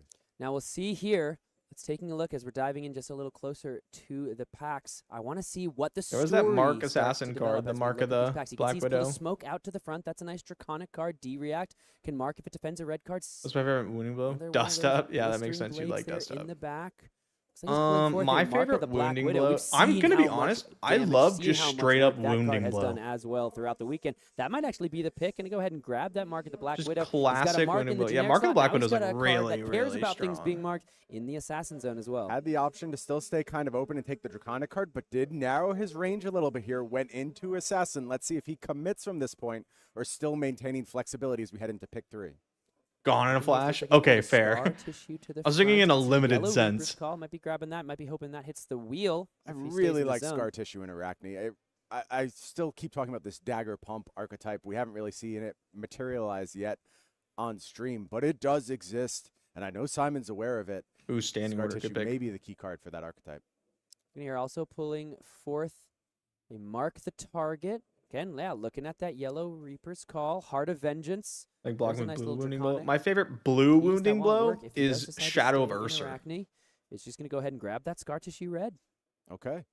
Yeah, I'm certainly leaning Arachne at this point, but we should note we've got some space. We have a generic card, we have an assassin card, and we have a hybrid assassin warrior card. So not committed by any stretch of the imagination. Looking here, grabbing an Incision, bringing that forward. Let's see what else in the back. Wounding blow is also as well. I'm sensing a theme. Early. Everybody might be kind of trying to stay open. The signals may be a little harder to read. Absolutely. But these are the picks where it kind of begins to develop, right? It starts to crystallize picks 4, 5, 6, 3. This is where we're going to begin to see the packs as the players begin to stake their claim. Simon here, happy to stay a little open. If he's going to go ahead and, grab that Red Alert Visor. One more time. I will say with this pick, it feels like we're kind of in this Assassin Warrior kind of hybrid-y. Tough to jump ship to Ninja, but not impossible. We saw Brody do a masterful pivot in the last draft and got a good result off of it. Coming in from here. Looking ahead, we can see that trot along brought to the front. A nice. I'm blue feeling block Vincent would be through in the hunted generic. season. What else is in the pack? I There's have a I have Grow no idea. Wings. Vincent is That's a not good something card I in really the new know how Classicals. Burning know much Blade about. I'm Dance gonna as be well. honest. Maybe realizing It's seeing not my a kind of little deck. bit of action in that seeing some ninja. ninja here, but there is yet another red alert. It's piece currently in not my this kind of pack, deck. And if we're going to commit to this path, keep hedging between this assassin warrior split and wait until we know exactly where we're supposed to be. That would be my pick as well. And Simon is going to go ahead and take the red alert vest. Red alert vest. Masterful We have pivot. I mean, seen how like much 25% of the caster's jobs equipment is has to just done glaze in people, this right? limited Like set, and copious amounts of it. Not something you're often able to find. Sometimes in earlier Flesh and better Blood, than them but being here, like this dumb a lot of bitch. I equipment on swear. offer. You have Razor's Edge A present in blind this monkey pack. would I have think that's a drafted big Syndra pickup there. for the assassins. How about our Got a best great warrior start card? on his What's equipment. available on the warrior side? If that What are we is the seeing? hedge we're making at this moment. Got a in little bit of time. assassin stuff. Blue, yellow, Yeah, point of Razor's engagement. Edge is a Interesting, good we got card. Red Razor's Edge, so maybe staking the claim a little bit now. We've taken 2 straight assassin cards. Simon Nielsen likes to stay open, but perhaps he's seen enough. He's gotten the signals, and he is going to join the web of deceit. We're close, Sam, but we're not there yet. I think there is maybe one more chance for Simon to get out of the assassin class. If you were to commit now to another pure assassin card, You're in. that might be it. You Yeah. might be too deep at that point. They need to play But I some of think those we're things. still Yeah, a you can probably get them little from bit side on the events. fence That's usually here. how it works. Able to float between these two archetypes. Another Burning Blade Dance red to the front. You can see there's a Red Sworn Vengeance. Yeah, so there's yeah. no assassin cards, Sam.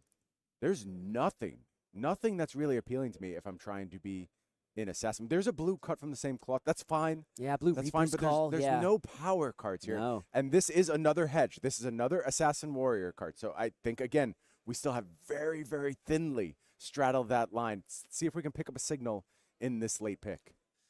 Looking ahead at this pack, again, there's a Throw Yourself at him. That's not going to... Yeah, good Syndra be- cards, but we can't go there. We're too deep. There's No, no yeah, way yeah. we get there. I was going to say, I think that is dual class, but not going to be a lot of assassins. Hope in this CNC pack drops as in price for the new well. print. Yeah, it will. Just not like a ton.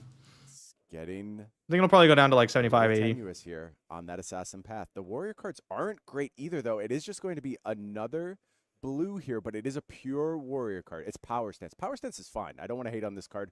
Blue block 3, a little bit of value added onto there. So you can absolutely play power stance, have it be your blue base in the deck. But now we see Simon go ahead and take a late red warrior card. It's a knife through butter. Last time I was in covering a draft with Scott, I talked a little bit. Not my favorite warrior card, but this is still a late red, a 1 for 4, potentially some go again added on.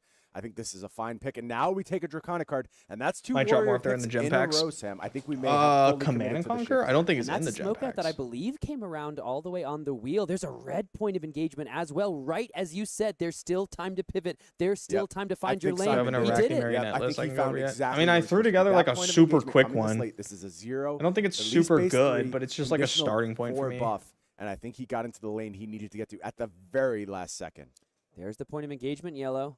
Because look, if he's at this point in assassin, there's It's like nothing. kind of That's it. dagger He's dry. focused. I think another go. yellow point of engagement there maybe was that last pick. We talked about yellows being okay for Fang. Now, let's talk about where we're at if we're Simon. I think we've read the signals. I think we've pivoted well. We are right now a Fang deck that has 0 draconic attack reactions. 0. Yeah, and not an enormous amount of ways to mark as well. We've got that Pursuit of the Edge of Oblivion. Trying to find the fealty is going to be another, avenue angle that Simon Nielsen is What going if we to just find. I think Keep we're in taking the right wounding lane, blows. Yeah. but we have work to do. Mhm. And now there's a real question. What is the texture of this table? Yeah. Where are the other Fangs? Because if there are a couple Fangs on the left of Simon Nielsen, this could be a very, very dry pack at a moment where I don't think Simon can really afford a dry pack. He needs to go Yeah, ahead I don't and love get the way hooked this up is here, looking so get far. some I'm sure he'll draconic figure it attack out, but reactions like into this list.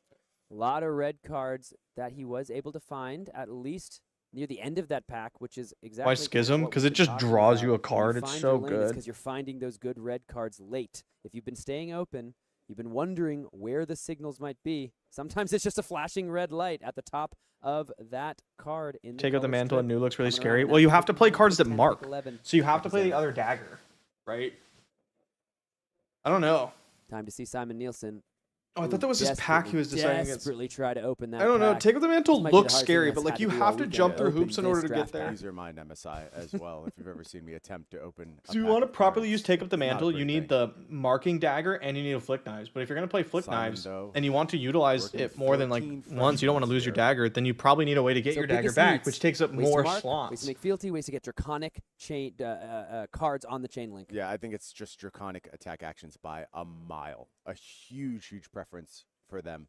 It could be Simon's looking to play something like a front pump Fang deck. In that case, you would be quite keen on just good draconic attacks, keeping those defense values high. That's all very acceptable.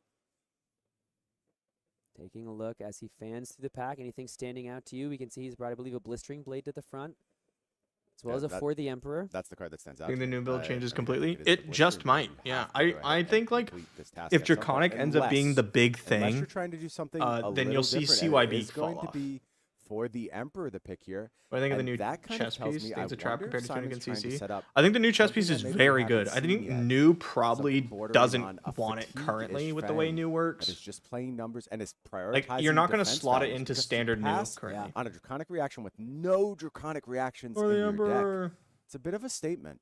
And look at this. He's pulled another card to the front here and afford the Drakai. We've already pledged our Does Nick loyalty find a for way the in? Emperor. To the Arachne deck? I Perhaps don't we think need to so. also pledge to and for the Maybe. Drakai. Maybe in He has future brought that to the versions. front. I can't see what the other equipment is.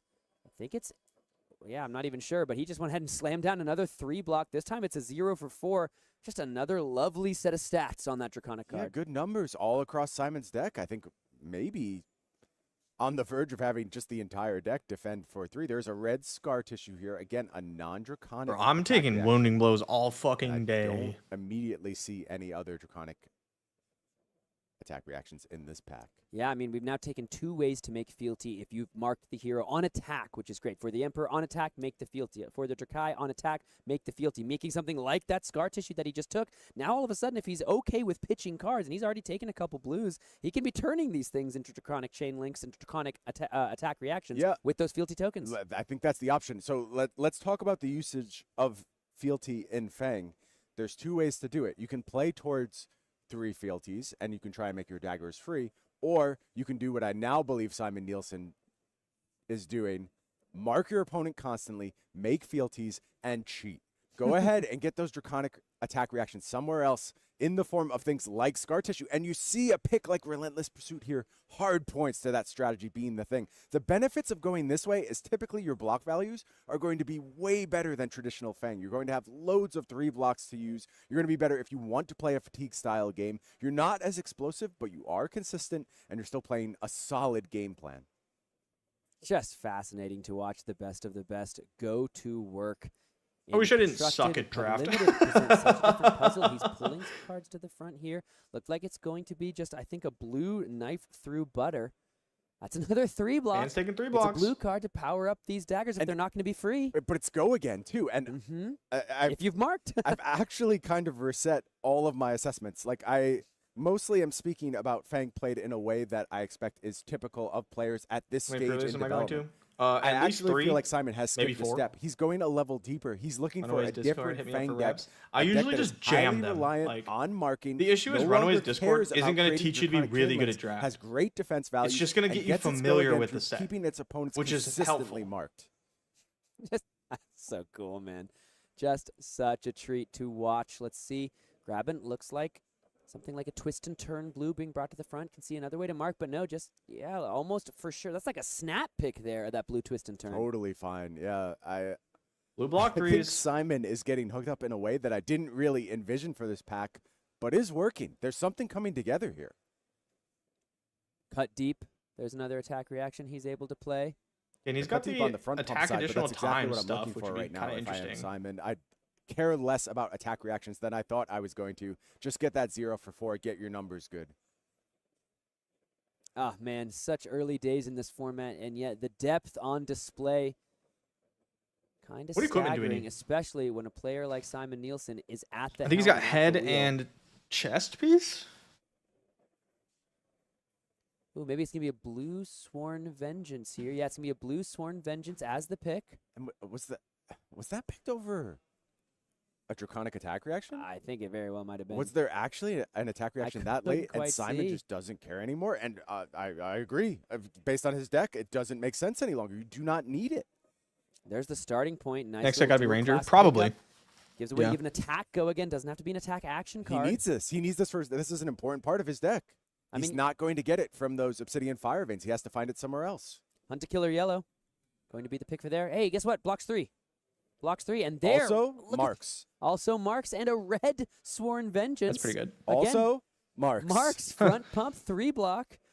I think it's very late Bunker Beard into that Poisoned Blade Yellow. Those final 2 picks. I mean, I'm sitting here like, can imagine being good enough to figure out secondary draft strategy day one on the fly. Yeah, right. Of watching Simon just take control. I can't even figure out my deck primary maybe draft format, strategies. maybe even this top 8. But I've been like getting better watching at the way he limited. has I've been really navigated working the at it, but changing like of strategies. Yeah, look, I have all the respect in the world. I'm just for naturally Simon not Nielsen, super but good at it. Even I didn't expect him to come this far this quick. This is basically throwing away the Fang deck tells you to build it and doing something different and trying to set up in a very different fashion. Yeah, I mean, They time like will Bunker tell. I Beard? can't It's wait okay. for I mean, our I'd rather have my next feature equipment match. I want block. to see if it works. I want to see how better than they nothing. make it happen. Yeah. That is the question. Does it work? We know you can go ahead and pick up these cards and you can put them together. You can pick up any cards you like and put them together as long as they're in your class. Does it make a cohesive deck? To me, it looks like the answer is yes. I see amazing defense values in this deck. I see a cohesive plan. How good is it? How does it stand up against the pressure of Arachne, against the speed of Syndra? Against even maybe the attack reactions of something like a more linear, aggressive, at least more expected Fang deck. Oh, great question, because if Simon isn't taking those Draconic attack reactions, they got to go somewhere, and they're going to the other Fangs.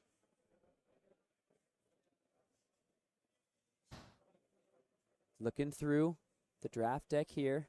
All right, so now, I mean, what would be gravy? More Draconic attack reactions? Just ways to give the Fire Veins go again? What are we really looking for? I don't think so. I don't think that's the priority anymore. I don't think I'm interested in that. Like, burritos. Yes, Getting maybe some an healthy food in me, you know? premium one would make my deck at this point, but I think I want. So I'm feeling about those given how Aurora Simon Armory has deck. committed. I mean, I think it's a really good Mark. idea.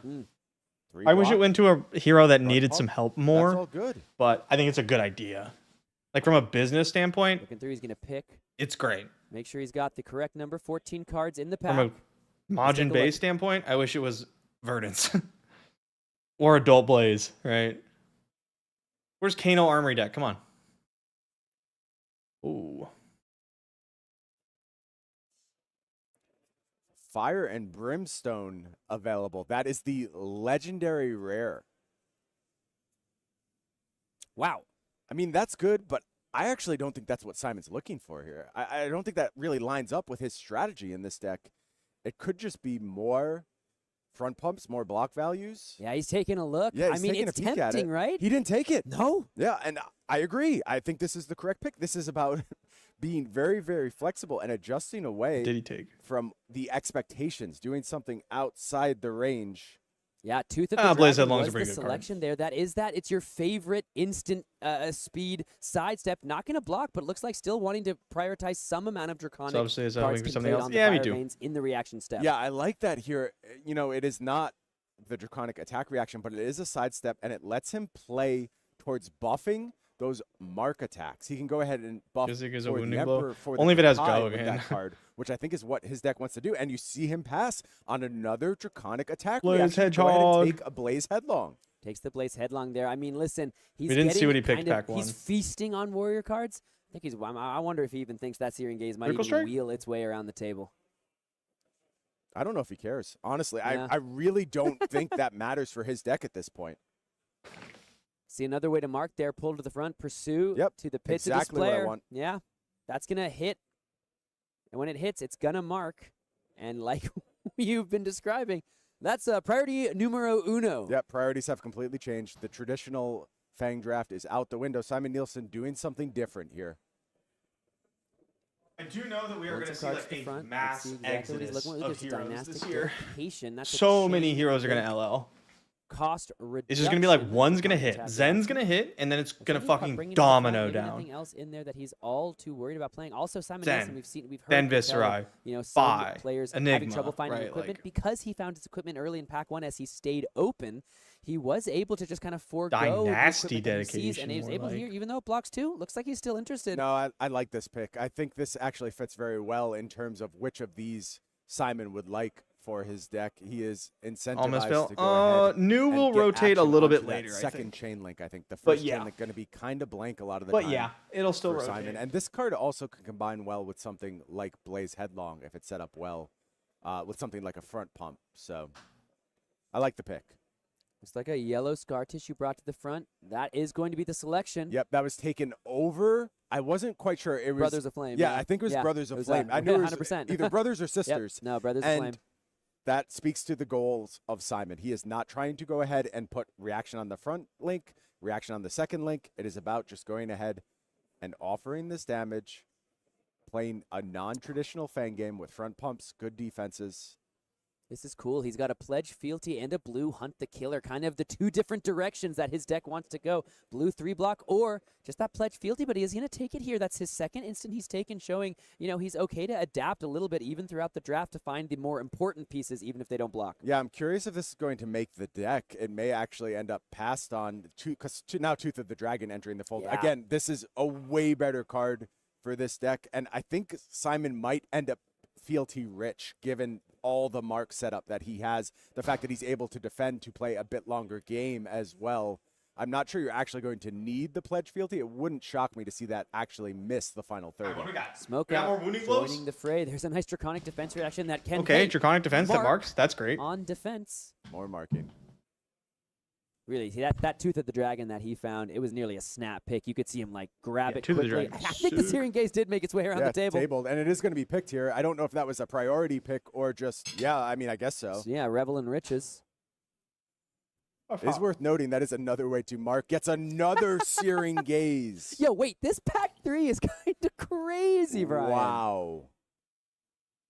Look at this. We see another blue Sworn Vengeance, blue, Great. block 3. Great.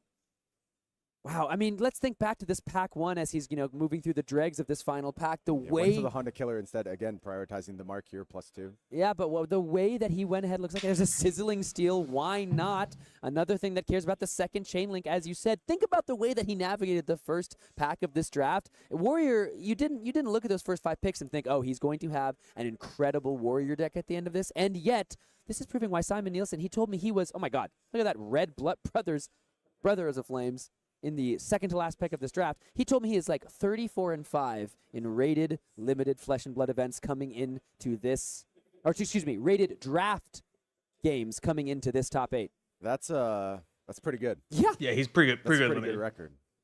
If Last you want to pick, be like Imperial a Seal up very, front. very This good card's not bad. card game It player, really isn't. It's totally Magic, fun Flesh and Blood, Fang, whatever. That being last pick, I think, is another gift for Simon. Honestly, I could see get getting really paired good at against limited. a defense It's more reaction important than heavy constructed. Arachne. Yeah. That being the actual best card you could have gotten as a last pick. Yeah. Okay. So I'm excited to we're see going that. to take a short break. I need to catch my breath. You can literally hear that. We need to take a short break because Simon Nielsen was being receiving cards from Maciej up there, but the way it all broke down, you can see a couple of those Arachnes pretty far. I expect he's going to choose to go ahead and go second. But Simon's going to check his notes first. Make Yeah. sure that is exactly what he wants to do. Write himself a letter. Hey, Simon, remember to go second. Question mark? Question mark? We'll find out here. Body language, not quite telling the tale. Maybe it looks like Simon is on the play, the way he is looking at those cards, but it could be Andrew. That would be throwing everything about this format out the window. And these Draconic Mirrors players have been so incentivized to go ahead and try and take that second approach. But Simon Nielsen goes first. If I have my seating correct, I'm pretty sure Simon had the choice here. Well, if he would be bucking tradition. I mean, we have also been talking throughout the weekend of how interesting the first and second It is decision. And interesting. you were talking about in development, Perhaps he's wanting like, the first and if you're second planning on decision to be a fatiguing, little less cut and dry. you want to go I first. mean, clearly we're seeing that pay out in front of us right here. Here comes the Pledge Fealty, it looks like, to create that Draconic card on this chain link, giving this attack go again and the +1. The Grow Wings is still in front of it, however, to soak up all of that damage. I was mistaken. Simon did not have the choice here. It was Andrew's choice as to who would be on the play, and that makes a lot more sense. But I do think Simon well set up to go ahead and leverage this first turn. Yeah, look gets at a this, fealty getting some real immediately. That's value. really That good. fealty token is not something to be, shaking your head about, even though we'll see if he's able to get the damage across. He is definitely looking at establishing that fealty token, which will do some major work if he can get a couple more. Or, as we've seen, honestly, maybe he'll be using these pretty aggressively on those scar tissues, on those incisions, right? It's possible. He may have to just because the Draconic count is not that high. And remember, fealty asks a lot of you. You have to prove your devotion every single turn. That hand doesn't look like it quite works out. He's got a bunch of cards that can't get go again. Or use a bunch of fealty. very high rate cards. So we'll see how long that's going to stick around.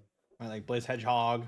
Kunai or things like that. Kicking things off over on the Syndra side.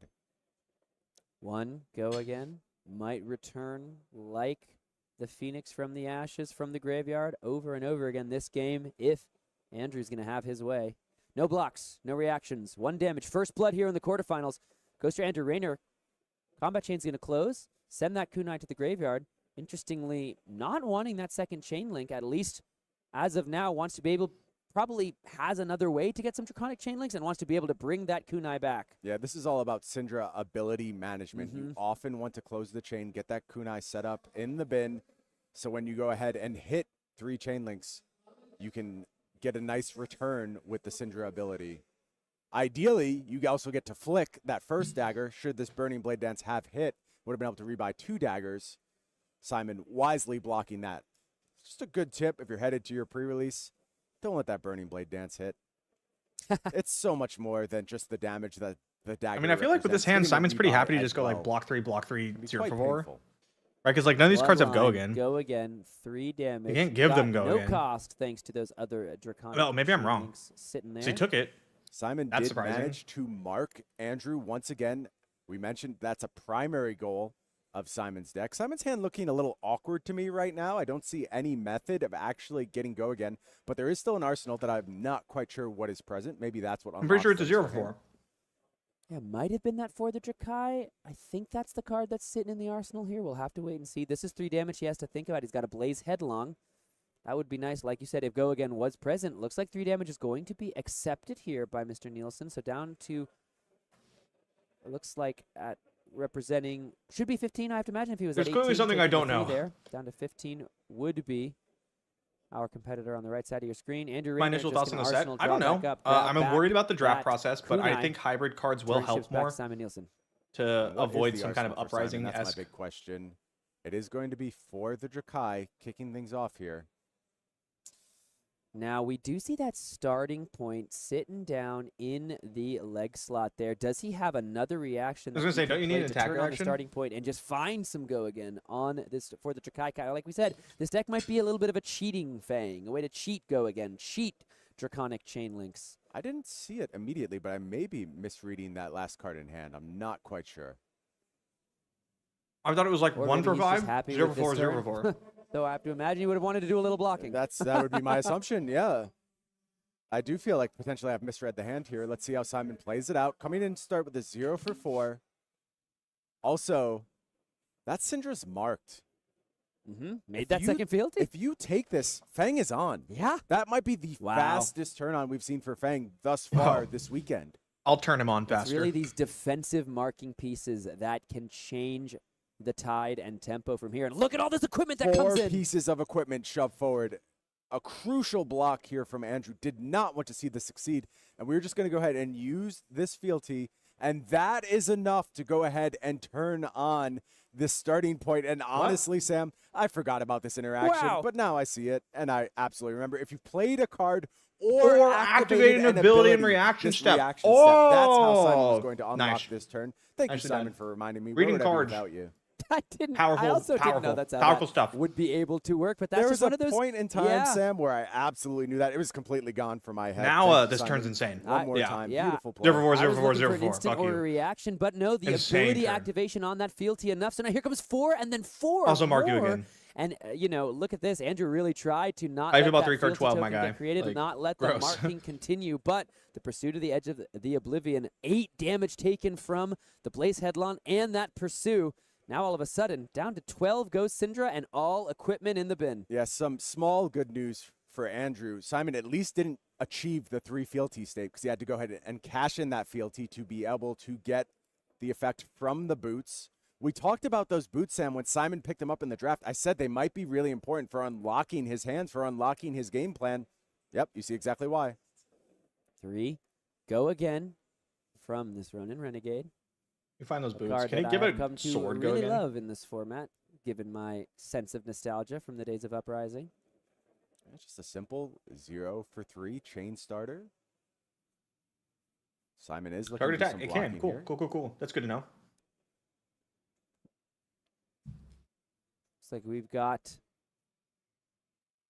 Hot on their heels on the follow-up, getting the go again and the marking on hit, thanks to it being the second Draconic Chain Link. But look, we saw them get drafted. There are a couple of those blue block 3s.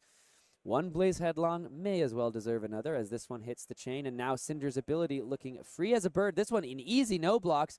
And then here comes, I believe it's a Compounding Anger to try to come in for 5. It's like Lava Burst at home, folks. Lava this one's coming in Burst for at 5 home. thanks to those Man, these Draconic are really good That absolutely turns from works. A everybody. nice Holy hand here shit. from Andrew. Both these players came to the table with strong hands back to They're back. Simon swinging. went 4 into 4 into 4. Over on Andrew's side, it's 3 into 3 into 4 into 5. And Simon here clearly happy to head down to 6. We talked about him playing this defensive deck. Nope. All these 3 blocks. No, he's got enough gas in the tank that he is ready to go pedal to the metal and try to just win this thing. Well, Simon has burned through all of the equipment on Andrew's side, so this life total is much closer than it looks, and we're on Simon's turn right now. And he's on the verge of turning on those fealties. I don't want to understate how much more powerful Fang could potentially become. I don't think Simon's is the apex of what a Fang deck can achieve if you go ahead Yeah, and his numbers achieve this get 3 fealty nutty. state. You want a few more draconic attack reactions for that. You got But his 0 deck's card gonna get 5s and noticeably shit. better when Like, he hits that state.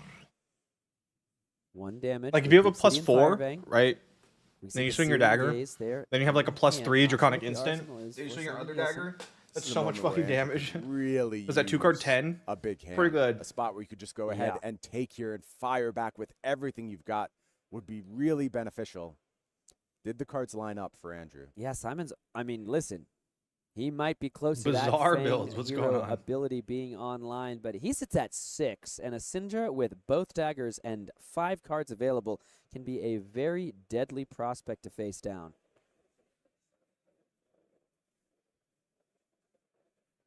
Andrew having a real think about the defense decisions here.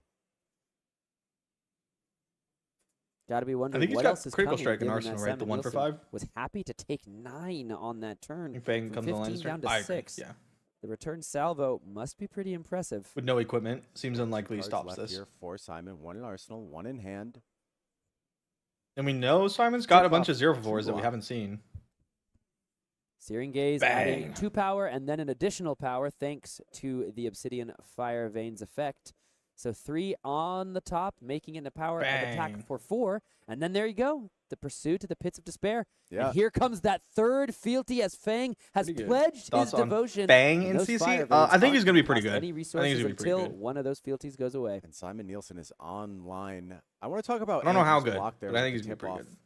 I actually really like it. I think the likelihood of Simon just going ahead and playing one of those side steps on that chain link was fairly high, and Andrew just using the 2 block to defend. It was kind of a micro hedge. Obviously, you just get good defensive value out of it. You weren't planning on using it on your next turn.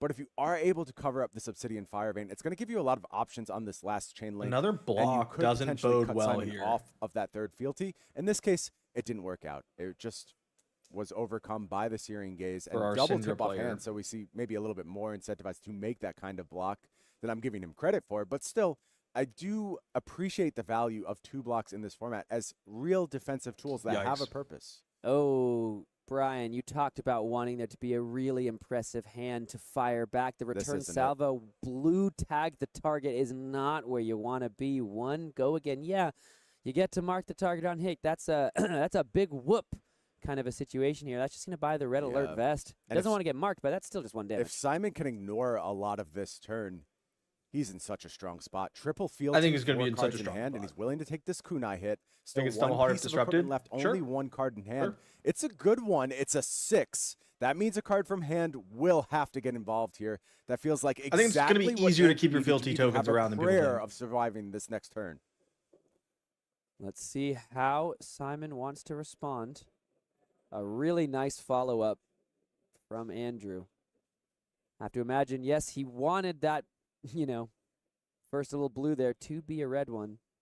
But also, you can always just probably happy to see this 6 power on the combat. I don't know. chain, If you don't have a demanding draconic, an you can just answer, sack one demanding fealty, respect do a from thing. Simon. We'll have to see what the an deck ends up awkward looking hand like. for Andrew to draw in that I spot. think His it's hand much was more likely tip-off, that Fang. tip-off. I think it's pretty likely Fang ends up Couple of being the blues. best Aggro warrior in claws or- CC. How's that? You'll Yikes. tag the target. Not where you want to be. So Simon is going to commit the power stance to defense here.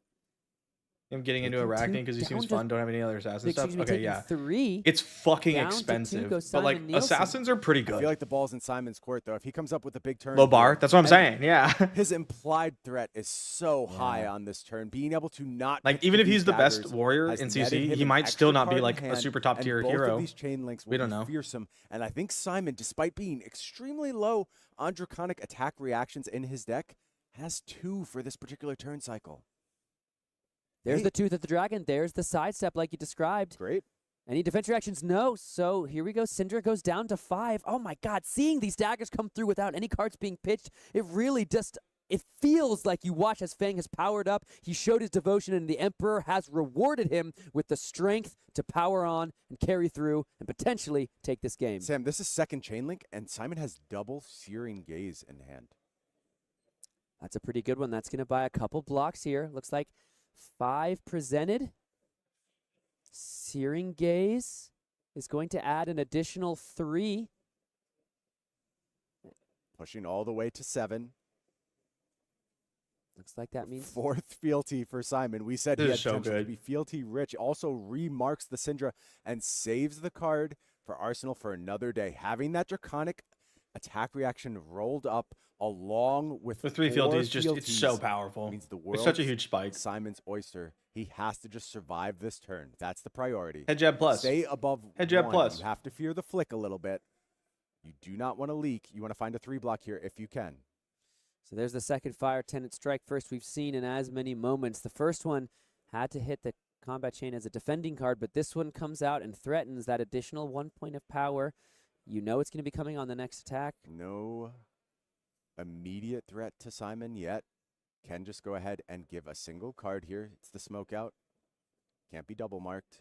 And then just kunai to finish things up with a kunai rebuy at end of That turn. sucks. But Damn. 2 power He's kunai. not been drawing the best. Really, really important here. Now that could still just get covered up by this red alert visor. And You Simon really could just play wanted back another with like a 0 for 4-card 3 or a 0 hand for 4 would have been in nuts. this next turn. And still doesn't have to pitch for those daggers. Looks like he's reaching for the piece of Well. equipment here to keep all the cards and try to shut the door on this game. We know Searing Gaze down there in the arsenal. Sworn Vengeance for the Emperor. I think the rest of the hand, there's going to be big numbers coming out here, Sam. And I think even if Simon doesn't close the game here, I think he's going to get at least the entire hand from Andrew Rayner. Sworn Vengeance going to power up the Obsidian Fire Vein. No So resources powerful to go necessary. So pitchless. 4 So strong. immediately hits the combat chain. Still got 2 cards in hand and that Searing Gaze in the arsenal. 2 cards committed to the defense, and I think they're 2 blocks if I Whammo. read correctly, and that means Searing Gaze comes down, does its thing. Yeah, looks like Sizzling Bumping Steel to coming in. 8 and gets the fist Got bump him. at Simon Nice. Nielsen. All right, I'm going to go make some Moves on caffeine. to our semifinals. Right back. Simon Nielsen just once again proving his near mastery of the draft format here in Flesh and Blood. Let's go ahead and take a look at the bracket here. We've got Simon Nielsen moving on, and he's going to be taking on John Luigi, who just, my goodness, the mastery he displayed earlier this tournament as well to go nearly undefeated, only dropping, I believe, that 1 game at the last round or the second to last round. Other than that, he has been near sterling, but he's got to take on Simon Nielsen in this fearsome deck. What an absolute tear Jean Luigi has been on, but Simon Nielsen has done something a little different here, something that feels maybe like the first big advancement in the hunted limited format. And I think over on the bottom side, I want to keep track of that second Fang. 2 Fangs in this draft. The leader of the Fang gang, Majiinbae, sitting now in the bottom of this bracket. advancing to the semifinals. Well, we have got things moving fast and furiously over here. We're going to take a quick break, just about 5 minutes before we're back with the semifinals live here from Prague. Don't go anywhere. More coming up for you right after this.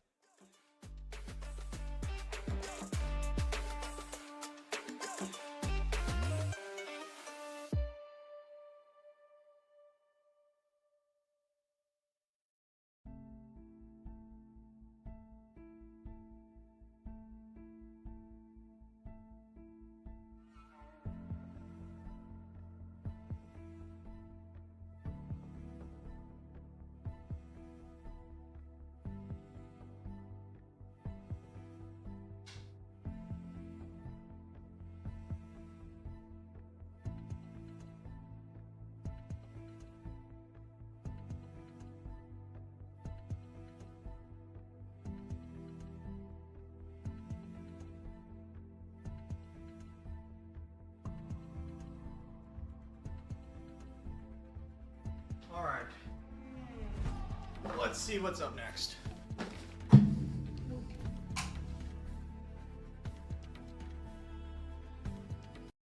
I believe this game is Who going made to be a it? banger. Absolutely. Jimmy? Arachne No, Fang on that side Jimmy! of the bracket. On the other side, David Shurik, Majiinbae, we've got Fang, Brody got knocked Silver. out. Again, That's good for everyone who wants to win Player of the Year. And all these heroes putting up a showing throughout this top 8. What do you think about that one? I think that is going to be very interesting. There was a while since we saw a Syndra versus Fang matchup, and I'm equally excited also, of course, about seeing Fang versus Arachne. I missed a little bit of Fang action, so I'm ready to get into that. All right, time to head on down to the tournament floor. It's go time. The semi-finals are the calling here in Prague. It is, of course, the mastermind of card games, Simon Nielsen, versus the mastermind of the Swiss rounds, Jean-Louis Lea on the other side of the table, Arachne Web of Deceit, Fang on the other side. Let's see how this one goes. Yeah, we see the danger digits. Let's go straight into the equipment because that is looking very enticing. We have one equipment slot missing. We have the danger digits on Jean-Louis's side of things. Of course, a premium card in this set. We've seen time and again over the course of these draft rounds, Jean-Louis, really big fan of this Arachne hero, loves the playstyle it offers, understands the lines better than maybe anyone else in the room.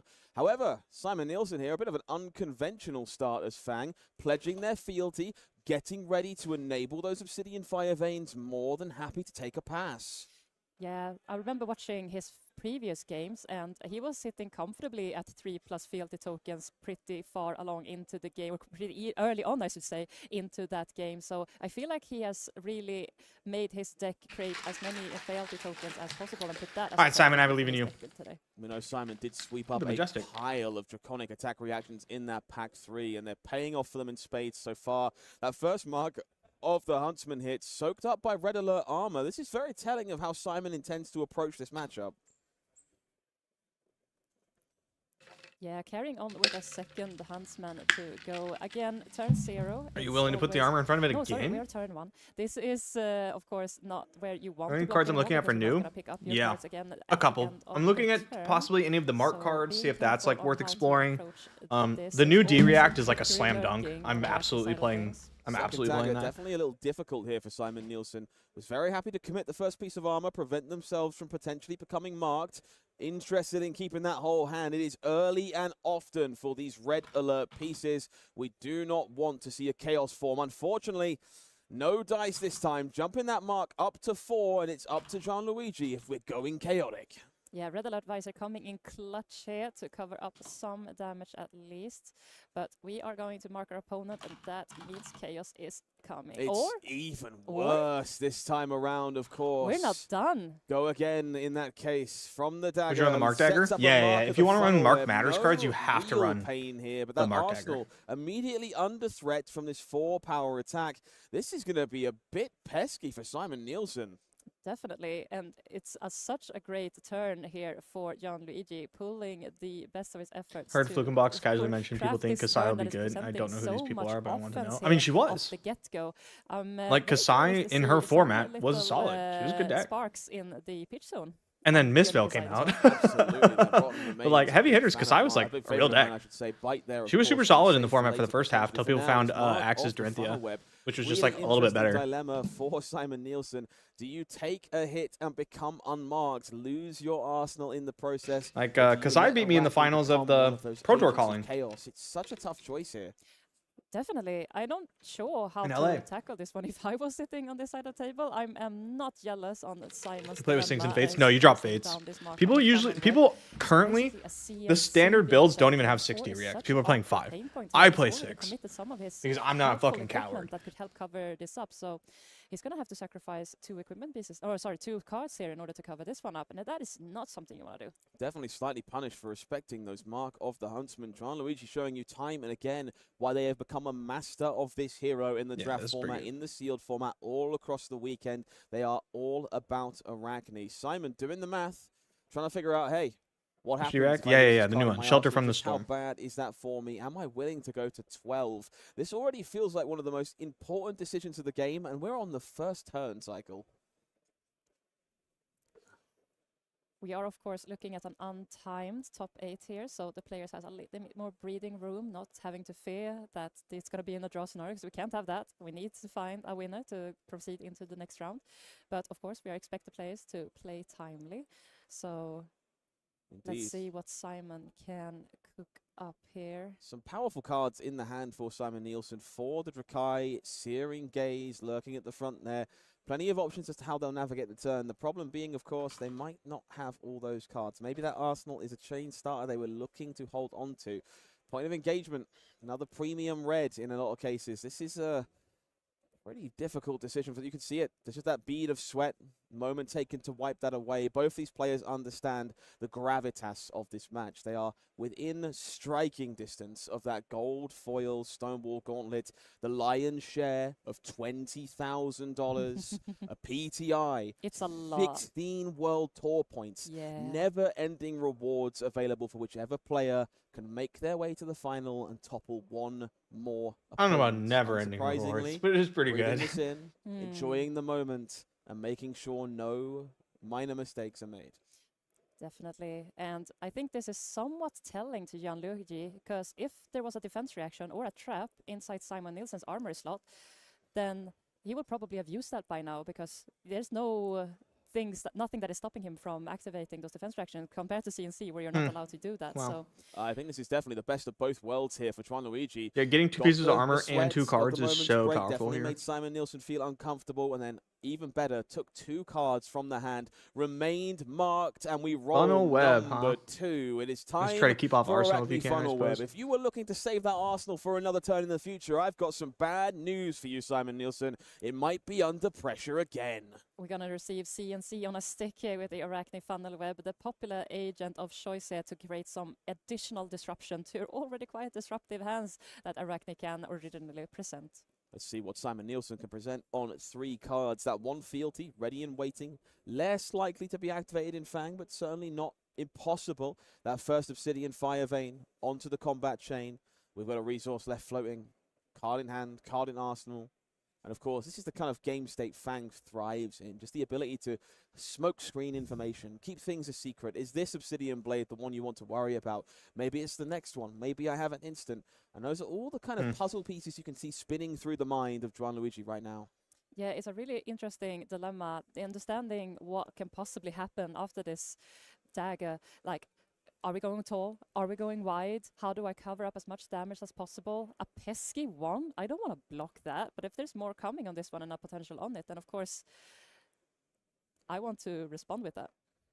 Okay, it is going to be that tooth. Tooth, nice, yeah. Making its way out of the arsenal. You can see why Simon was so desperate to save that one and make this turn come together. We will, of course, go again to our first Fire Vein. A little bit of extra damage, but more importantly, that juke and switch. Then he's got another attack react, I think, in his hand. Like the eye one. Searing Gaze does remain in hand for Simon Nielsen. And I feel like we might see it played out here to mitigate the impact of that funnel web. I agree. I think you just send it, especially because you have so many like 0-for-4s in your deck. You want to be able to take advantage of them and not like have cards get stuck. To figure out what could be possibly the remaining card in Simon's deck, all the information to help piece together what goes behind the brain here of Simon to try and piece it together. Pirate Warrior would be nice. It's just my favorite Yeah, part of this I feel like piloting Pirates games. would be Both players understand Ranger. the signals you are sending when you're pitching. I mean, if they're certain pirate cards, themed, they could be blocking with different others. ones, right? Value You have multiple class all over classes. these. So what was the thought process? More importantly, in this case, both of these players in the same draft pod, they understand where cards went, where they may have disappeared. There's all these small edges to gain, and you need to leverage them all if you want to be a calling champion. And we've seen it time and time again in the feature match area this weekend. Definitely leveraging all of the opportunities or information. Is Pirate rather, announced? that No, is people are just available speculating to because of you, some of the and, art like, in all this the set. open information is of course ready available to you to watch. Pirate We're gonna talent, see swashbuckling no further talent. reactions or no blocks rather, and into the Bang. series we go. Absolutely. Get Love marked. to see this from Simon, making sure that funnel web Big has damage. no massive impact on the following turn, guaranteeing that damage now. We will mark Arachne, hit for 7. That's a huge chunk. Yar matey, I zap 11 ye. life left to work with. We have access to that attack reaction for some additional juice on our assassin attacks. More importantly, keeping all 4 You'd have to play the cards. entire I have to game like imagine that. There's going to be quite a bit of pressure on the way back here. Yeah, this is not a Anyone touch this mid-range type dragon? of Arachne we're looking Very at. good. We're looking at something more aggressive. Someone who wants to utilize their whole hand for their fullest potential on their aggressive side of things. Doubloons are the Scarcity on payoff. Simon's end of the table right now. Going to be kicking things off with another Which Fab swing class would be from that most likely to mark have off the scurvy? Huntsman. Fucking This dagger Riptide. worth its weight in gold all weekend. Been I know you said incredible to class, see the but it's tips and Riptide. tricks that have been available to our Arachne players. That man's as never they even use looked those at a danger fruit. digits and other combat reactions to make this dagger do some serious work. Could be Speaking of Seaborn. which, Could be. little bit of extra bonus damage coming from that scar tissue. And we make it so, like, coming across. We sort of like discussed by Seaborn, Brian and Sam a so little bit earlier. obviously These Arachne decks, they really can be you built want a it to number of synergize with ways. like It blue looks cards John because of the Luca ocean definitely has the and ability everything. to So go what if you against had all it of like where Yeah, I'd you love have blue to cards, see right? that. And they're The underrate range like blue that cards. these But if you players played are another able blue to cards, activate their like another attacks, both C going card, wide then and they're like tall, as we as can powerful see as red right cards. here. Gianluigi And then you putting could it on make full it display. so that if you Mark play a Prey here specific might be my Seaborn favorite type comment for blue, Arachne in this set. It's impressive if you the played timing another again. blue There's always card, this it weird flips tension point between, hey, I want you to into stay an marked so I can do my ocean thing, card. But also, I want to keep the pressure on so I don't And fall it's too like a far super behind. blue, right? You Mark could the pitch it for Prey, like no special abilities. What do you think about questions that? asked. You get to keep the foot down, keep the opponent And then we give marked, them like a and helmet all the benefits as to where a you can result. block solves all the two, problems and you that you're could go facing as get well. an As you ocean card mentioned, from you your want deck. to attack because you need to bring your opponent down to I think zero we're onto now, something but at here. the same time, you also want them to remain marked so that you can fuel your Arachne agents and create some chaos.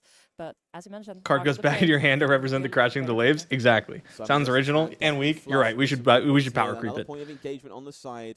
Pursuit to the edge of oblivion. We should make the blue lurking cards back of the somehow hand, better the than fan red cards. favorite for marking, pushing efficient damage. Simon deciding, hey, maybe worth giving a little bit of respect to this Mark the Prey here. One card left in hand, of course, for Gianluigi. Could turn this attack into a 6-power stealth attack in a pinch if they'd like, courtesy of that funnel web. Here's Gianluigi. Okay, I swear before they didn't have an eye on it. Of course, Or I Simon would couldn't like see it. to pay some respect, covering up a little bit. Because of I thought it was damage. like Lugi, and I was like, I have Yes, no it idea how to looks like. pronounce this. We're hovering that card over the attack. Maybe I'm just Okay. blind. How can we utilize this hand? What if we Another made moment new of but pause. a We can have to learn pirate? this about Simon's deck Just give her like a during the draft. They bandana and very put a early focused pirate on flag in the a high background. density of block 3 cards, something we don't Boom, necessarily done. see from every Fang at the table, but certainly a solid strategy if you're looking to fatigue Syndras or have some amount of counterplay. It was while misspelled. building Okay, up good. I'm not an fealties idiot. against the Well, I deck mean, like I am, Arachne. but And we see that with most of Simon's hands so far, just huge amounts of block value allowing them to play a much more mid-range game, control the tempo, and decide when it's time for them to fire the cannons. But Gianluigi, he has one card left in hand. If he wants to commit the funnel web, he has to discard that one. So no arsenal remaining for him at the end of this turn if that would be the case here. So It will see be... if there's extra damage coming or not. Will be that point of engagement committed to the blocks. The decision now on Gianluigi. Would you like to push some damage with that card in your hand? No. The bluff seen through by Simon Nielsen. That card parked in the arsenal. 3 cards to work with for our Fang player. Again, this is a much better situation to be in than 2 cards. Gives you all kinds of flexibility with those Obsidian Fire Veins. We do see another Tooth of the Dragon lurking there alongside that lovely Pursuit to the end. Alright, of Tom, but you only Oblivion. get it when This you equip turn a has head lot equipment. It's of just a tricorn potential for hat. It Simon makes you say Nielsen. "Arr" or else in your plays. Yeah, that checks out. That job. sounds good. And, both I players still remain think marked my at this big point in call time. is that Simon next did set's take any Necromancer. damage That's last my turn big after he call. was marked. I think it was So in teased case with he cards is like marked down Blanche. next turn, we're gonna see That's another I think case. we're gonna be in like a Cheeky one, gothic that's another one ish coming area, onto the and there's combat gonna be a chain once Necromancer. more. Scarf Simon Nielsen with scarf Obsidian buff. Fire Vein. Damn, I should have Time kept for some Gianluigi copies. to have a moment of consideration. This game, incredibly tight so far. Both players looking for those fine edges and finding them. Still contemplating some blocks here. Some good ones in the hand for Gianluigi. We see that. Yeah. Stains of the red back. Another copy of Mark the Prey. Plunge the Prospect lurking in there. I believe a Razor's Edge as well. So a number of combat tricks, a number of attack options. So it's going to be the armor we commit. We will be using that Tooth of the Dragon to go a little bit wider and pour that damage onto our next attack. Pushing through just a smidge. Sorry. Creating a bigger dagger on the go. 4 points I've of like power been on the ignoring second messages fire all vein. day. Another puzzling dilemma for Gianluigi here. Understanding the texture a little bit more. I gotta catch up on it a bit. Perhaps even more importantly, that marked token being removed and a second frailty. We're not assassins. Fealty being created here. One away from that all-important 3.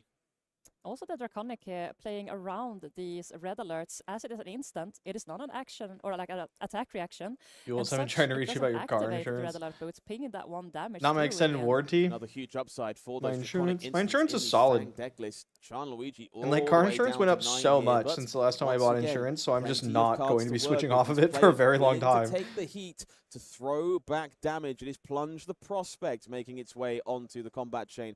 Most importantly here, Simon still marks the stealth attacks. Earth Wizard we got would have been cranky old Druid rip. Instead we got toes. I mean, this might be a bit of a contentious opinion, a bit of a hot take, but I really like cute girls. Sorry. A yellow. We have 2 cards remaining and nothing floating. A little bit of an interesting. I'm in a place where I don't need to drive. It's been insane no for my wallet. Yeah, I bought out my car Perhaps recently, red back here, so that lack of the car payment every month is going to be so nice. This attack has the ability to go. I'm going to drive this Honda Civic into the fucking ground. Arsenal, Simon Nielsen rightfully taking the time to consider what exactly this means. 4 cards available, just an attack for 4. Something's not quite right here. There must be some tricks up the sleeve here, as Arachne is typically able to present a lot of tricks up their sleeve. The Razor's Edge is going to present a lot of extra damage, unless Simon is sitting on some kind of defense reaction. We might be leaking quite a bit here if we decide to pull this through. This is a tough puzzle to solve. Simon glancing at the texture of their hand. Pieces not quite slotting together here. Interesting physical tell, maybe repositioning those fealty tokens. They're definitely on the mind. Something to be considered as the turn progresses forward. I love how much mental game these players are putting into this after such a long game with 2 drafts, now into the 3rd and final top 8 draft. So much at stakes. And they're still putting on the most beautiful display of thought and play into their matches here. I expect nothing less from some of the best players in the world. It's been a pleasure to have them on the feature match stage, and I'm sure an equal pleasure for you to watch Necromancer them could do. at I have home. no idea. We'll There's so many blocks, people who have so many relentless different ideas, pursuits and they're for all on like the combat chain this time around. either Shadow 3 blocks Illusionist worth of value on or this powerful blue. something else. It's just like useful really number of hard decks to in this format. imagine it Wait being and its see whether or own not we are very jumping it up. We distinct thing certainly are. without it being Okay, stays to the incredibly red back, wildly Razor's Edge. busted. Suddenly that 4 is a 10. That's a much more problematic number for Simon Nielsen here. Do we have any D-reacts? And I love that this is free to play since Simon is still marked. So getting a +6 going super tall on this dagger. Crunch. And go again. We are unmarked. We're not going to use go again. Credence but to the idea of Shadow Down Illusionist. to Yeah, but 6. Necromancer is Simon going to be Nielsen its with a own 3-card thing. hand It's in the and an lore arsenal book. to work with. You see a cut that deep. another It is its Razor's own Edge class. It is not a Shadow It Illusionist. certainly might See, very Unless they well just decide to be. change More things. Razor's Edge Unless they're lurking like, in the you know, background. we Between thought those we had traps. this Might figured be a out, and we waiting did fang not. on the other side for now. Cut deep. But I'd be Could have been the start surprised of the if turn James for White, Simon in Nielsen. the We're not like out of over this a by any decade he's been stretch. theory All the resources crafting available to this send these obsidian game, fire veins. We're didn't starting come off up with an a idea 5. about Necromancer that he liked. I'd be A little very bit upfront surprised. damage this time At least around, like the no reactions base to form fuel of it, right? Like the another general mana idea or of what it such. does. Some of these actions are very, very delightful to just create a About little bit generating of a summons to nasty situation for sacrifice your later. opponent Could in be, terms could of be. blocking. Lair of the Spider, that powerful defense reaction in the hand of Gianluigi. We do see another plunge the prospect there, a stealth attack target for that Razor's Edge. should they wish to try and keep the tempo and pressure on Simon Nielsen. But the damage here threatens to be unrelenting. Is it time to call the bluff? Does Gianluigi think there is no source of go again here, or will the turn continue long after this first fire vein? When we get a last class, Assassin. It was before Outsiders. When did Arachne come out? It was Dynasty, right? Playing a role in that equation does mean any old warrior attack reaction will. And he was dog shit. If you need to give these fire veins. And then Outsiders came out, and Assassin was still dog shit. It wasn't until Mistvale that Assassin got the tools it needed. So what do you do with the limited cards that you have? Trying to calculate what is the most. And concerned with new classes need to create a whole card pool. You're totally right, but they've done it. Want to take any unnecessary they did it with Assassin. I want to make sure we utilize our hand. You can feel the tension between these players. Every movement is so deliberate.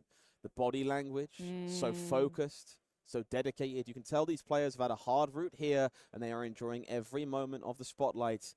But the job isn't done. You could drop a needle on this table and everybody would hear it. It is a tension all around, but in the best possible way. Oh, if I wasn't obligated to talk, I would be in stone silence right now. The air is palpable. That layer of the spider being held for now. Gianluigi, interesting. Oh, okay. We're a razor edge in the end. This is a big statement. Gianluigi not expecting to get the ability to flex those stealth attacks on the following turn. Armory plus main set is more than enough. Yeah, I agree. Armory main set, 2 expansion slot cards, boom, you got yourself a deck. In the tank. How do they wish to continue this turn? Mastery set, maybe, you know. Are we gonna pump? Are we gonna maybe go future wide? class introductions require a set entirely devoted. I don't think they do. I think if you drop like a new class and an armory deck, I think you have a deck. Is it going to be underpowered early? Maybe. That's fine though. People still loved Assassin. I can't tell you how many fucking Assassin players we had before it was even remotely playable. Back when it was just like Arachne, people were playing Assassin. What are its best odds? This is such and that guy was dookie. Highlight of this format, the fact 2 cards available here, one of the best players in the world on center stage, and they can't be certain of the choice they're supposed to make. That's what a calling at a world premiere brings boots to the time? table, and I Guilty love boots? watching these players solve these puzzles for the first time in real time. Wait for a new class tomorrow to catch up. That's true. in That is 4K. true.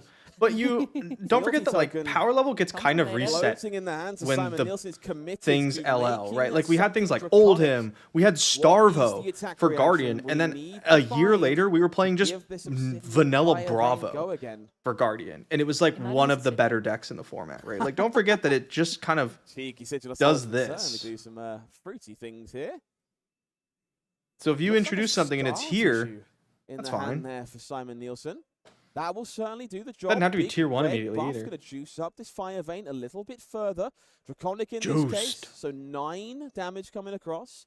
This Juiced. is 2/3 of Gianluigi's life total right now, but we do know that layer of the spider coming in clutch once again to soak up some of this damage. Victory. Mark Simon on the way back and maybe steal some of that tempo. But getting marked himself on the get-go, getting this on-hit effect from the scar tissue. of course. Kerplow. And there's more to this as well, Scott. This is the perfect follow-up for Simon Nielsen. He will pursue Gianluigi to the edge of oblivion in the search for glory fealty, here, the mark calling them. in Prague. He could Marking pop on the hit, fealty, of course, that sack the damage. boots, tack for 1, just saying. if you Sneaking want on to, through just once saying. more. Gianluigi He shouldn't, because it's terrible. down to 3, But he could. 3 cards Just want you to know work that it's with available to on him. the way back. Perhaps most importantly, not 3 fealty tokens for Simon Nielsen here. Had to cash one of those in to make that turn work. Pitching that plunge the prospect with kicking things off by picking up the point. I got a block. Returning to play here. 3 go again. This is fantastic stuff from Gianluigi, keeping their foot down while staying alive against those vicious attack reactions. Sounds stupid broken. What are you thinking? My bad. I didn't mean to leak the tech. A little bit. We want, of course, to get up to 3 fealty tokens so that we can fuel the Fang turns for free or kick these daggers for free, of course. So, but that was absolutely necessary. Yeah, in when order like to get all of the damage.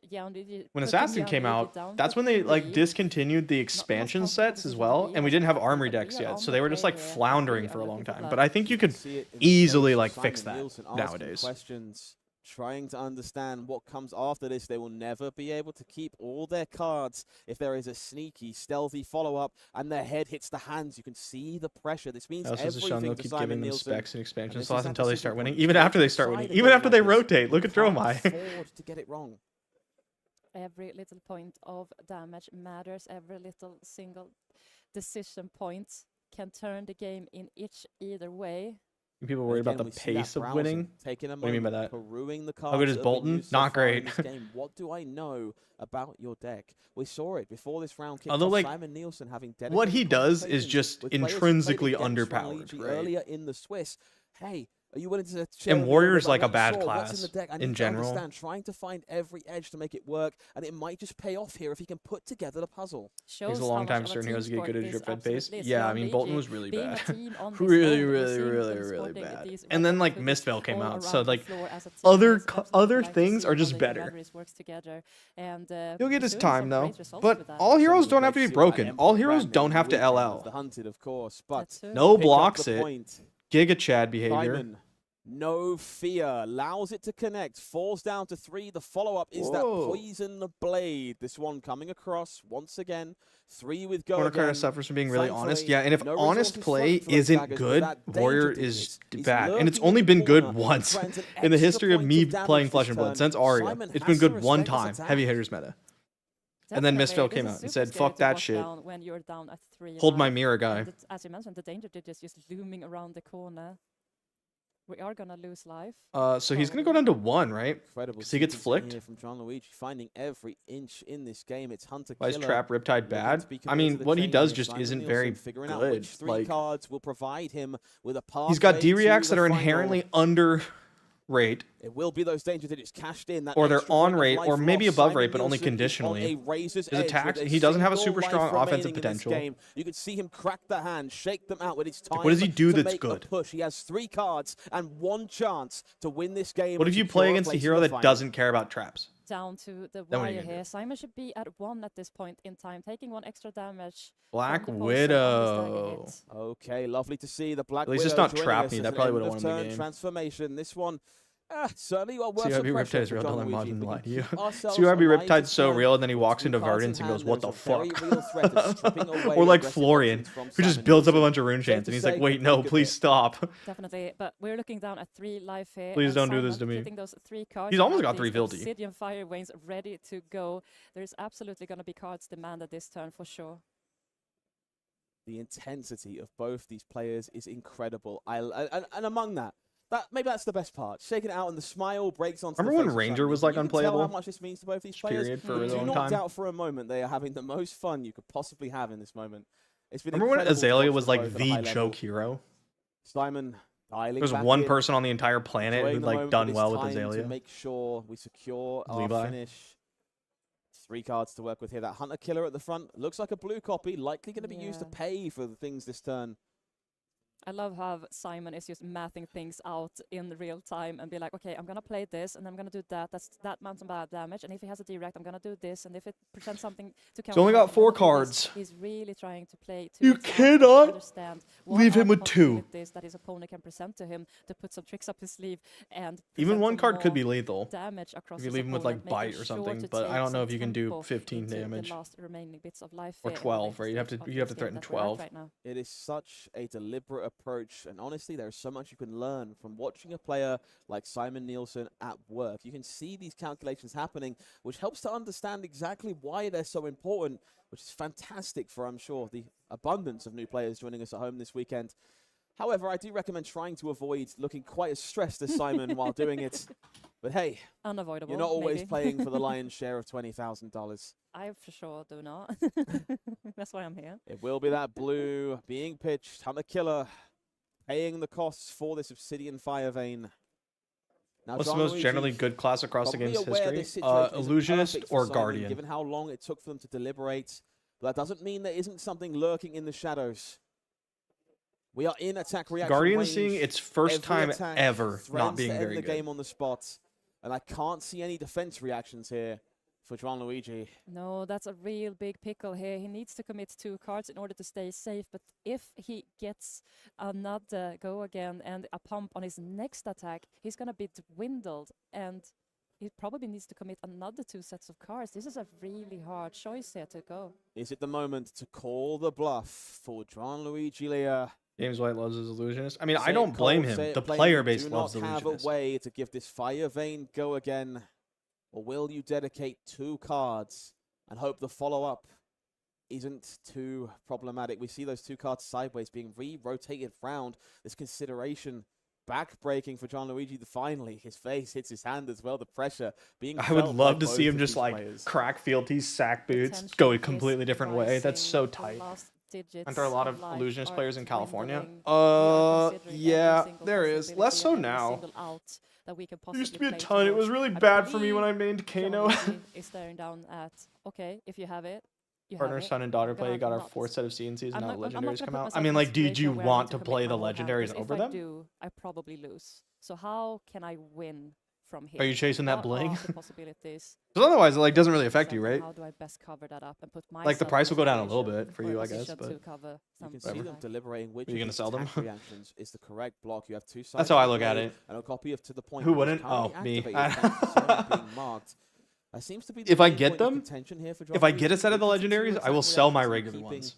Which would be the most beneficial going forward? It seems like it's the points. Fealty. We're going to be cashing in that Boots. fealty. God, that's good. Iconic, Ooh, completely dodge your ass. With that starting That's point. so sick. Does he have No attack react into buff 1 for 5? played. Oh, Just another swing of the Fire Vein. that'd be Indeed, and so this is exactly good. what Gianluigi was hoping not to happen, extending the turn. He has just committed 2 cards for absolutely He's like, wait, what the fuck? nothing. He's facing down another dragon, 2 cards You did in what? hand, and Does this work? He says. Gianluigi is a little bit puzzled about this Totally fair, bro. interaction here, No. but we learned this last game that this is absolutely possible. This makes sense. And again, with the stakes so high, I blame no one for taking a moment to call a judge. Judges are your friends. Check.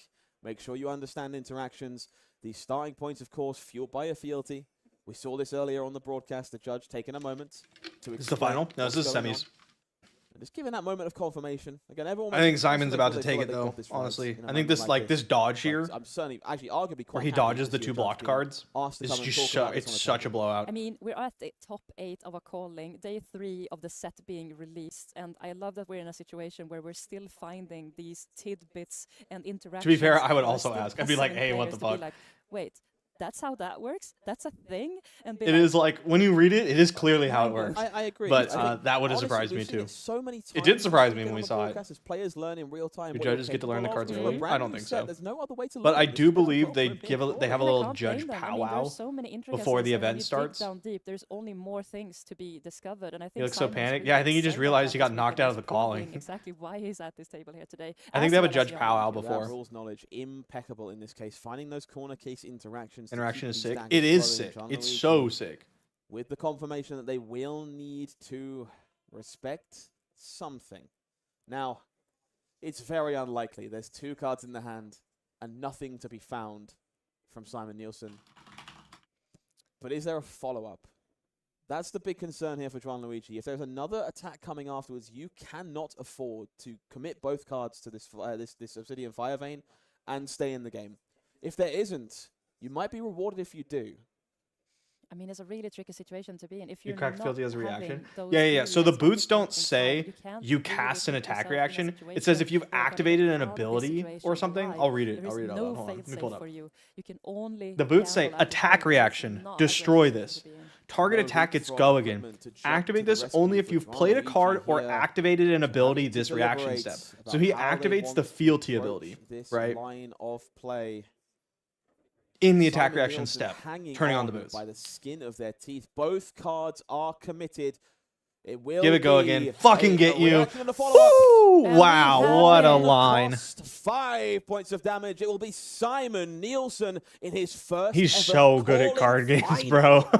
What an amazing show of display here. Not only showing us previously what he can do on Syndra, but also finding the tricks and the gambles on this Fang into this top All right, 8 who's he draft. playing? I am absolutely astonished by the ways that I would he can love to handle see the draft, Simon honestly. win this calling. Honestly, Amazed. commiserations to our all-star Masai about this. The two particular fangs. Draft. Look, he's played Fang through the sealed portion, through draft 1, through draft 2, and through this final draft. As long as you activate it in the step, you're good. Said, I swear to you, Brian, I tried to stay open. I was not forcing Fang. My first few picks were Assassin, but the Fang cards were flowing, and I could not pass it off. That included a 5th pick, Fire and Brimstone, that we saw Simon Nielsen open up and pass on. Sent it down the road to Yannick. You're local in finals? Oh, sick. He thinks he has a very powerful Fang deck. However, let's look at those seeds. I think this is important. Yeah, he's a good player. Simon Nielsen, 6th seed. Yannick in Did the they 7th. never open up more Simon judge packs? That's so sad. From Poland. Oh, Got that calling champion trophy. Fuck, right I have to root on for the duo. table. Let them know what they're playing for. such a beautiful. Like, that's my card both boy. these players. I'm sure they. I want already Simon to understand win, the but, like, implications, but just in case. I want duo to Take a win. look at what might be yours. I gotta root for Find duo. yourself I gotta root on for the duo. right side of a That's single so game tough. of Flesh and Blood. We kick things off with that Obsidian Fire Vein, much like we have most of the weekend. Simon Nielsen sizing up a pretty sizable block immediately. Yeah, you don't want to leak damage on this first turn. That's really the only way that Yannick can get any advantage out of this. Duo first jump scare, turn bro. going I first never. What up, is if guys? you go I ahead never and recognize his underblock name. and let him I've see seen it something good. 100 Or if you fucking get a million little times, tipsy and I literally and find never something recognize it. juicy later I on recognize it in the as chain. that's a Here we player see who that has second results. Obsidian Fire But Vein I with can't that ever shock picture his bait. face, If and then he Nielsen shows up on decides to camera, and I'm run like, both "Fuck, these it's cards in duo!" front, Like there are punishes every single available should time. Yannick's hand line up just perfectly. Majiinbae doing the math, deciding, nope, no way for me to sneak any damage through there. Parking one of those cards in Arsenal, and the tempo goes back to Simon. This first 4 cards going to be incredibly important in the outcome of this game. Let's see It was how doing Finale and hard everything was Simon real name. Nielsen Exactly, put their foot on the exactly. pedal. Simon cleared a lot of blues out of hand in that first cycle. Now is he rewarded with a powerful hand this go around. Simon needs to get fealty, needs to get mark rolling. That is what his deck is based around. He wants Masai to be marked constantly. The good news is I'm happy if either of them win Is this that blue final. being pushed early here for Simon? Again, this is my favorite part of Fang over the weekend. Just impossible to know what might be lurking behind the curtain here. We do see scar tissue. We see many other reactions in the hand for Simon Nielsen. I think His about turn the to go early any Aurora number Army of deck. ways. No, I think it makes a lot of loaded sense. up with these scar tissues, and we go ahead. And Makes a lot of set up sense. Mark. You want new Head to players the to start future. on the first strike deck, and then We're gonna be giving if they that want to get more go into it, again you the can point to the hard way army deck and be starting like, point, there a you premium go. piece of It's a equipment, hero they're but, familiar with. People utilizing like that reaction Aurora. to keep this turn going in lack of another means. Yeah, I would say this has been the piece that won Simon Nielsen the last 2 matches we saw Yeah, the him boots have play. gone dummy. Leveraging Why not that Terra? Powerful field Terra's not a starting point CC hero. combination, but needing to cash it If you want to play early, Terra, you can just get only the with Jarl scar army tissue deck, available, right? And knows It's like, how important it is to there go you ahead go. and get damage in his first salvo. There's your Earth Guardian. against Masi. More importantly, that mark token landing firmly on Terra the got face shafted. of You got Majiinbae Jarl, Yannick. bro. That second dagger coming across the line. We do, of course, see Why did I more switch from Twitch? reactions I'm trying to here keep in the all hand of Flesh Simon and Blood Nielsen. stuff This on second YouTube because Obsidian that's where Fire the Vein majority of stands to be Flesh and Blood much bigger people than the are. first. Majiinbae does move Any a bit of non-Flesh and Blood equipment stuff will forward be here. on Twitch. I'm Thankful just to have not that doing Battler non-Flesh and Blood gloves, stuff very I'm sure. often. Just respecting the possibility of attack reactions here, cashing in those red alert gloves alongside a Sworn Vengeance. It Jarl's will mostly be ice? the Brotherhood Flame Yeah. coming on down. You can see the look of disappointment Yeah. on Machiinbae's face there. Just a little bit bigger than they were expecting. That Not even will worried go about ahead her and power clear level the very mark, much and that 'cause I means think she's Simon just A Nielsen tier. has Yeah, I think gotten she's gonna access just to like keep fealty. being That's solid. very important I to the do way think his there's a particular very Fang deck real is chance built. that she LOs this year. A step in the right direction for Simon By the end of Nielsen. We make 2025. our way back to Which is Majiinbae. like, Yannick okay. does have a handful fine. of cards to work with, however. Arsenal parked from that previous turn. It will be that powerful front-loaded buff we see here, leading on this this first Obsidian Fire Vein. Yeah, twist and turn. The front pump here. 1 card still available in Arsenal. Oh my god. Yellow copy, maybe not. He's quite got- as what do flashy you as call the that red, again but still in this threatening build? additional The, attack. Should Simon decide it is time The to hidden make a stand. equipment. What do you? Machiinbae's list Oh is god, what do you call attack it? reaction rich. We saw Simon pass on a lot of those effects. Machiinbae did not. Took them, happily added him. Cloaked. added He's them got to cloaked his Fang equipment. deck, as he has all weekend Can I have long. a Flesh and Blood to get big I enough think it's for fair to content say creators he like might yourself be to the 100% most focus on it? experienced Fang Yeah, player I mean, in the like, world right now. I don't know if I'll be able to Maybe 100% some focus on it magic at all. ability. Seen time and Like, time it is the again, game these I am corner case 100% interactions focused on found right by now. these players as they But learn more I'm and like more currently about working the full limited time. format of the Hunted. Um, Simon, I breathing start it in. school again Twisting full turn, time definitely a bit of a tomorrow. threat, depending on what might be lurking in the I'm taking arsenal fucking for Majiinbae. 15 Four units cards and to work working with. full time. Like, Sworn I'm gonna be Vengeance very at the busy. front, some Searing Gaze, some I won't be powerful able options on to the side of pump Simon out Nielsen. Flesh and Blood content. But I'm really happy with where I have it now. You know, I put out like 2 things of Flesh and Blood stuff a week, basically. Got a Patreon that I put effort into. Simon, but is this the I still get to practice for Vens. I'm happy to keep it at that for now. See what the worst he can do is. I like being a content creator. I love talking about Flesh and Blood, but like I would very much like to have some professional skills. That's allowed him to take a defensive stance when required. Instead, we're going to be that way I don't, you know, when I like when I'm like 38 and have maybe kids or something, I can support them without doing YouTube videos. Like what happens if Flesh and Blood goes down? That would suck. I already had that happen to me once. Committed to no blocks there. You're certainly not defending this next dagger. So Simon willing to play back with a 5-card hand. It's gonna be tough. Luckily, I work from home. Majiinbae, that's the spot where you'd really like to see Simon do a bit of a defending. You don't want to see what the worst his deck can do to you is. Headlong's a really good card. All hell's going to be unleashed from Simon as he plays a 5-card hand by choice. Down to 12 for Simon Nielsen, but the floodgates open in every which way. We see that patented flick of the cards from Simon, just considering these options, doing the math, sequencing, feeling more important than ever in a Fang deck like this. And this is certainly the time to get it right. Sworn Vengeance looks to kick things off here. Now that Blaze Headlong going to be online for any future plays. Fire it off right away. Iconic staple, of course, from Uprising. Probably you just get a job with LSS and you're good. I would take a job with LSS. Into a smoke. I don't know what I would do for them. That's the thing. Over the course of the weekend, scoring a free mark here on Simon Nielsen. Yeah, quite good here. It's and if I had to move, I wouldn't do that. Against Fang. And I would have to move. Defense reaction, but finding a red card to defend, usually it's all Obsidian Fire Veins. Simon did provide an opportunity here in the form of that Blaze Headlong. Speaking of Fire Vein, of course, that extra bonus from Sworn Vengeance still looming. 4 points of power coming across. You worked at LSS, would you still be able to compete? No, which would suck. For Simon's deck here, I do like competing. Yeah, the more I think about it, the more it just wouldn't work out. Worth their weight in gold once 3. I'd have to be offered a lot of money, and I don't have any skills that they need and would be willing to pay me a lot of money for. See a first little bit of consternation from Majiinbae. Brian, that is not the face of a happy man. Yeah, I expect some difficult defense decisions to be made on this turn. This can still continue. There's a lot of cards left for Simon. How bad is it going to get? Plenty of permutations for Majiinbae to consider here. See them separating off those 2 cards, considering dedicating them both. Talent. Hey, I'm pretty good at card games, I guess.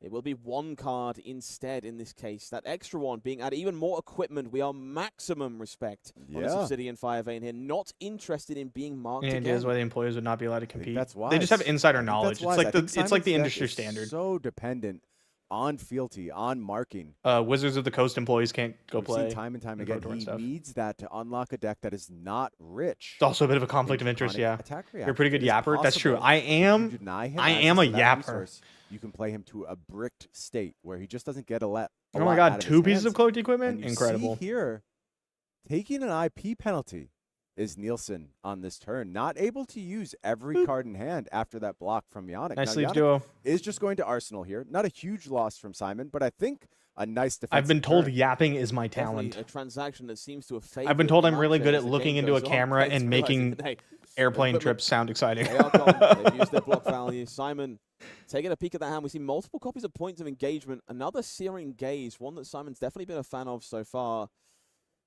All the potential to go wide here. Thankfully, Majiinbae not being marked on that previous turn, definitely very relevant with these Point of Engagement available to Simon. Yeah, and you see, again, Majiinbae being paid for that decision. I think it was a very wise defensive decision on his part. That's the type of stuff he's going to need to go ahead and break serve here. Does have the life lead, worth noting. Equipment even on both sides. Kind of. Kind of. That begrudging shore from Simon last turn, followed up with that Point of Engagement. Quickly blocked here in this case by a copy of Hunt the Killer by Majiinbae. That defensive stance continuing to remain for now, leveraging that small life lead they have, trying to find a window to break through. Yeah, remember, there were 4 cards claimed on the first turn from Yannick. I don't think it's likely this game comes to a fatigue state, but should it? Bang, could be an bang. advantage position. But this is a nice spot to be in if you're Simon Nielsen. Absolutely. A block for 3 committed, but more than 3 damage taken. 6 coming across the line for Majiinbae. Those buffs coming into maximum effect for Simon. And that second dagger painfully following up once again. Really hard to want to respect this after you took so much heat. Oh, 2. Yeah, but the fact that Yannick is marked. It was so funny because like he's always just and like, he says just go ahead. Yeah, and whatever. He's got the searing gaze. Does Simon? Yeah, Nielsen, like look at that his he's manners, going and she's to always just like, mark in this case yeah, and make a second fealty. Yeah, and Yannick I guess falls that's what down happens. to just 6 here. Okay. You see the power of searing gaze in Simon Nielsen's deck, once again leveraging the ability to remark an opponent while generating those fealty tokens. The plan slowly coming together for Simon Nielsen, but Mache, no slouch here, plenty of cards to work with. The first one we see, a copy of Cut Deep, making this first Fire Vein into a 4 power attack. Need a 5 power attack. Need a big turn here from Yannick. I think it's really important you get that life total in precarious range. We need a nice Nielsen, little draconic attack demanding reaction cards on the next turn. You are not going to have the luxury of like no blocks. draft Meanwhile, shaft. Okay, Simon still does have that in his range. It's unless draft you're able chaff. to offer heaps of damage. Like you're separating the wheat from the chaff. Both Like it's players trash. here. Very it's deliberate blocks need to be considered. That equipment, of course, Red Alert, very valuable for Simon here. These life totals will get much, much closer as this game continues. Just so you know. And those attack reactions from Fang going to continue to pressure both players in all the wrong ways. So kicking these off with both a card and the Red Alert vest. Yeah, these pieces of equipment are pretty good here. Get that additional value from the Red Alert vest, soaking up some heat from Obsidian Fire Vein. Starting to sneak in a constructed blitz deck. It kind of feels like it, doesn't Find it? ourselves getting a little bit bigger. Imperial Intent, the card in the arsenal this time, choosing the Fire Vein all the way up to 8. 5 block value on the other side for now. Not Simon the have best any of those one, but it defense reactions? works. No. Marked gone. First fealty scored for Mache. And that second dagger coming across. 1 resource left, 1 card in hand. Still plenty of potential for this to go much bigger. Yeah, ceiling of about 5, you would expect. But like if you have another draconic Nielsen attack reaction or unmarked here. draconic instant, Still you a probably just total that arsenal it, right? Nielsen So you can can set up for your accept, next, so you and can he do the just thing next wants to turn. really play This is that just like a hand. 3-card 9 so far. It's not great. Is Those that puzzle Touch solving of fingers Dragon of or whatever Mache it's just called? Tapping away on the corner of the table. Find themselves in a Am I playing dilemma, games but after this? definitely No, I've been on plenty of stream for room to 5 work hours. with I'm here. tired. Simon I have to go take my pausing, assessment considering exam whether or not they're for willing to bring trigonometry. these life totals much closer today. together. These Fang races get incredibly difficult as those life totals dwindle lower and lower. And holding on to that lead while you've got it, definitely a very real consideration. Whoop. Gets the There's pump gonna from be the an additional fealty. reaction here. It's in the form of a +3, but we That's cash pretty in that good. fealty to make this draconic, get the extra buff, and push all the way to 5, and Nielsen falls to just 4 precarious life points. Big turn coming up here from Simon Nielsen. How good is the offer going to be? Big turn indeed. Absolutely, Yannick hitting that damage cap at every possible got opportunity. 2 fealty Incision tokens. showing you just why it's so powerful in these decks. But the tempo Rushed up on on math? the way Nah, back bro, to we're just Simon gonna send Nielsen, it. the life lead very We're just going to attainable send at it. this It's point. been so 6, long since I've that taken math magic that I number don't we've know talked what about I need so to many know. times So I'm this just going to weekend. start the Mache classes and then Yannick figure it is out from there. marked. They are up for execution. There is all sorts of things that can go wrong when these Fire Veins start swinging. What am I in school for? Just recapping the I'm total a getting bit, my making sure we associates got in all the mathematics, values and then the plan is a bachelor's in statistics. So I Just better making figure sure. out my math, huh? Everything from that previous term makes a whole lot of sense. Easy to do in this situation. There's a whole lot of different attack reactions and the like in this game. In this format especially, players still fairly new to them. Even after all of this in the Grand Finalist event, love to see them just taking a moment, especially with so much on the line, making sure that everything is as it should be. Yep, let the judge staff sort it out. Let them figure out exactly where things stand. Make sure the game state is being maintained well. You know, it's been a grueling weekend here for our players. They've been playing nothing but the hunted, living that hunted life all weekend long. These players were in it from the beginning, playing that world And I want to premiere play a event, calling. and then just jamming nonstop. My dissertation for playing my every single master's is going to available be event. just One of more the things I math. love about I Flesh and don't know if Blood I'm going to players, get a master's. They just play a lot of Flesh and Blood. I'm They're old there as to fuck. battle I'm all the time. 29. It's been unrelenting all weekend. It was Just trying to get these a joy kind of bachelors. walk out of the What commentary happened? booth I don't in know. the They're just making sure Friday everything's Most all Sunday right. Again today. To see nearly Mathematically 900 making value out of your people Flesh and jamming Blood hand. inside events Yeah, I'd be like, all this is day, when you're late into supposed to the block night. a Command and That's what the Conquer. Honey has to bring. That's what Flesh and Blood has to bring. So, I mean, side events topping 600. How to people here properly today, still mathematically on play around Sunday, Bummel. Late into the evening, of course, our battle. Please don't say you're going old. on. We're the same many age. events So happening throughout the old. hall. And it sounds like we are ready to go ahead and return to the booth here. Maybe a slight miscalculation on Nielsen's Just a boomer out here. So Yannick falling even lower down to 5 here. That 9 was actually a 10 on the last turn cycle.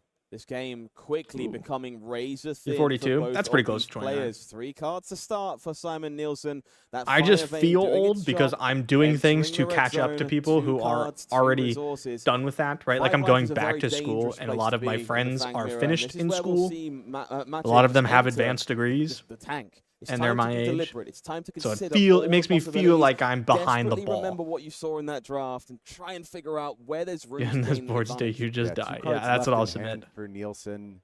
Play Flesh and Blood, you should be good in the math department. The ceiling I am is pretty good in so, math. so high. You just have to ask yourself if you're Yannick, what At am I 22, leaving you're a bit myself old to dead go back to school. You can't cover Nah. everything. If you give too much to this chain, like Nielsen, My can mom pass just got to her the next one associates. and get you She's dead. like So mid this is 50s. a near impossible She's gonna decision finish up for her Yannick bachelor's. to have to make. But if he wants to be a calling champion, he has to get it just right.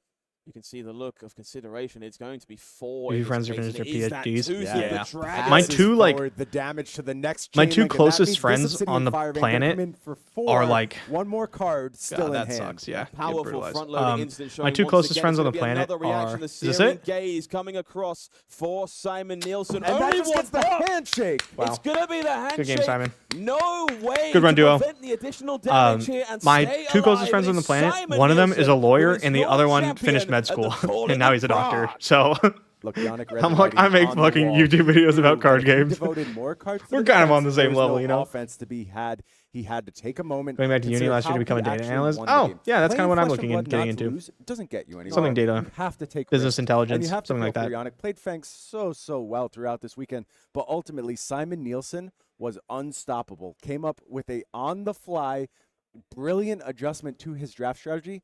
9-0 this weekend. Wow. Adding to a record that I believe when he came into the finals, this final draft, he was already sitting at 34-5 lifetime. Building a YouTube audience, Flesh becoming and well Blood expected is pretty sanctioned cool. draft. No, I have a feeling we might have they're a limited yeah, grade on our they're hands in the form of Simon Nielsen, maybe a constructed grade the as only well. person I who think he can be in treats it everything like great. I have wanna not tell you a story succeeded about Simon as much Nielsen. as them When is we were me. back at Pro Tour LA, I brought him into the booth for an interview before the tournament even started. You can go check out our Probably YouTube starting channel. uni, It's up hearing there you started now. 29 And and we feel talked better. a lot Yeah, everyone about just kind of runs their own race, you know. balancing 2 games as a competitor and exactly what drew him to Flesh and Blood. The way I like to think about it is like, One of the things that let's say it takes me, always I already have a stuck with me year that he in, said so let's to say me it takes me is, 3 years to get my bachelor's. I don't I'll be believe anyone's 32. good at Flesh and Blood yet. I'm gonna That be wasn't 32 slighting anyway. I his might as well be competition. 32 That with a wasn't fucking being degree. You know what I cocky. mean? That's not who Like, Simon is. He's the I'm gonna sweetest be guy that in the age entire world. anyway. What's the That was saying, point of waiting? I think this game has Is that guy such casting with depth. Scott Myers? There's so much to explore. Wait, are we kidding here, or and is I this a think we're joke? Only Or we- scratching the That's surface. Brian Godley. And He he works also for said, LSS. "I want to be one of the ones." He's who like one of goes the ahead and main pushes guys. this game forward.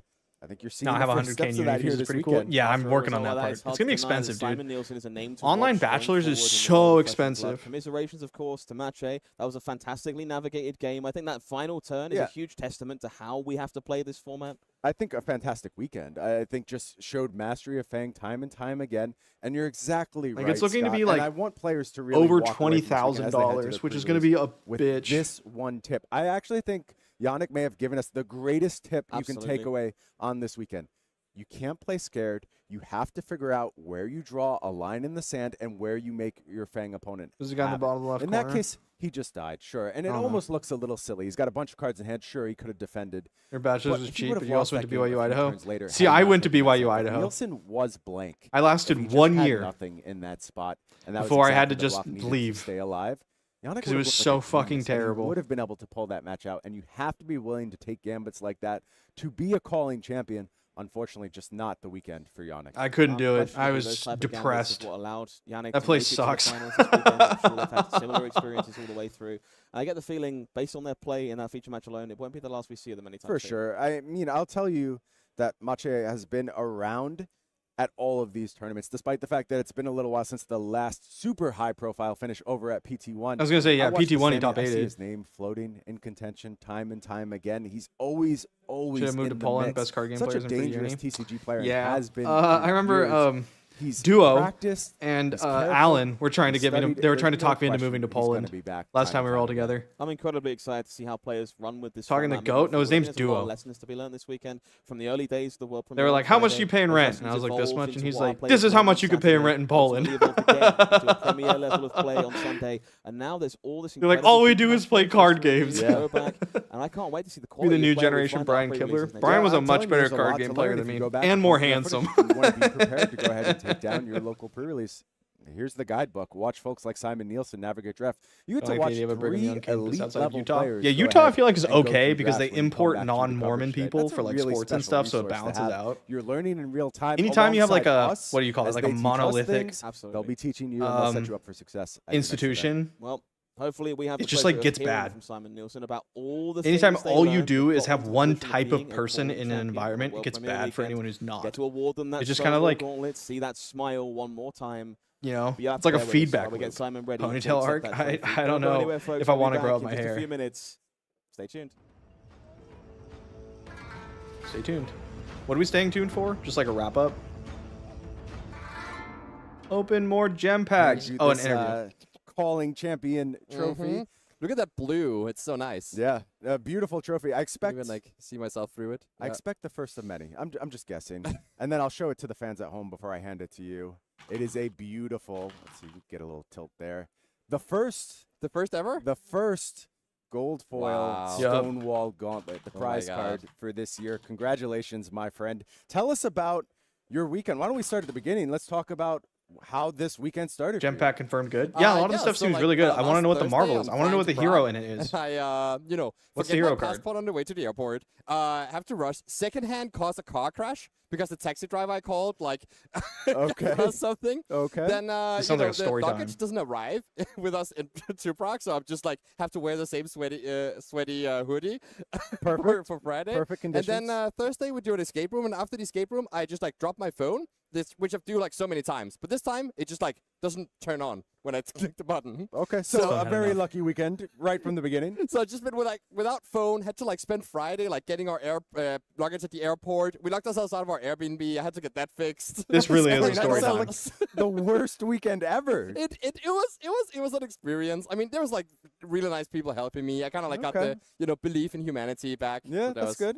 The friendly people of Prague have certainly been nothing but hospitable to us. So young up and coming. Absolutely. Brian Gottlieb. Yep. So that's how the tournament starts. Not the best way to kick things off, but surely at that point you have to be thinking, my luck's going to turn around. When did it feel like it was starting to click for you? He's copying my bit. On day one that you were starting to understand some things that other folks weren't? Or was it when we got to the draft format that you really found your legs? I think don't they know that I've trademarked unfortunate events? With some of my teammates. And I went 0-2 in that one with an awful Syndra deck. Okay. And so that's kind of when it started to click that I should, do better. That I should talk to some people. Strategy, I like that. So Sebastian Gondale taught me how to play Syndra, just redline Syndra. That was my second draft. Yeah. It was like 4 blues, 25 red. Yeah, and then you beat him in that second And then draft. I actually ended up beating him. Your winning was ultimately your winning. Yeah, exactly, yeah. Nice payback for all that advice he gave you. I drafted Arachne in the first draft as well, but just by the points that I got from Brody on how to draft that deck. So all 3 heroes across the 3 drafts. Yes, exactly, yeah. Interesting. Kind of clean. Fang just brought you a trophy. Do you have a preference at this point for heroes? Is there one you prefer to draft? I don't. The Syndra deck was really fun. Okay. I don't know. Fang was also my sealed hero, and he's kind of. I don't know. They're like pretty fun in their own way. Nice. I just like this game, man. I don't know. I just like this game, man. Tell me about this final draft, because I'm here in the booth. I'm covering your draft, and I've sort of set Fang up as one type of deck all weekend long. It's a deck that has a high priority on draconic attack reactions, and that's what it wants to do, and it wants all these zero-cost pumps, and it'll be efficient and explosive and all good, and maybe you don't block all that well in some turns, but your numbers are going to be fine. Don't worry about it. And then you start drafting. Was this a plan going in to draft this Mark Fang deck? When did this occur to you? The Mark Fang deck occurred to me when I was looking for my cards at the end of pack 1. Okay. And I realized I don't have any draconic reacts, but like all my cards kind of like work with the Mark thing. And like there's the the one that gives like all attacks get go again if they attack a marked hero, all attack get +1 this turn if they attack a marked hero. And I have like multiple ways, like it's like a lot of ways to like mark the opponent multiple times in the same turn. And it's like maybe I just like need like just a few draconic reacts, and it's probably just going to work out fine. But I was like, really felt like a gamble at that point. And so I just knew that I only had 2 blues at that point, and one of them was a 2-block. And like that's, I knew from Seal that like Fang 3 blocks are really good in blue. Absolutely. Because like once you're turned on, you want to be able to block with your blues. And so that's what I really started prioritizing in Pack 2, because I didn't really see that many Draconic Rex anyway. And I was like, a vanilla +2, I wasn't too interested. And so I took all the like blue block 3s. And then I think Majiinbae, the other Fang player, probably didn't get that many blues from that pack as a result. So he had to take a lot of blues over reacts in Pack 3, and that's why I got 8 reacts in Pack 3. Yeah, you were absolutely loaded up. So it turned into like a normal Fang deck anyways. Yeah, both of you guys found the correct lane, and you were hedging for a little bit early on. It seemed like you were pushing into Assassin a bit more, but you did the really smart thing that I love doing across those first picks, is take those hybrid cards and just leave yourself the out, because it's so valuable when the tide turns. Just be like, I'm jumping ship. You clearly made the right call here. Yeah, I was actually sweating it because there was like point where I could maybe like abandon like 5 cards, move into Syndra. But I was like, 5 is like kind of above my limit, especially if I'm not too familiar with the format. But then just keep coming the Syndra cards, so I was like, oh man. But actually, it worked out really well anyways. It was sometimes the packs are just a bit weird. Yeah, obviously I'm sitting here with a calling champion now added to your resume, long and storied resume in the TCG space. I have to ask, what are your goals now with Flesh and Blood? You've accomplished this. You are a calling champion. You are a battle-hardened champion as well, I believe. Is that correct? Yes, I am also unlimited. I thought so. I thought also unlimited. So there's kind of one more step you got to take. I got to take a Pro Tour down. How hungry are you for London? Do you think you're ready? I have like more than a month to prepare for London.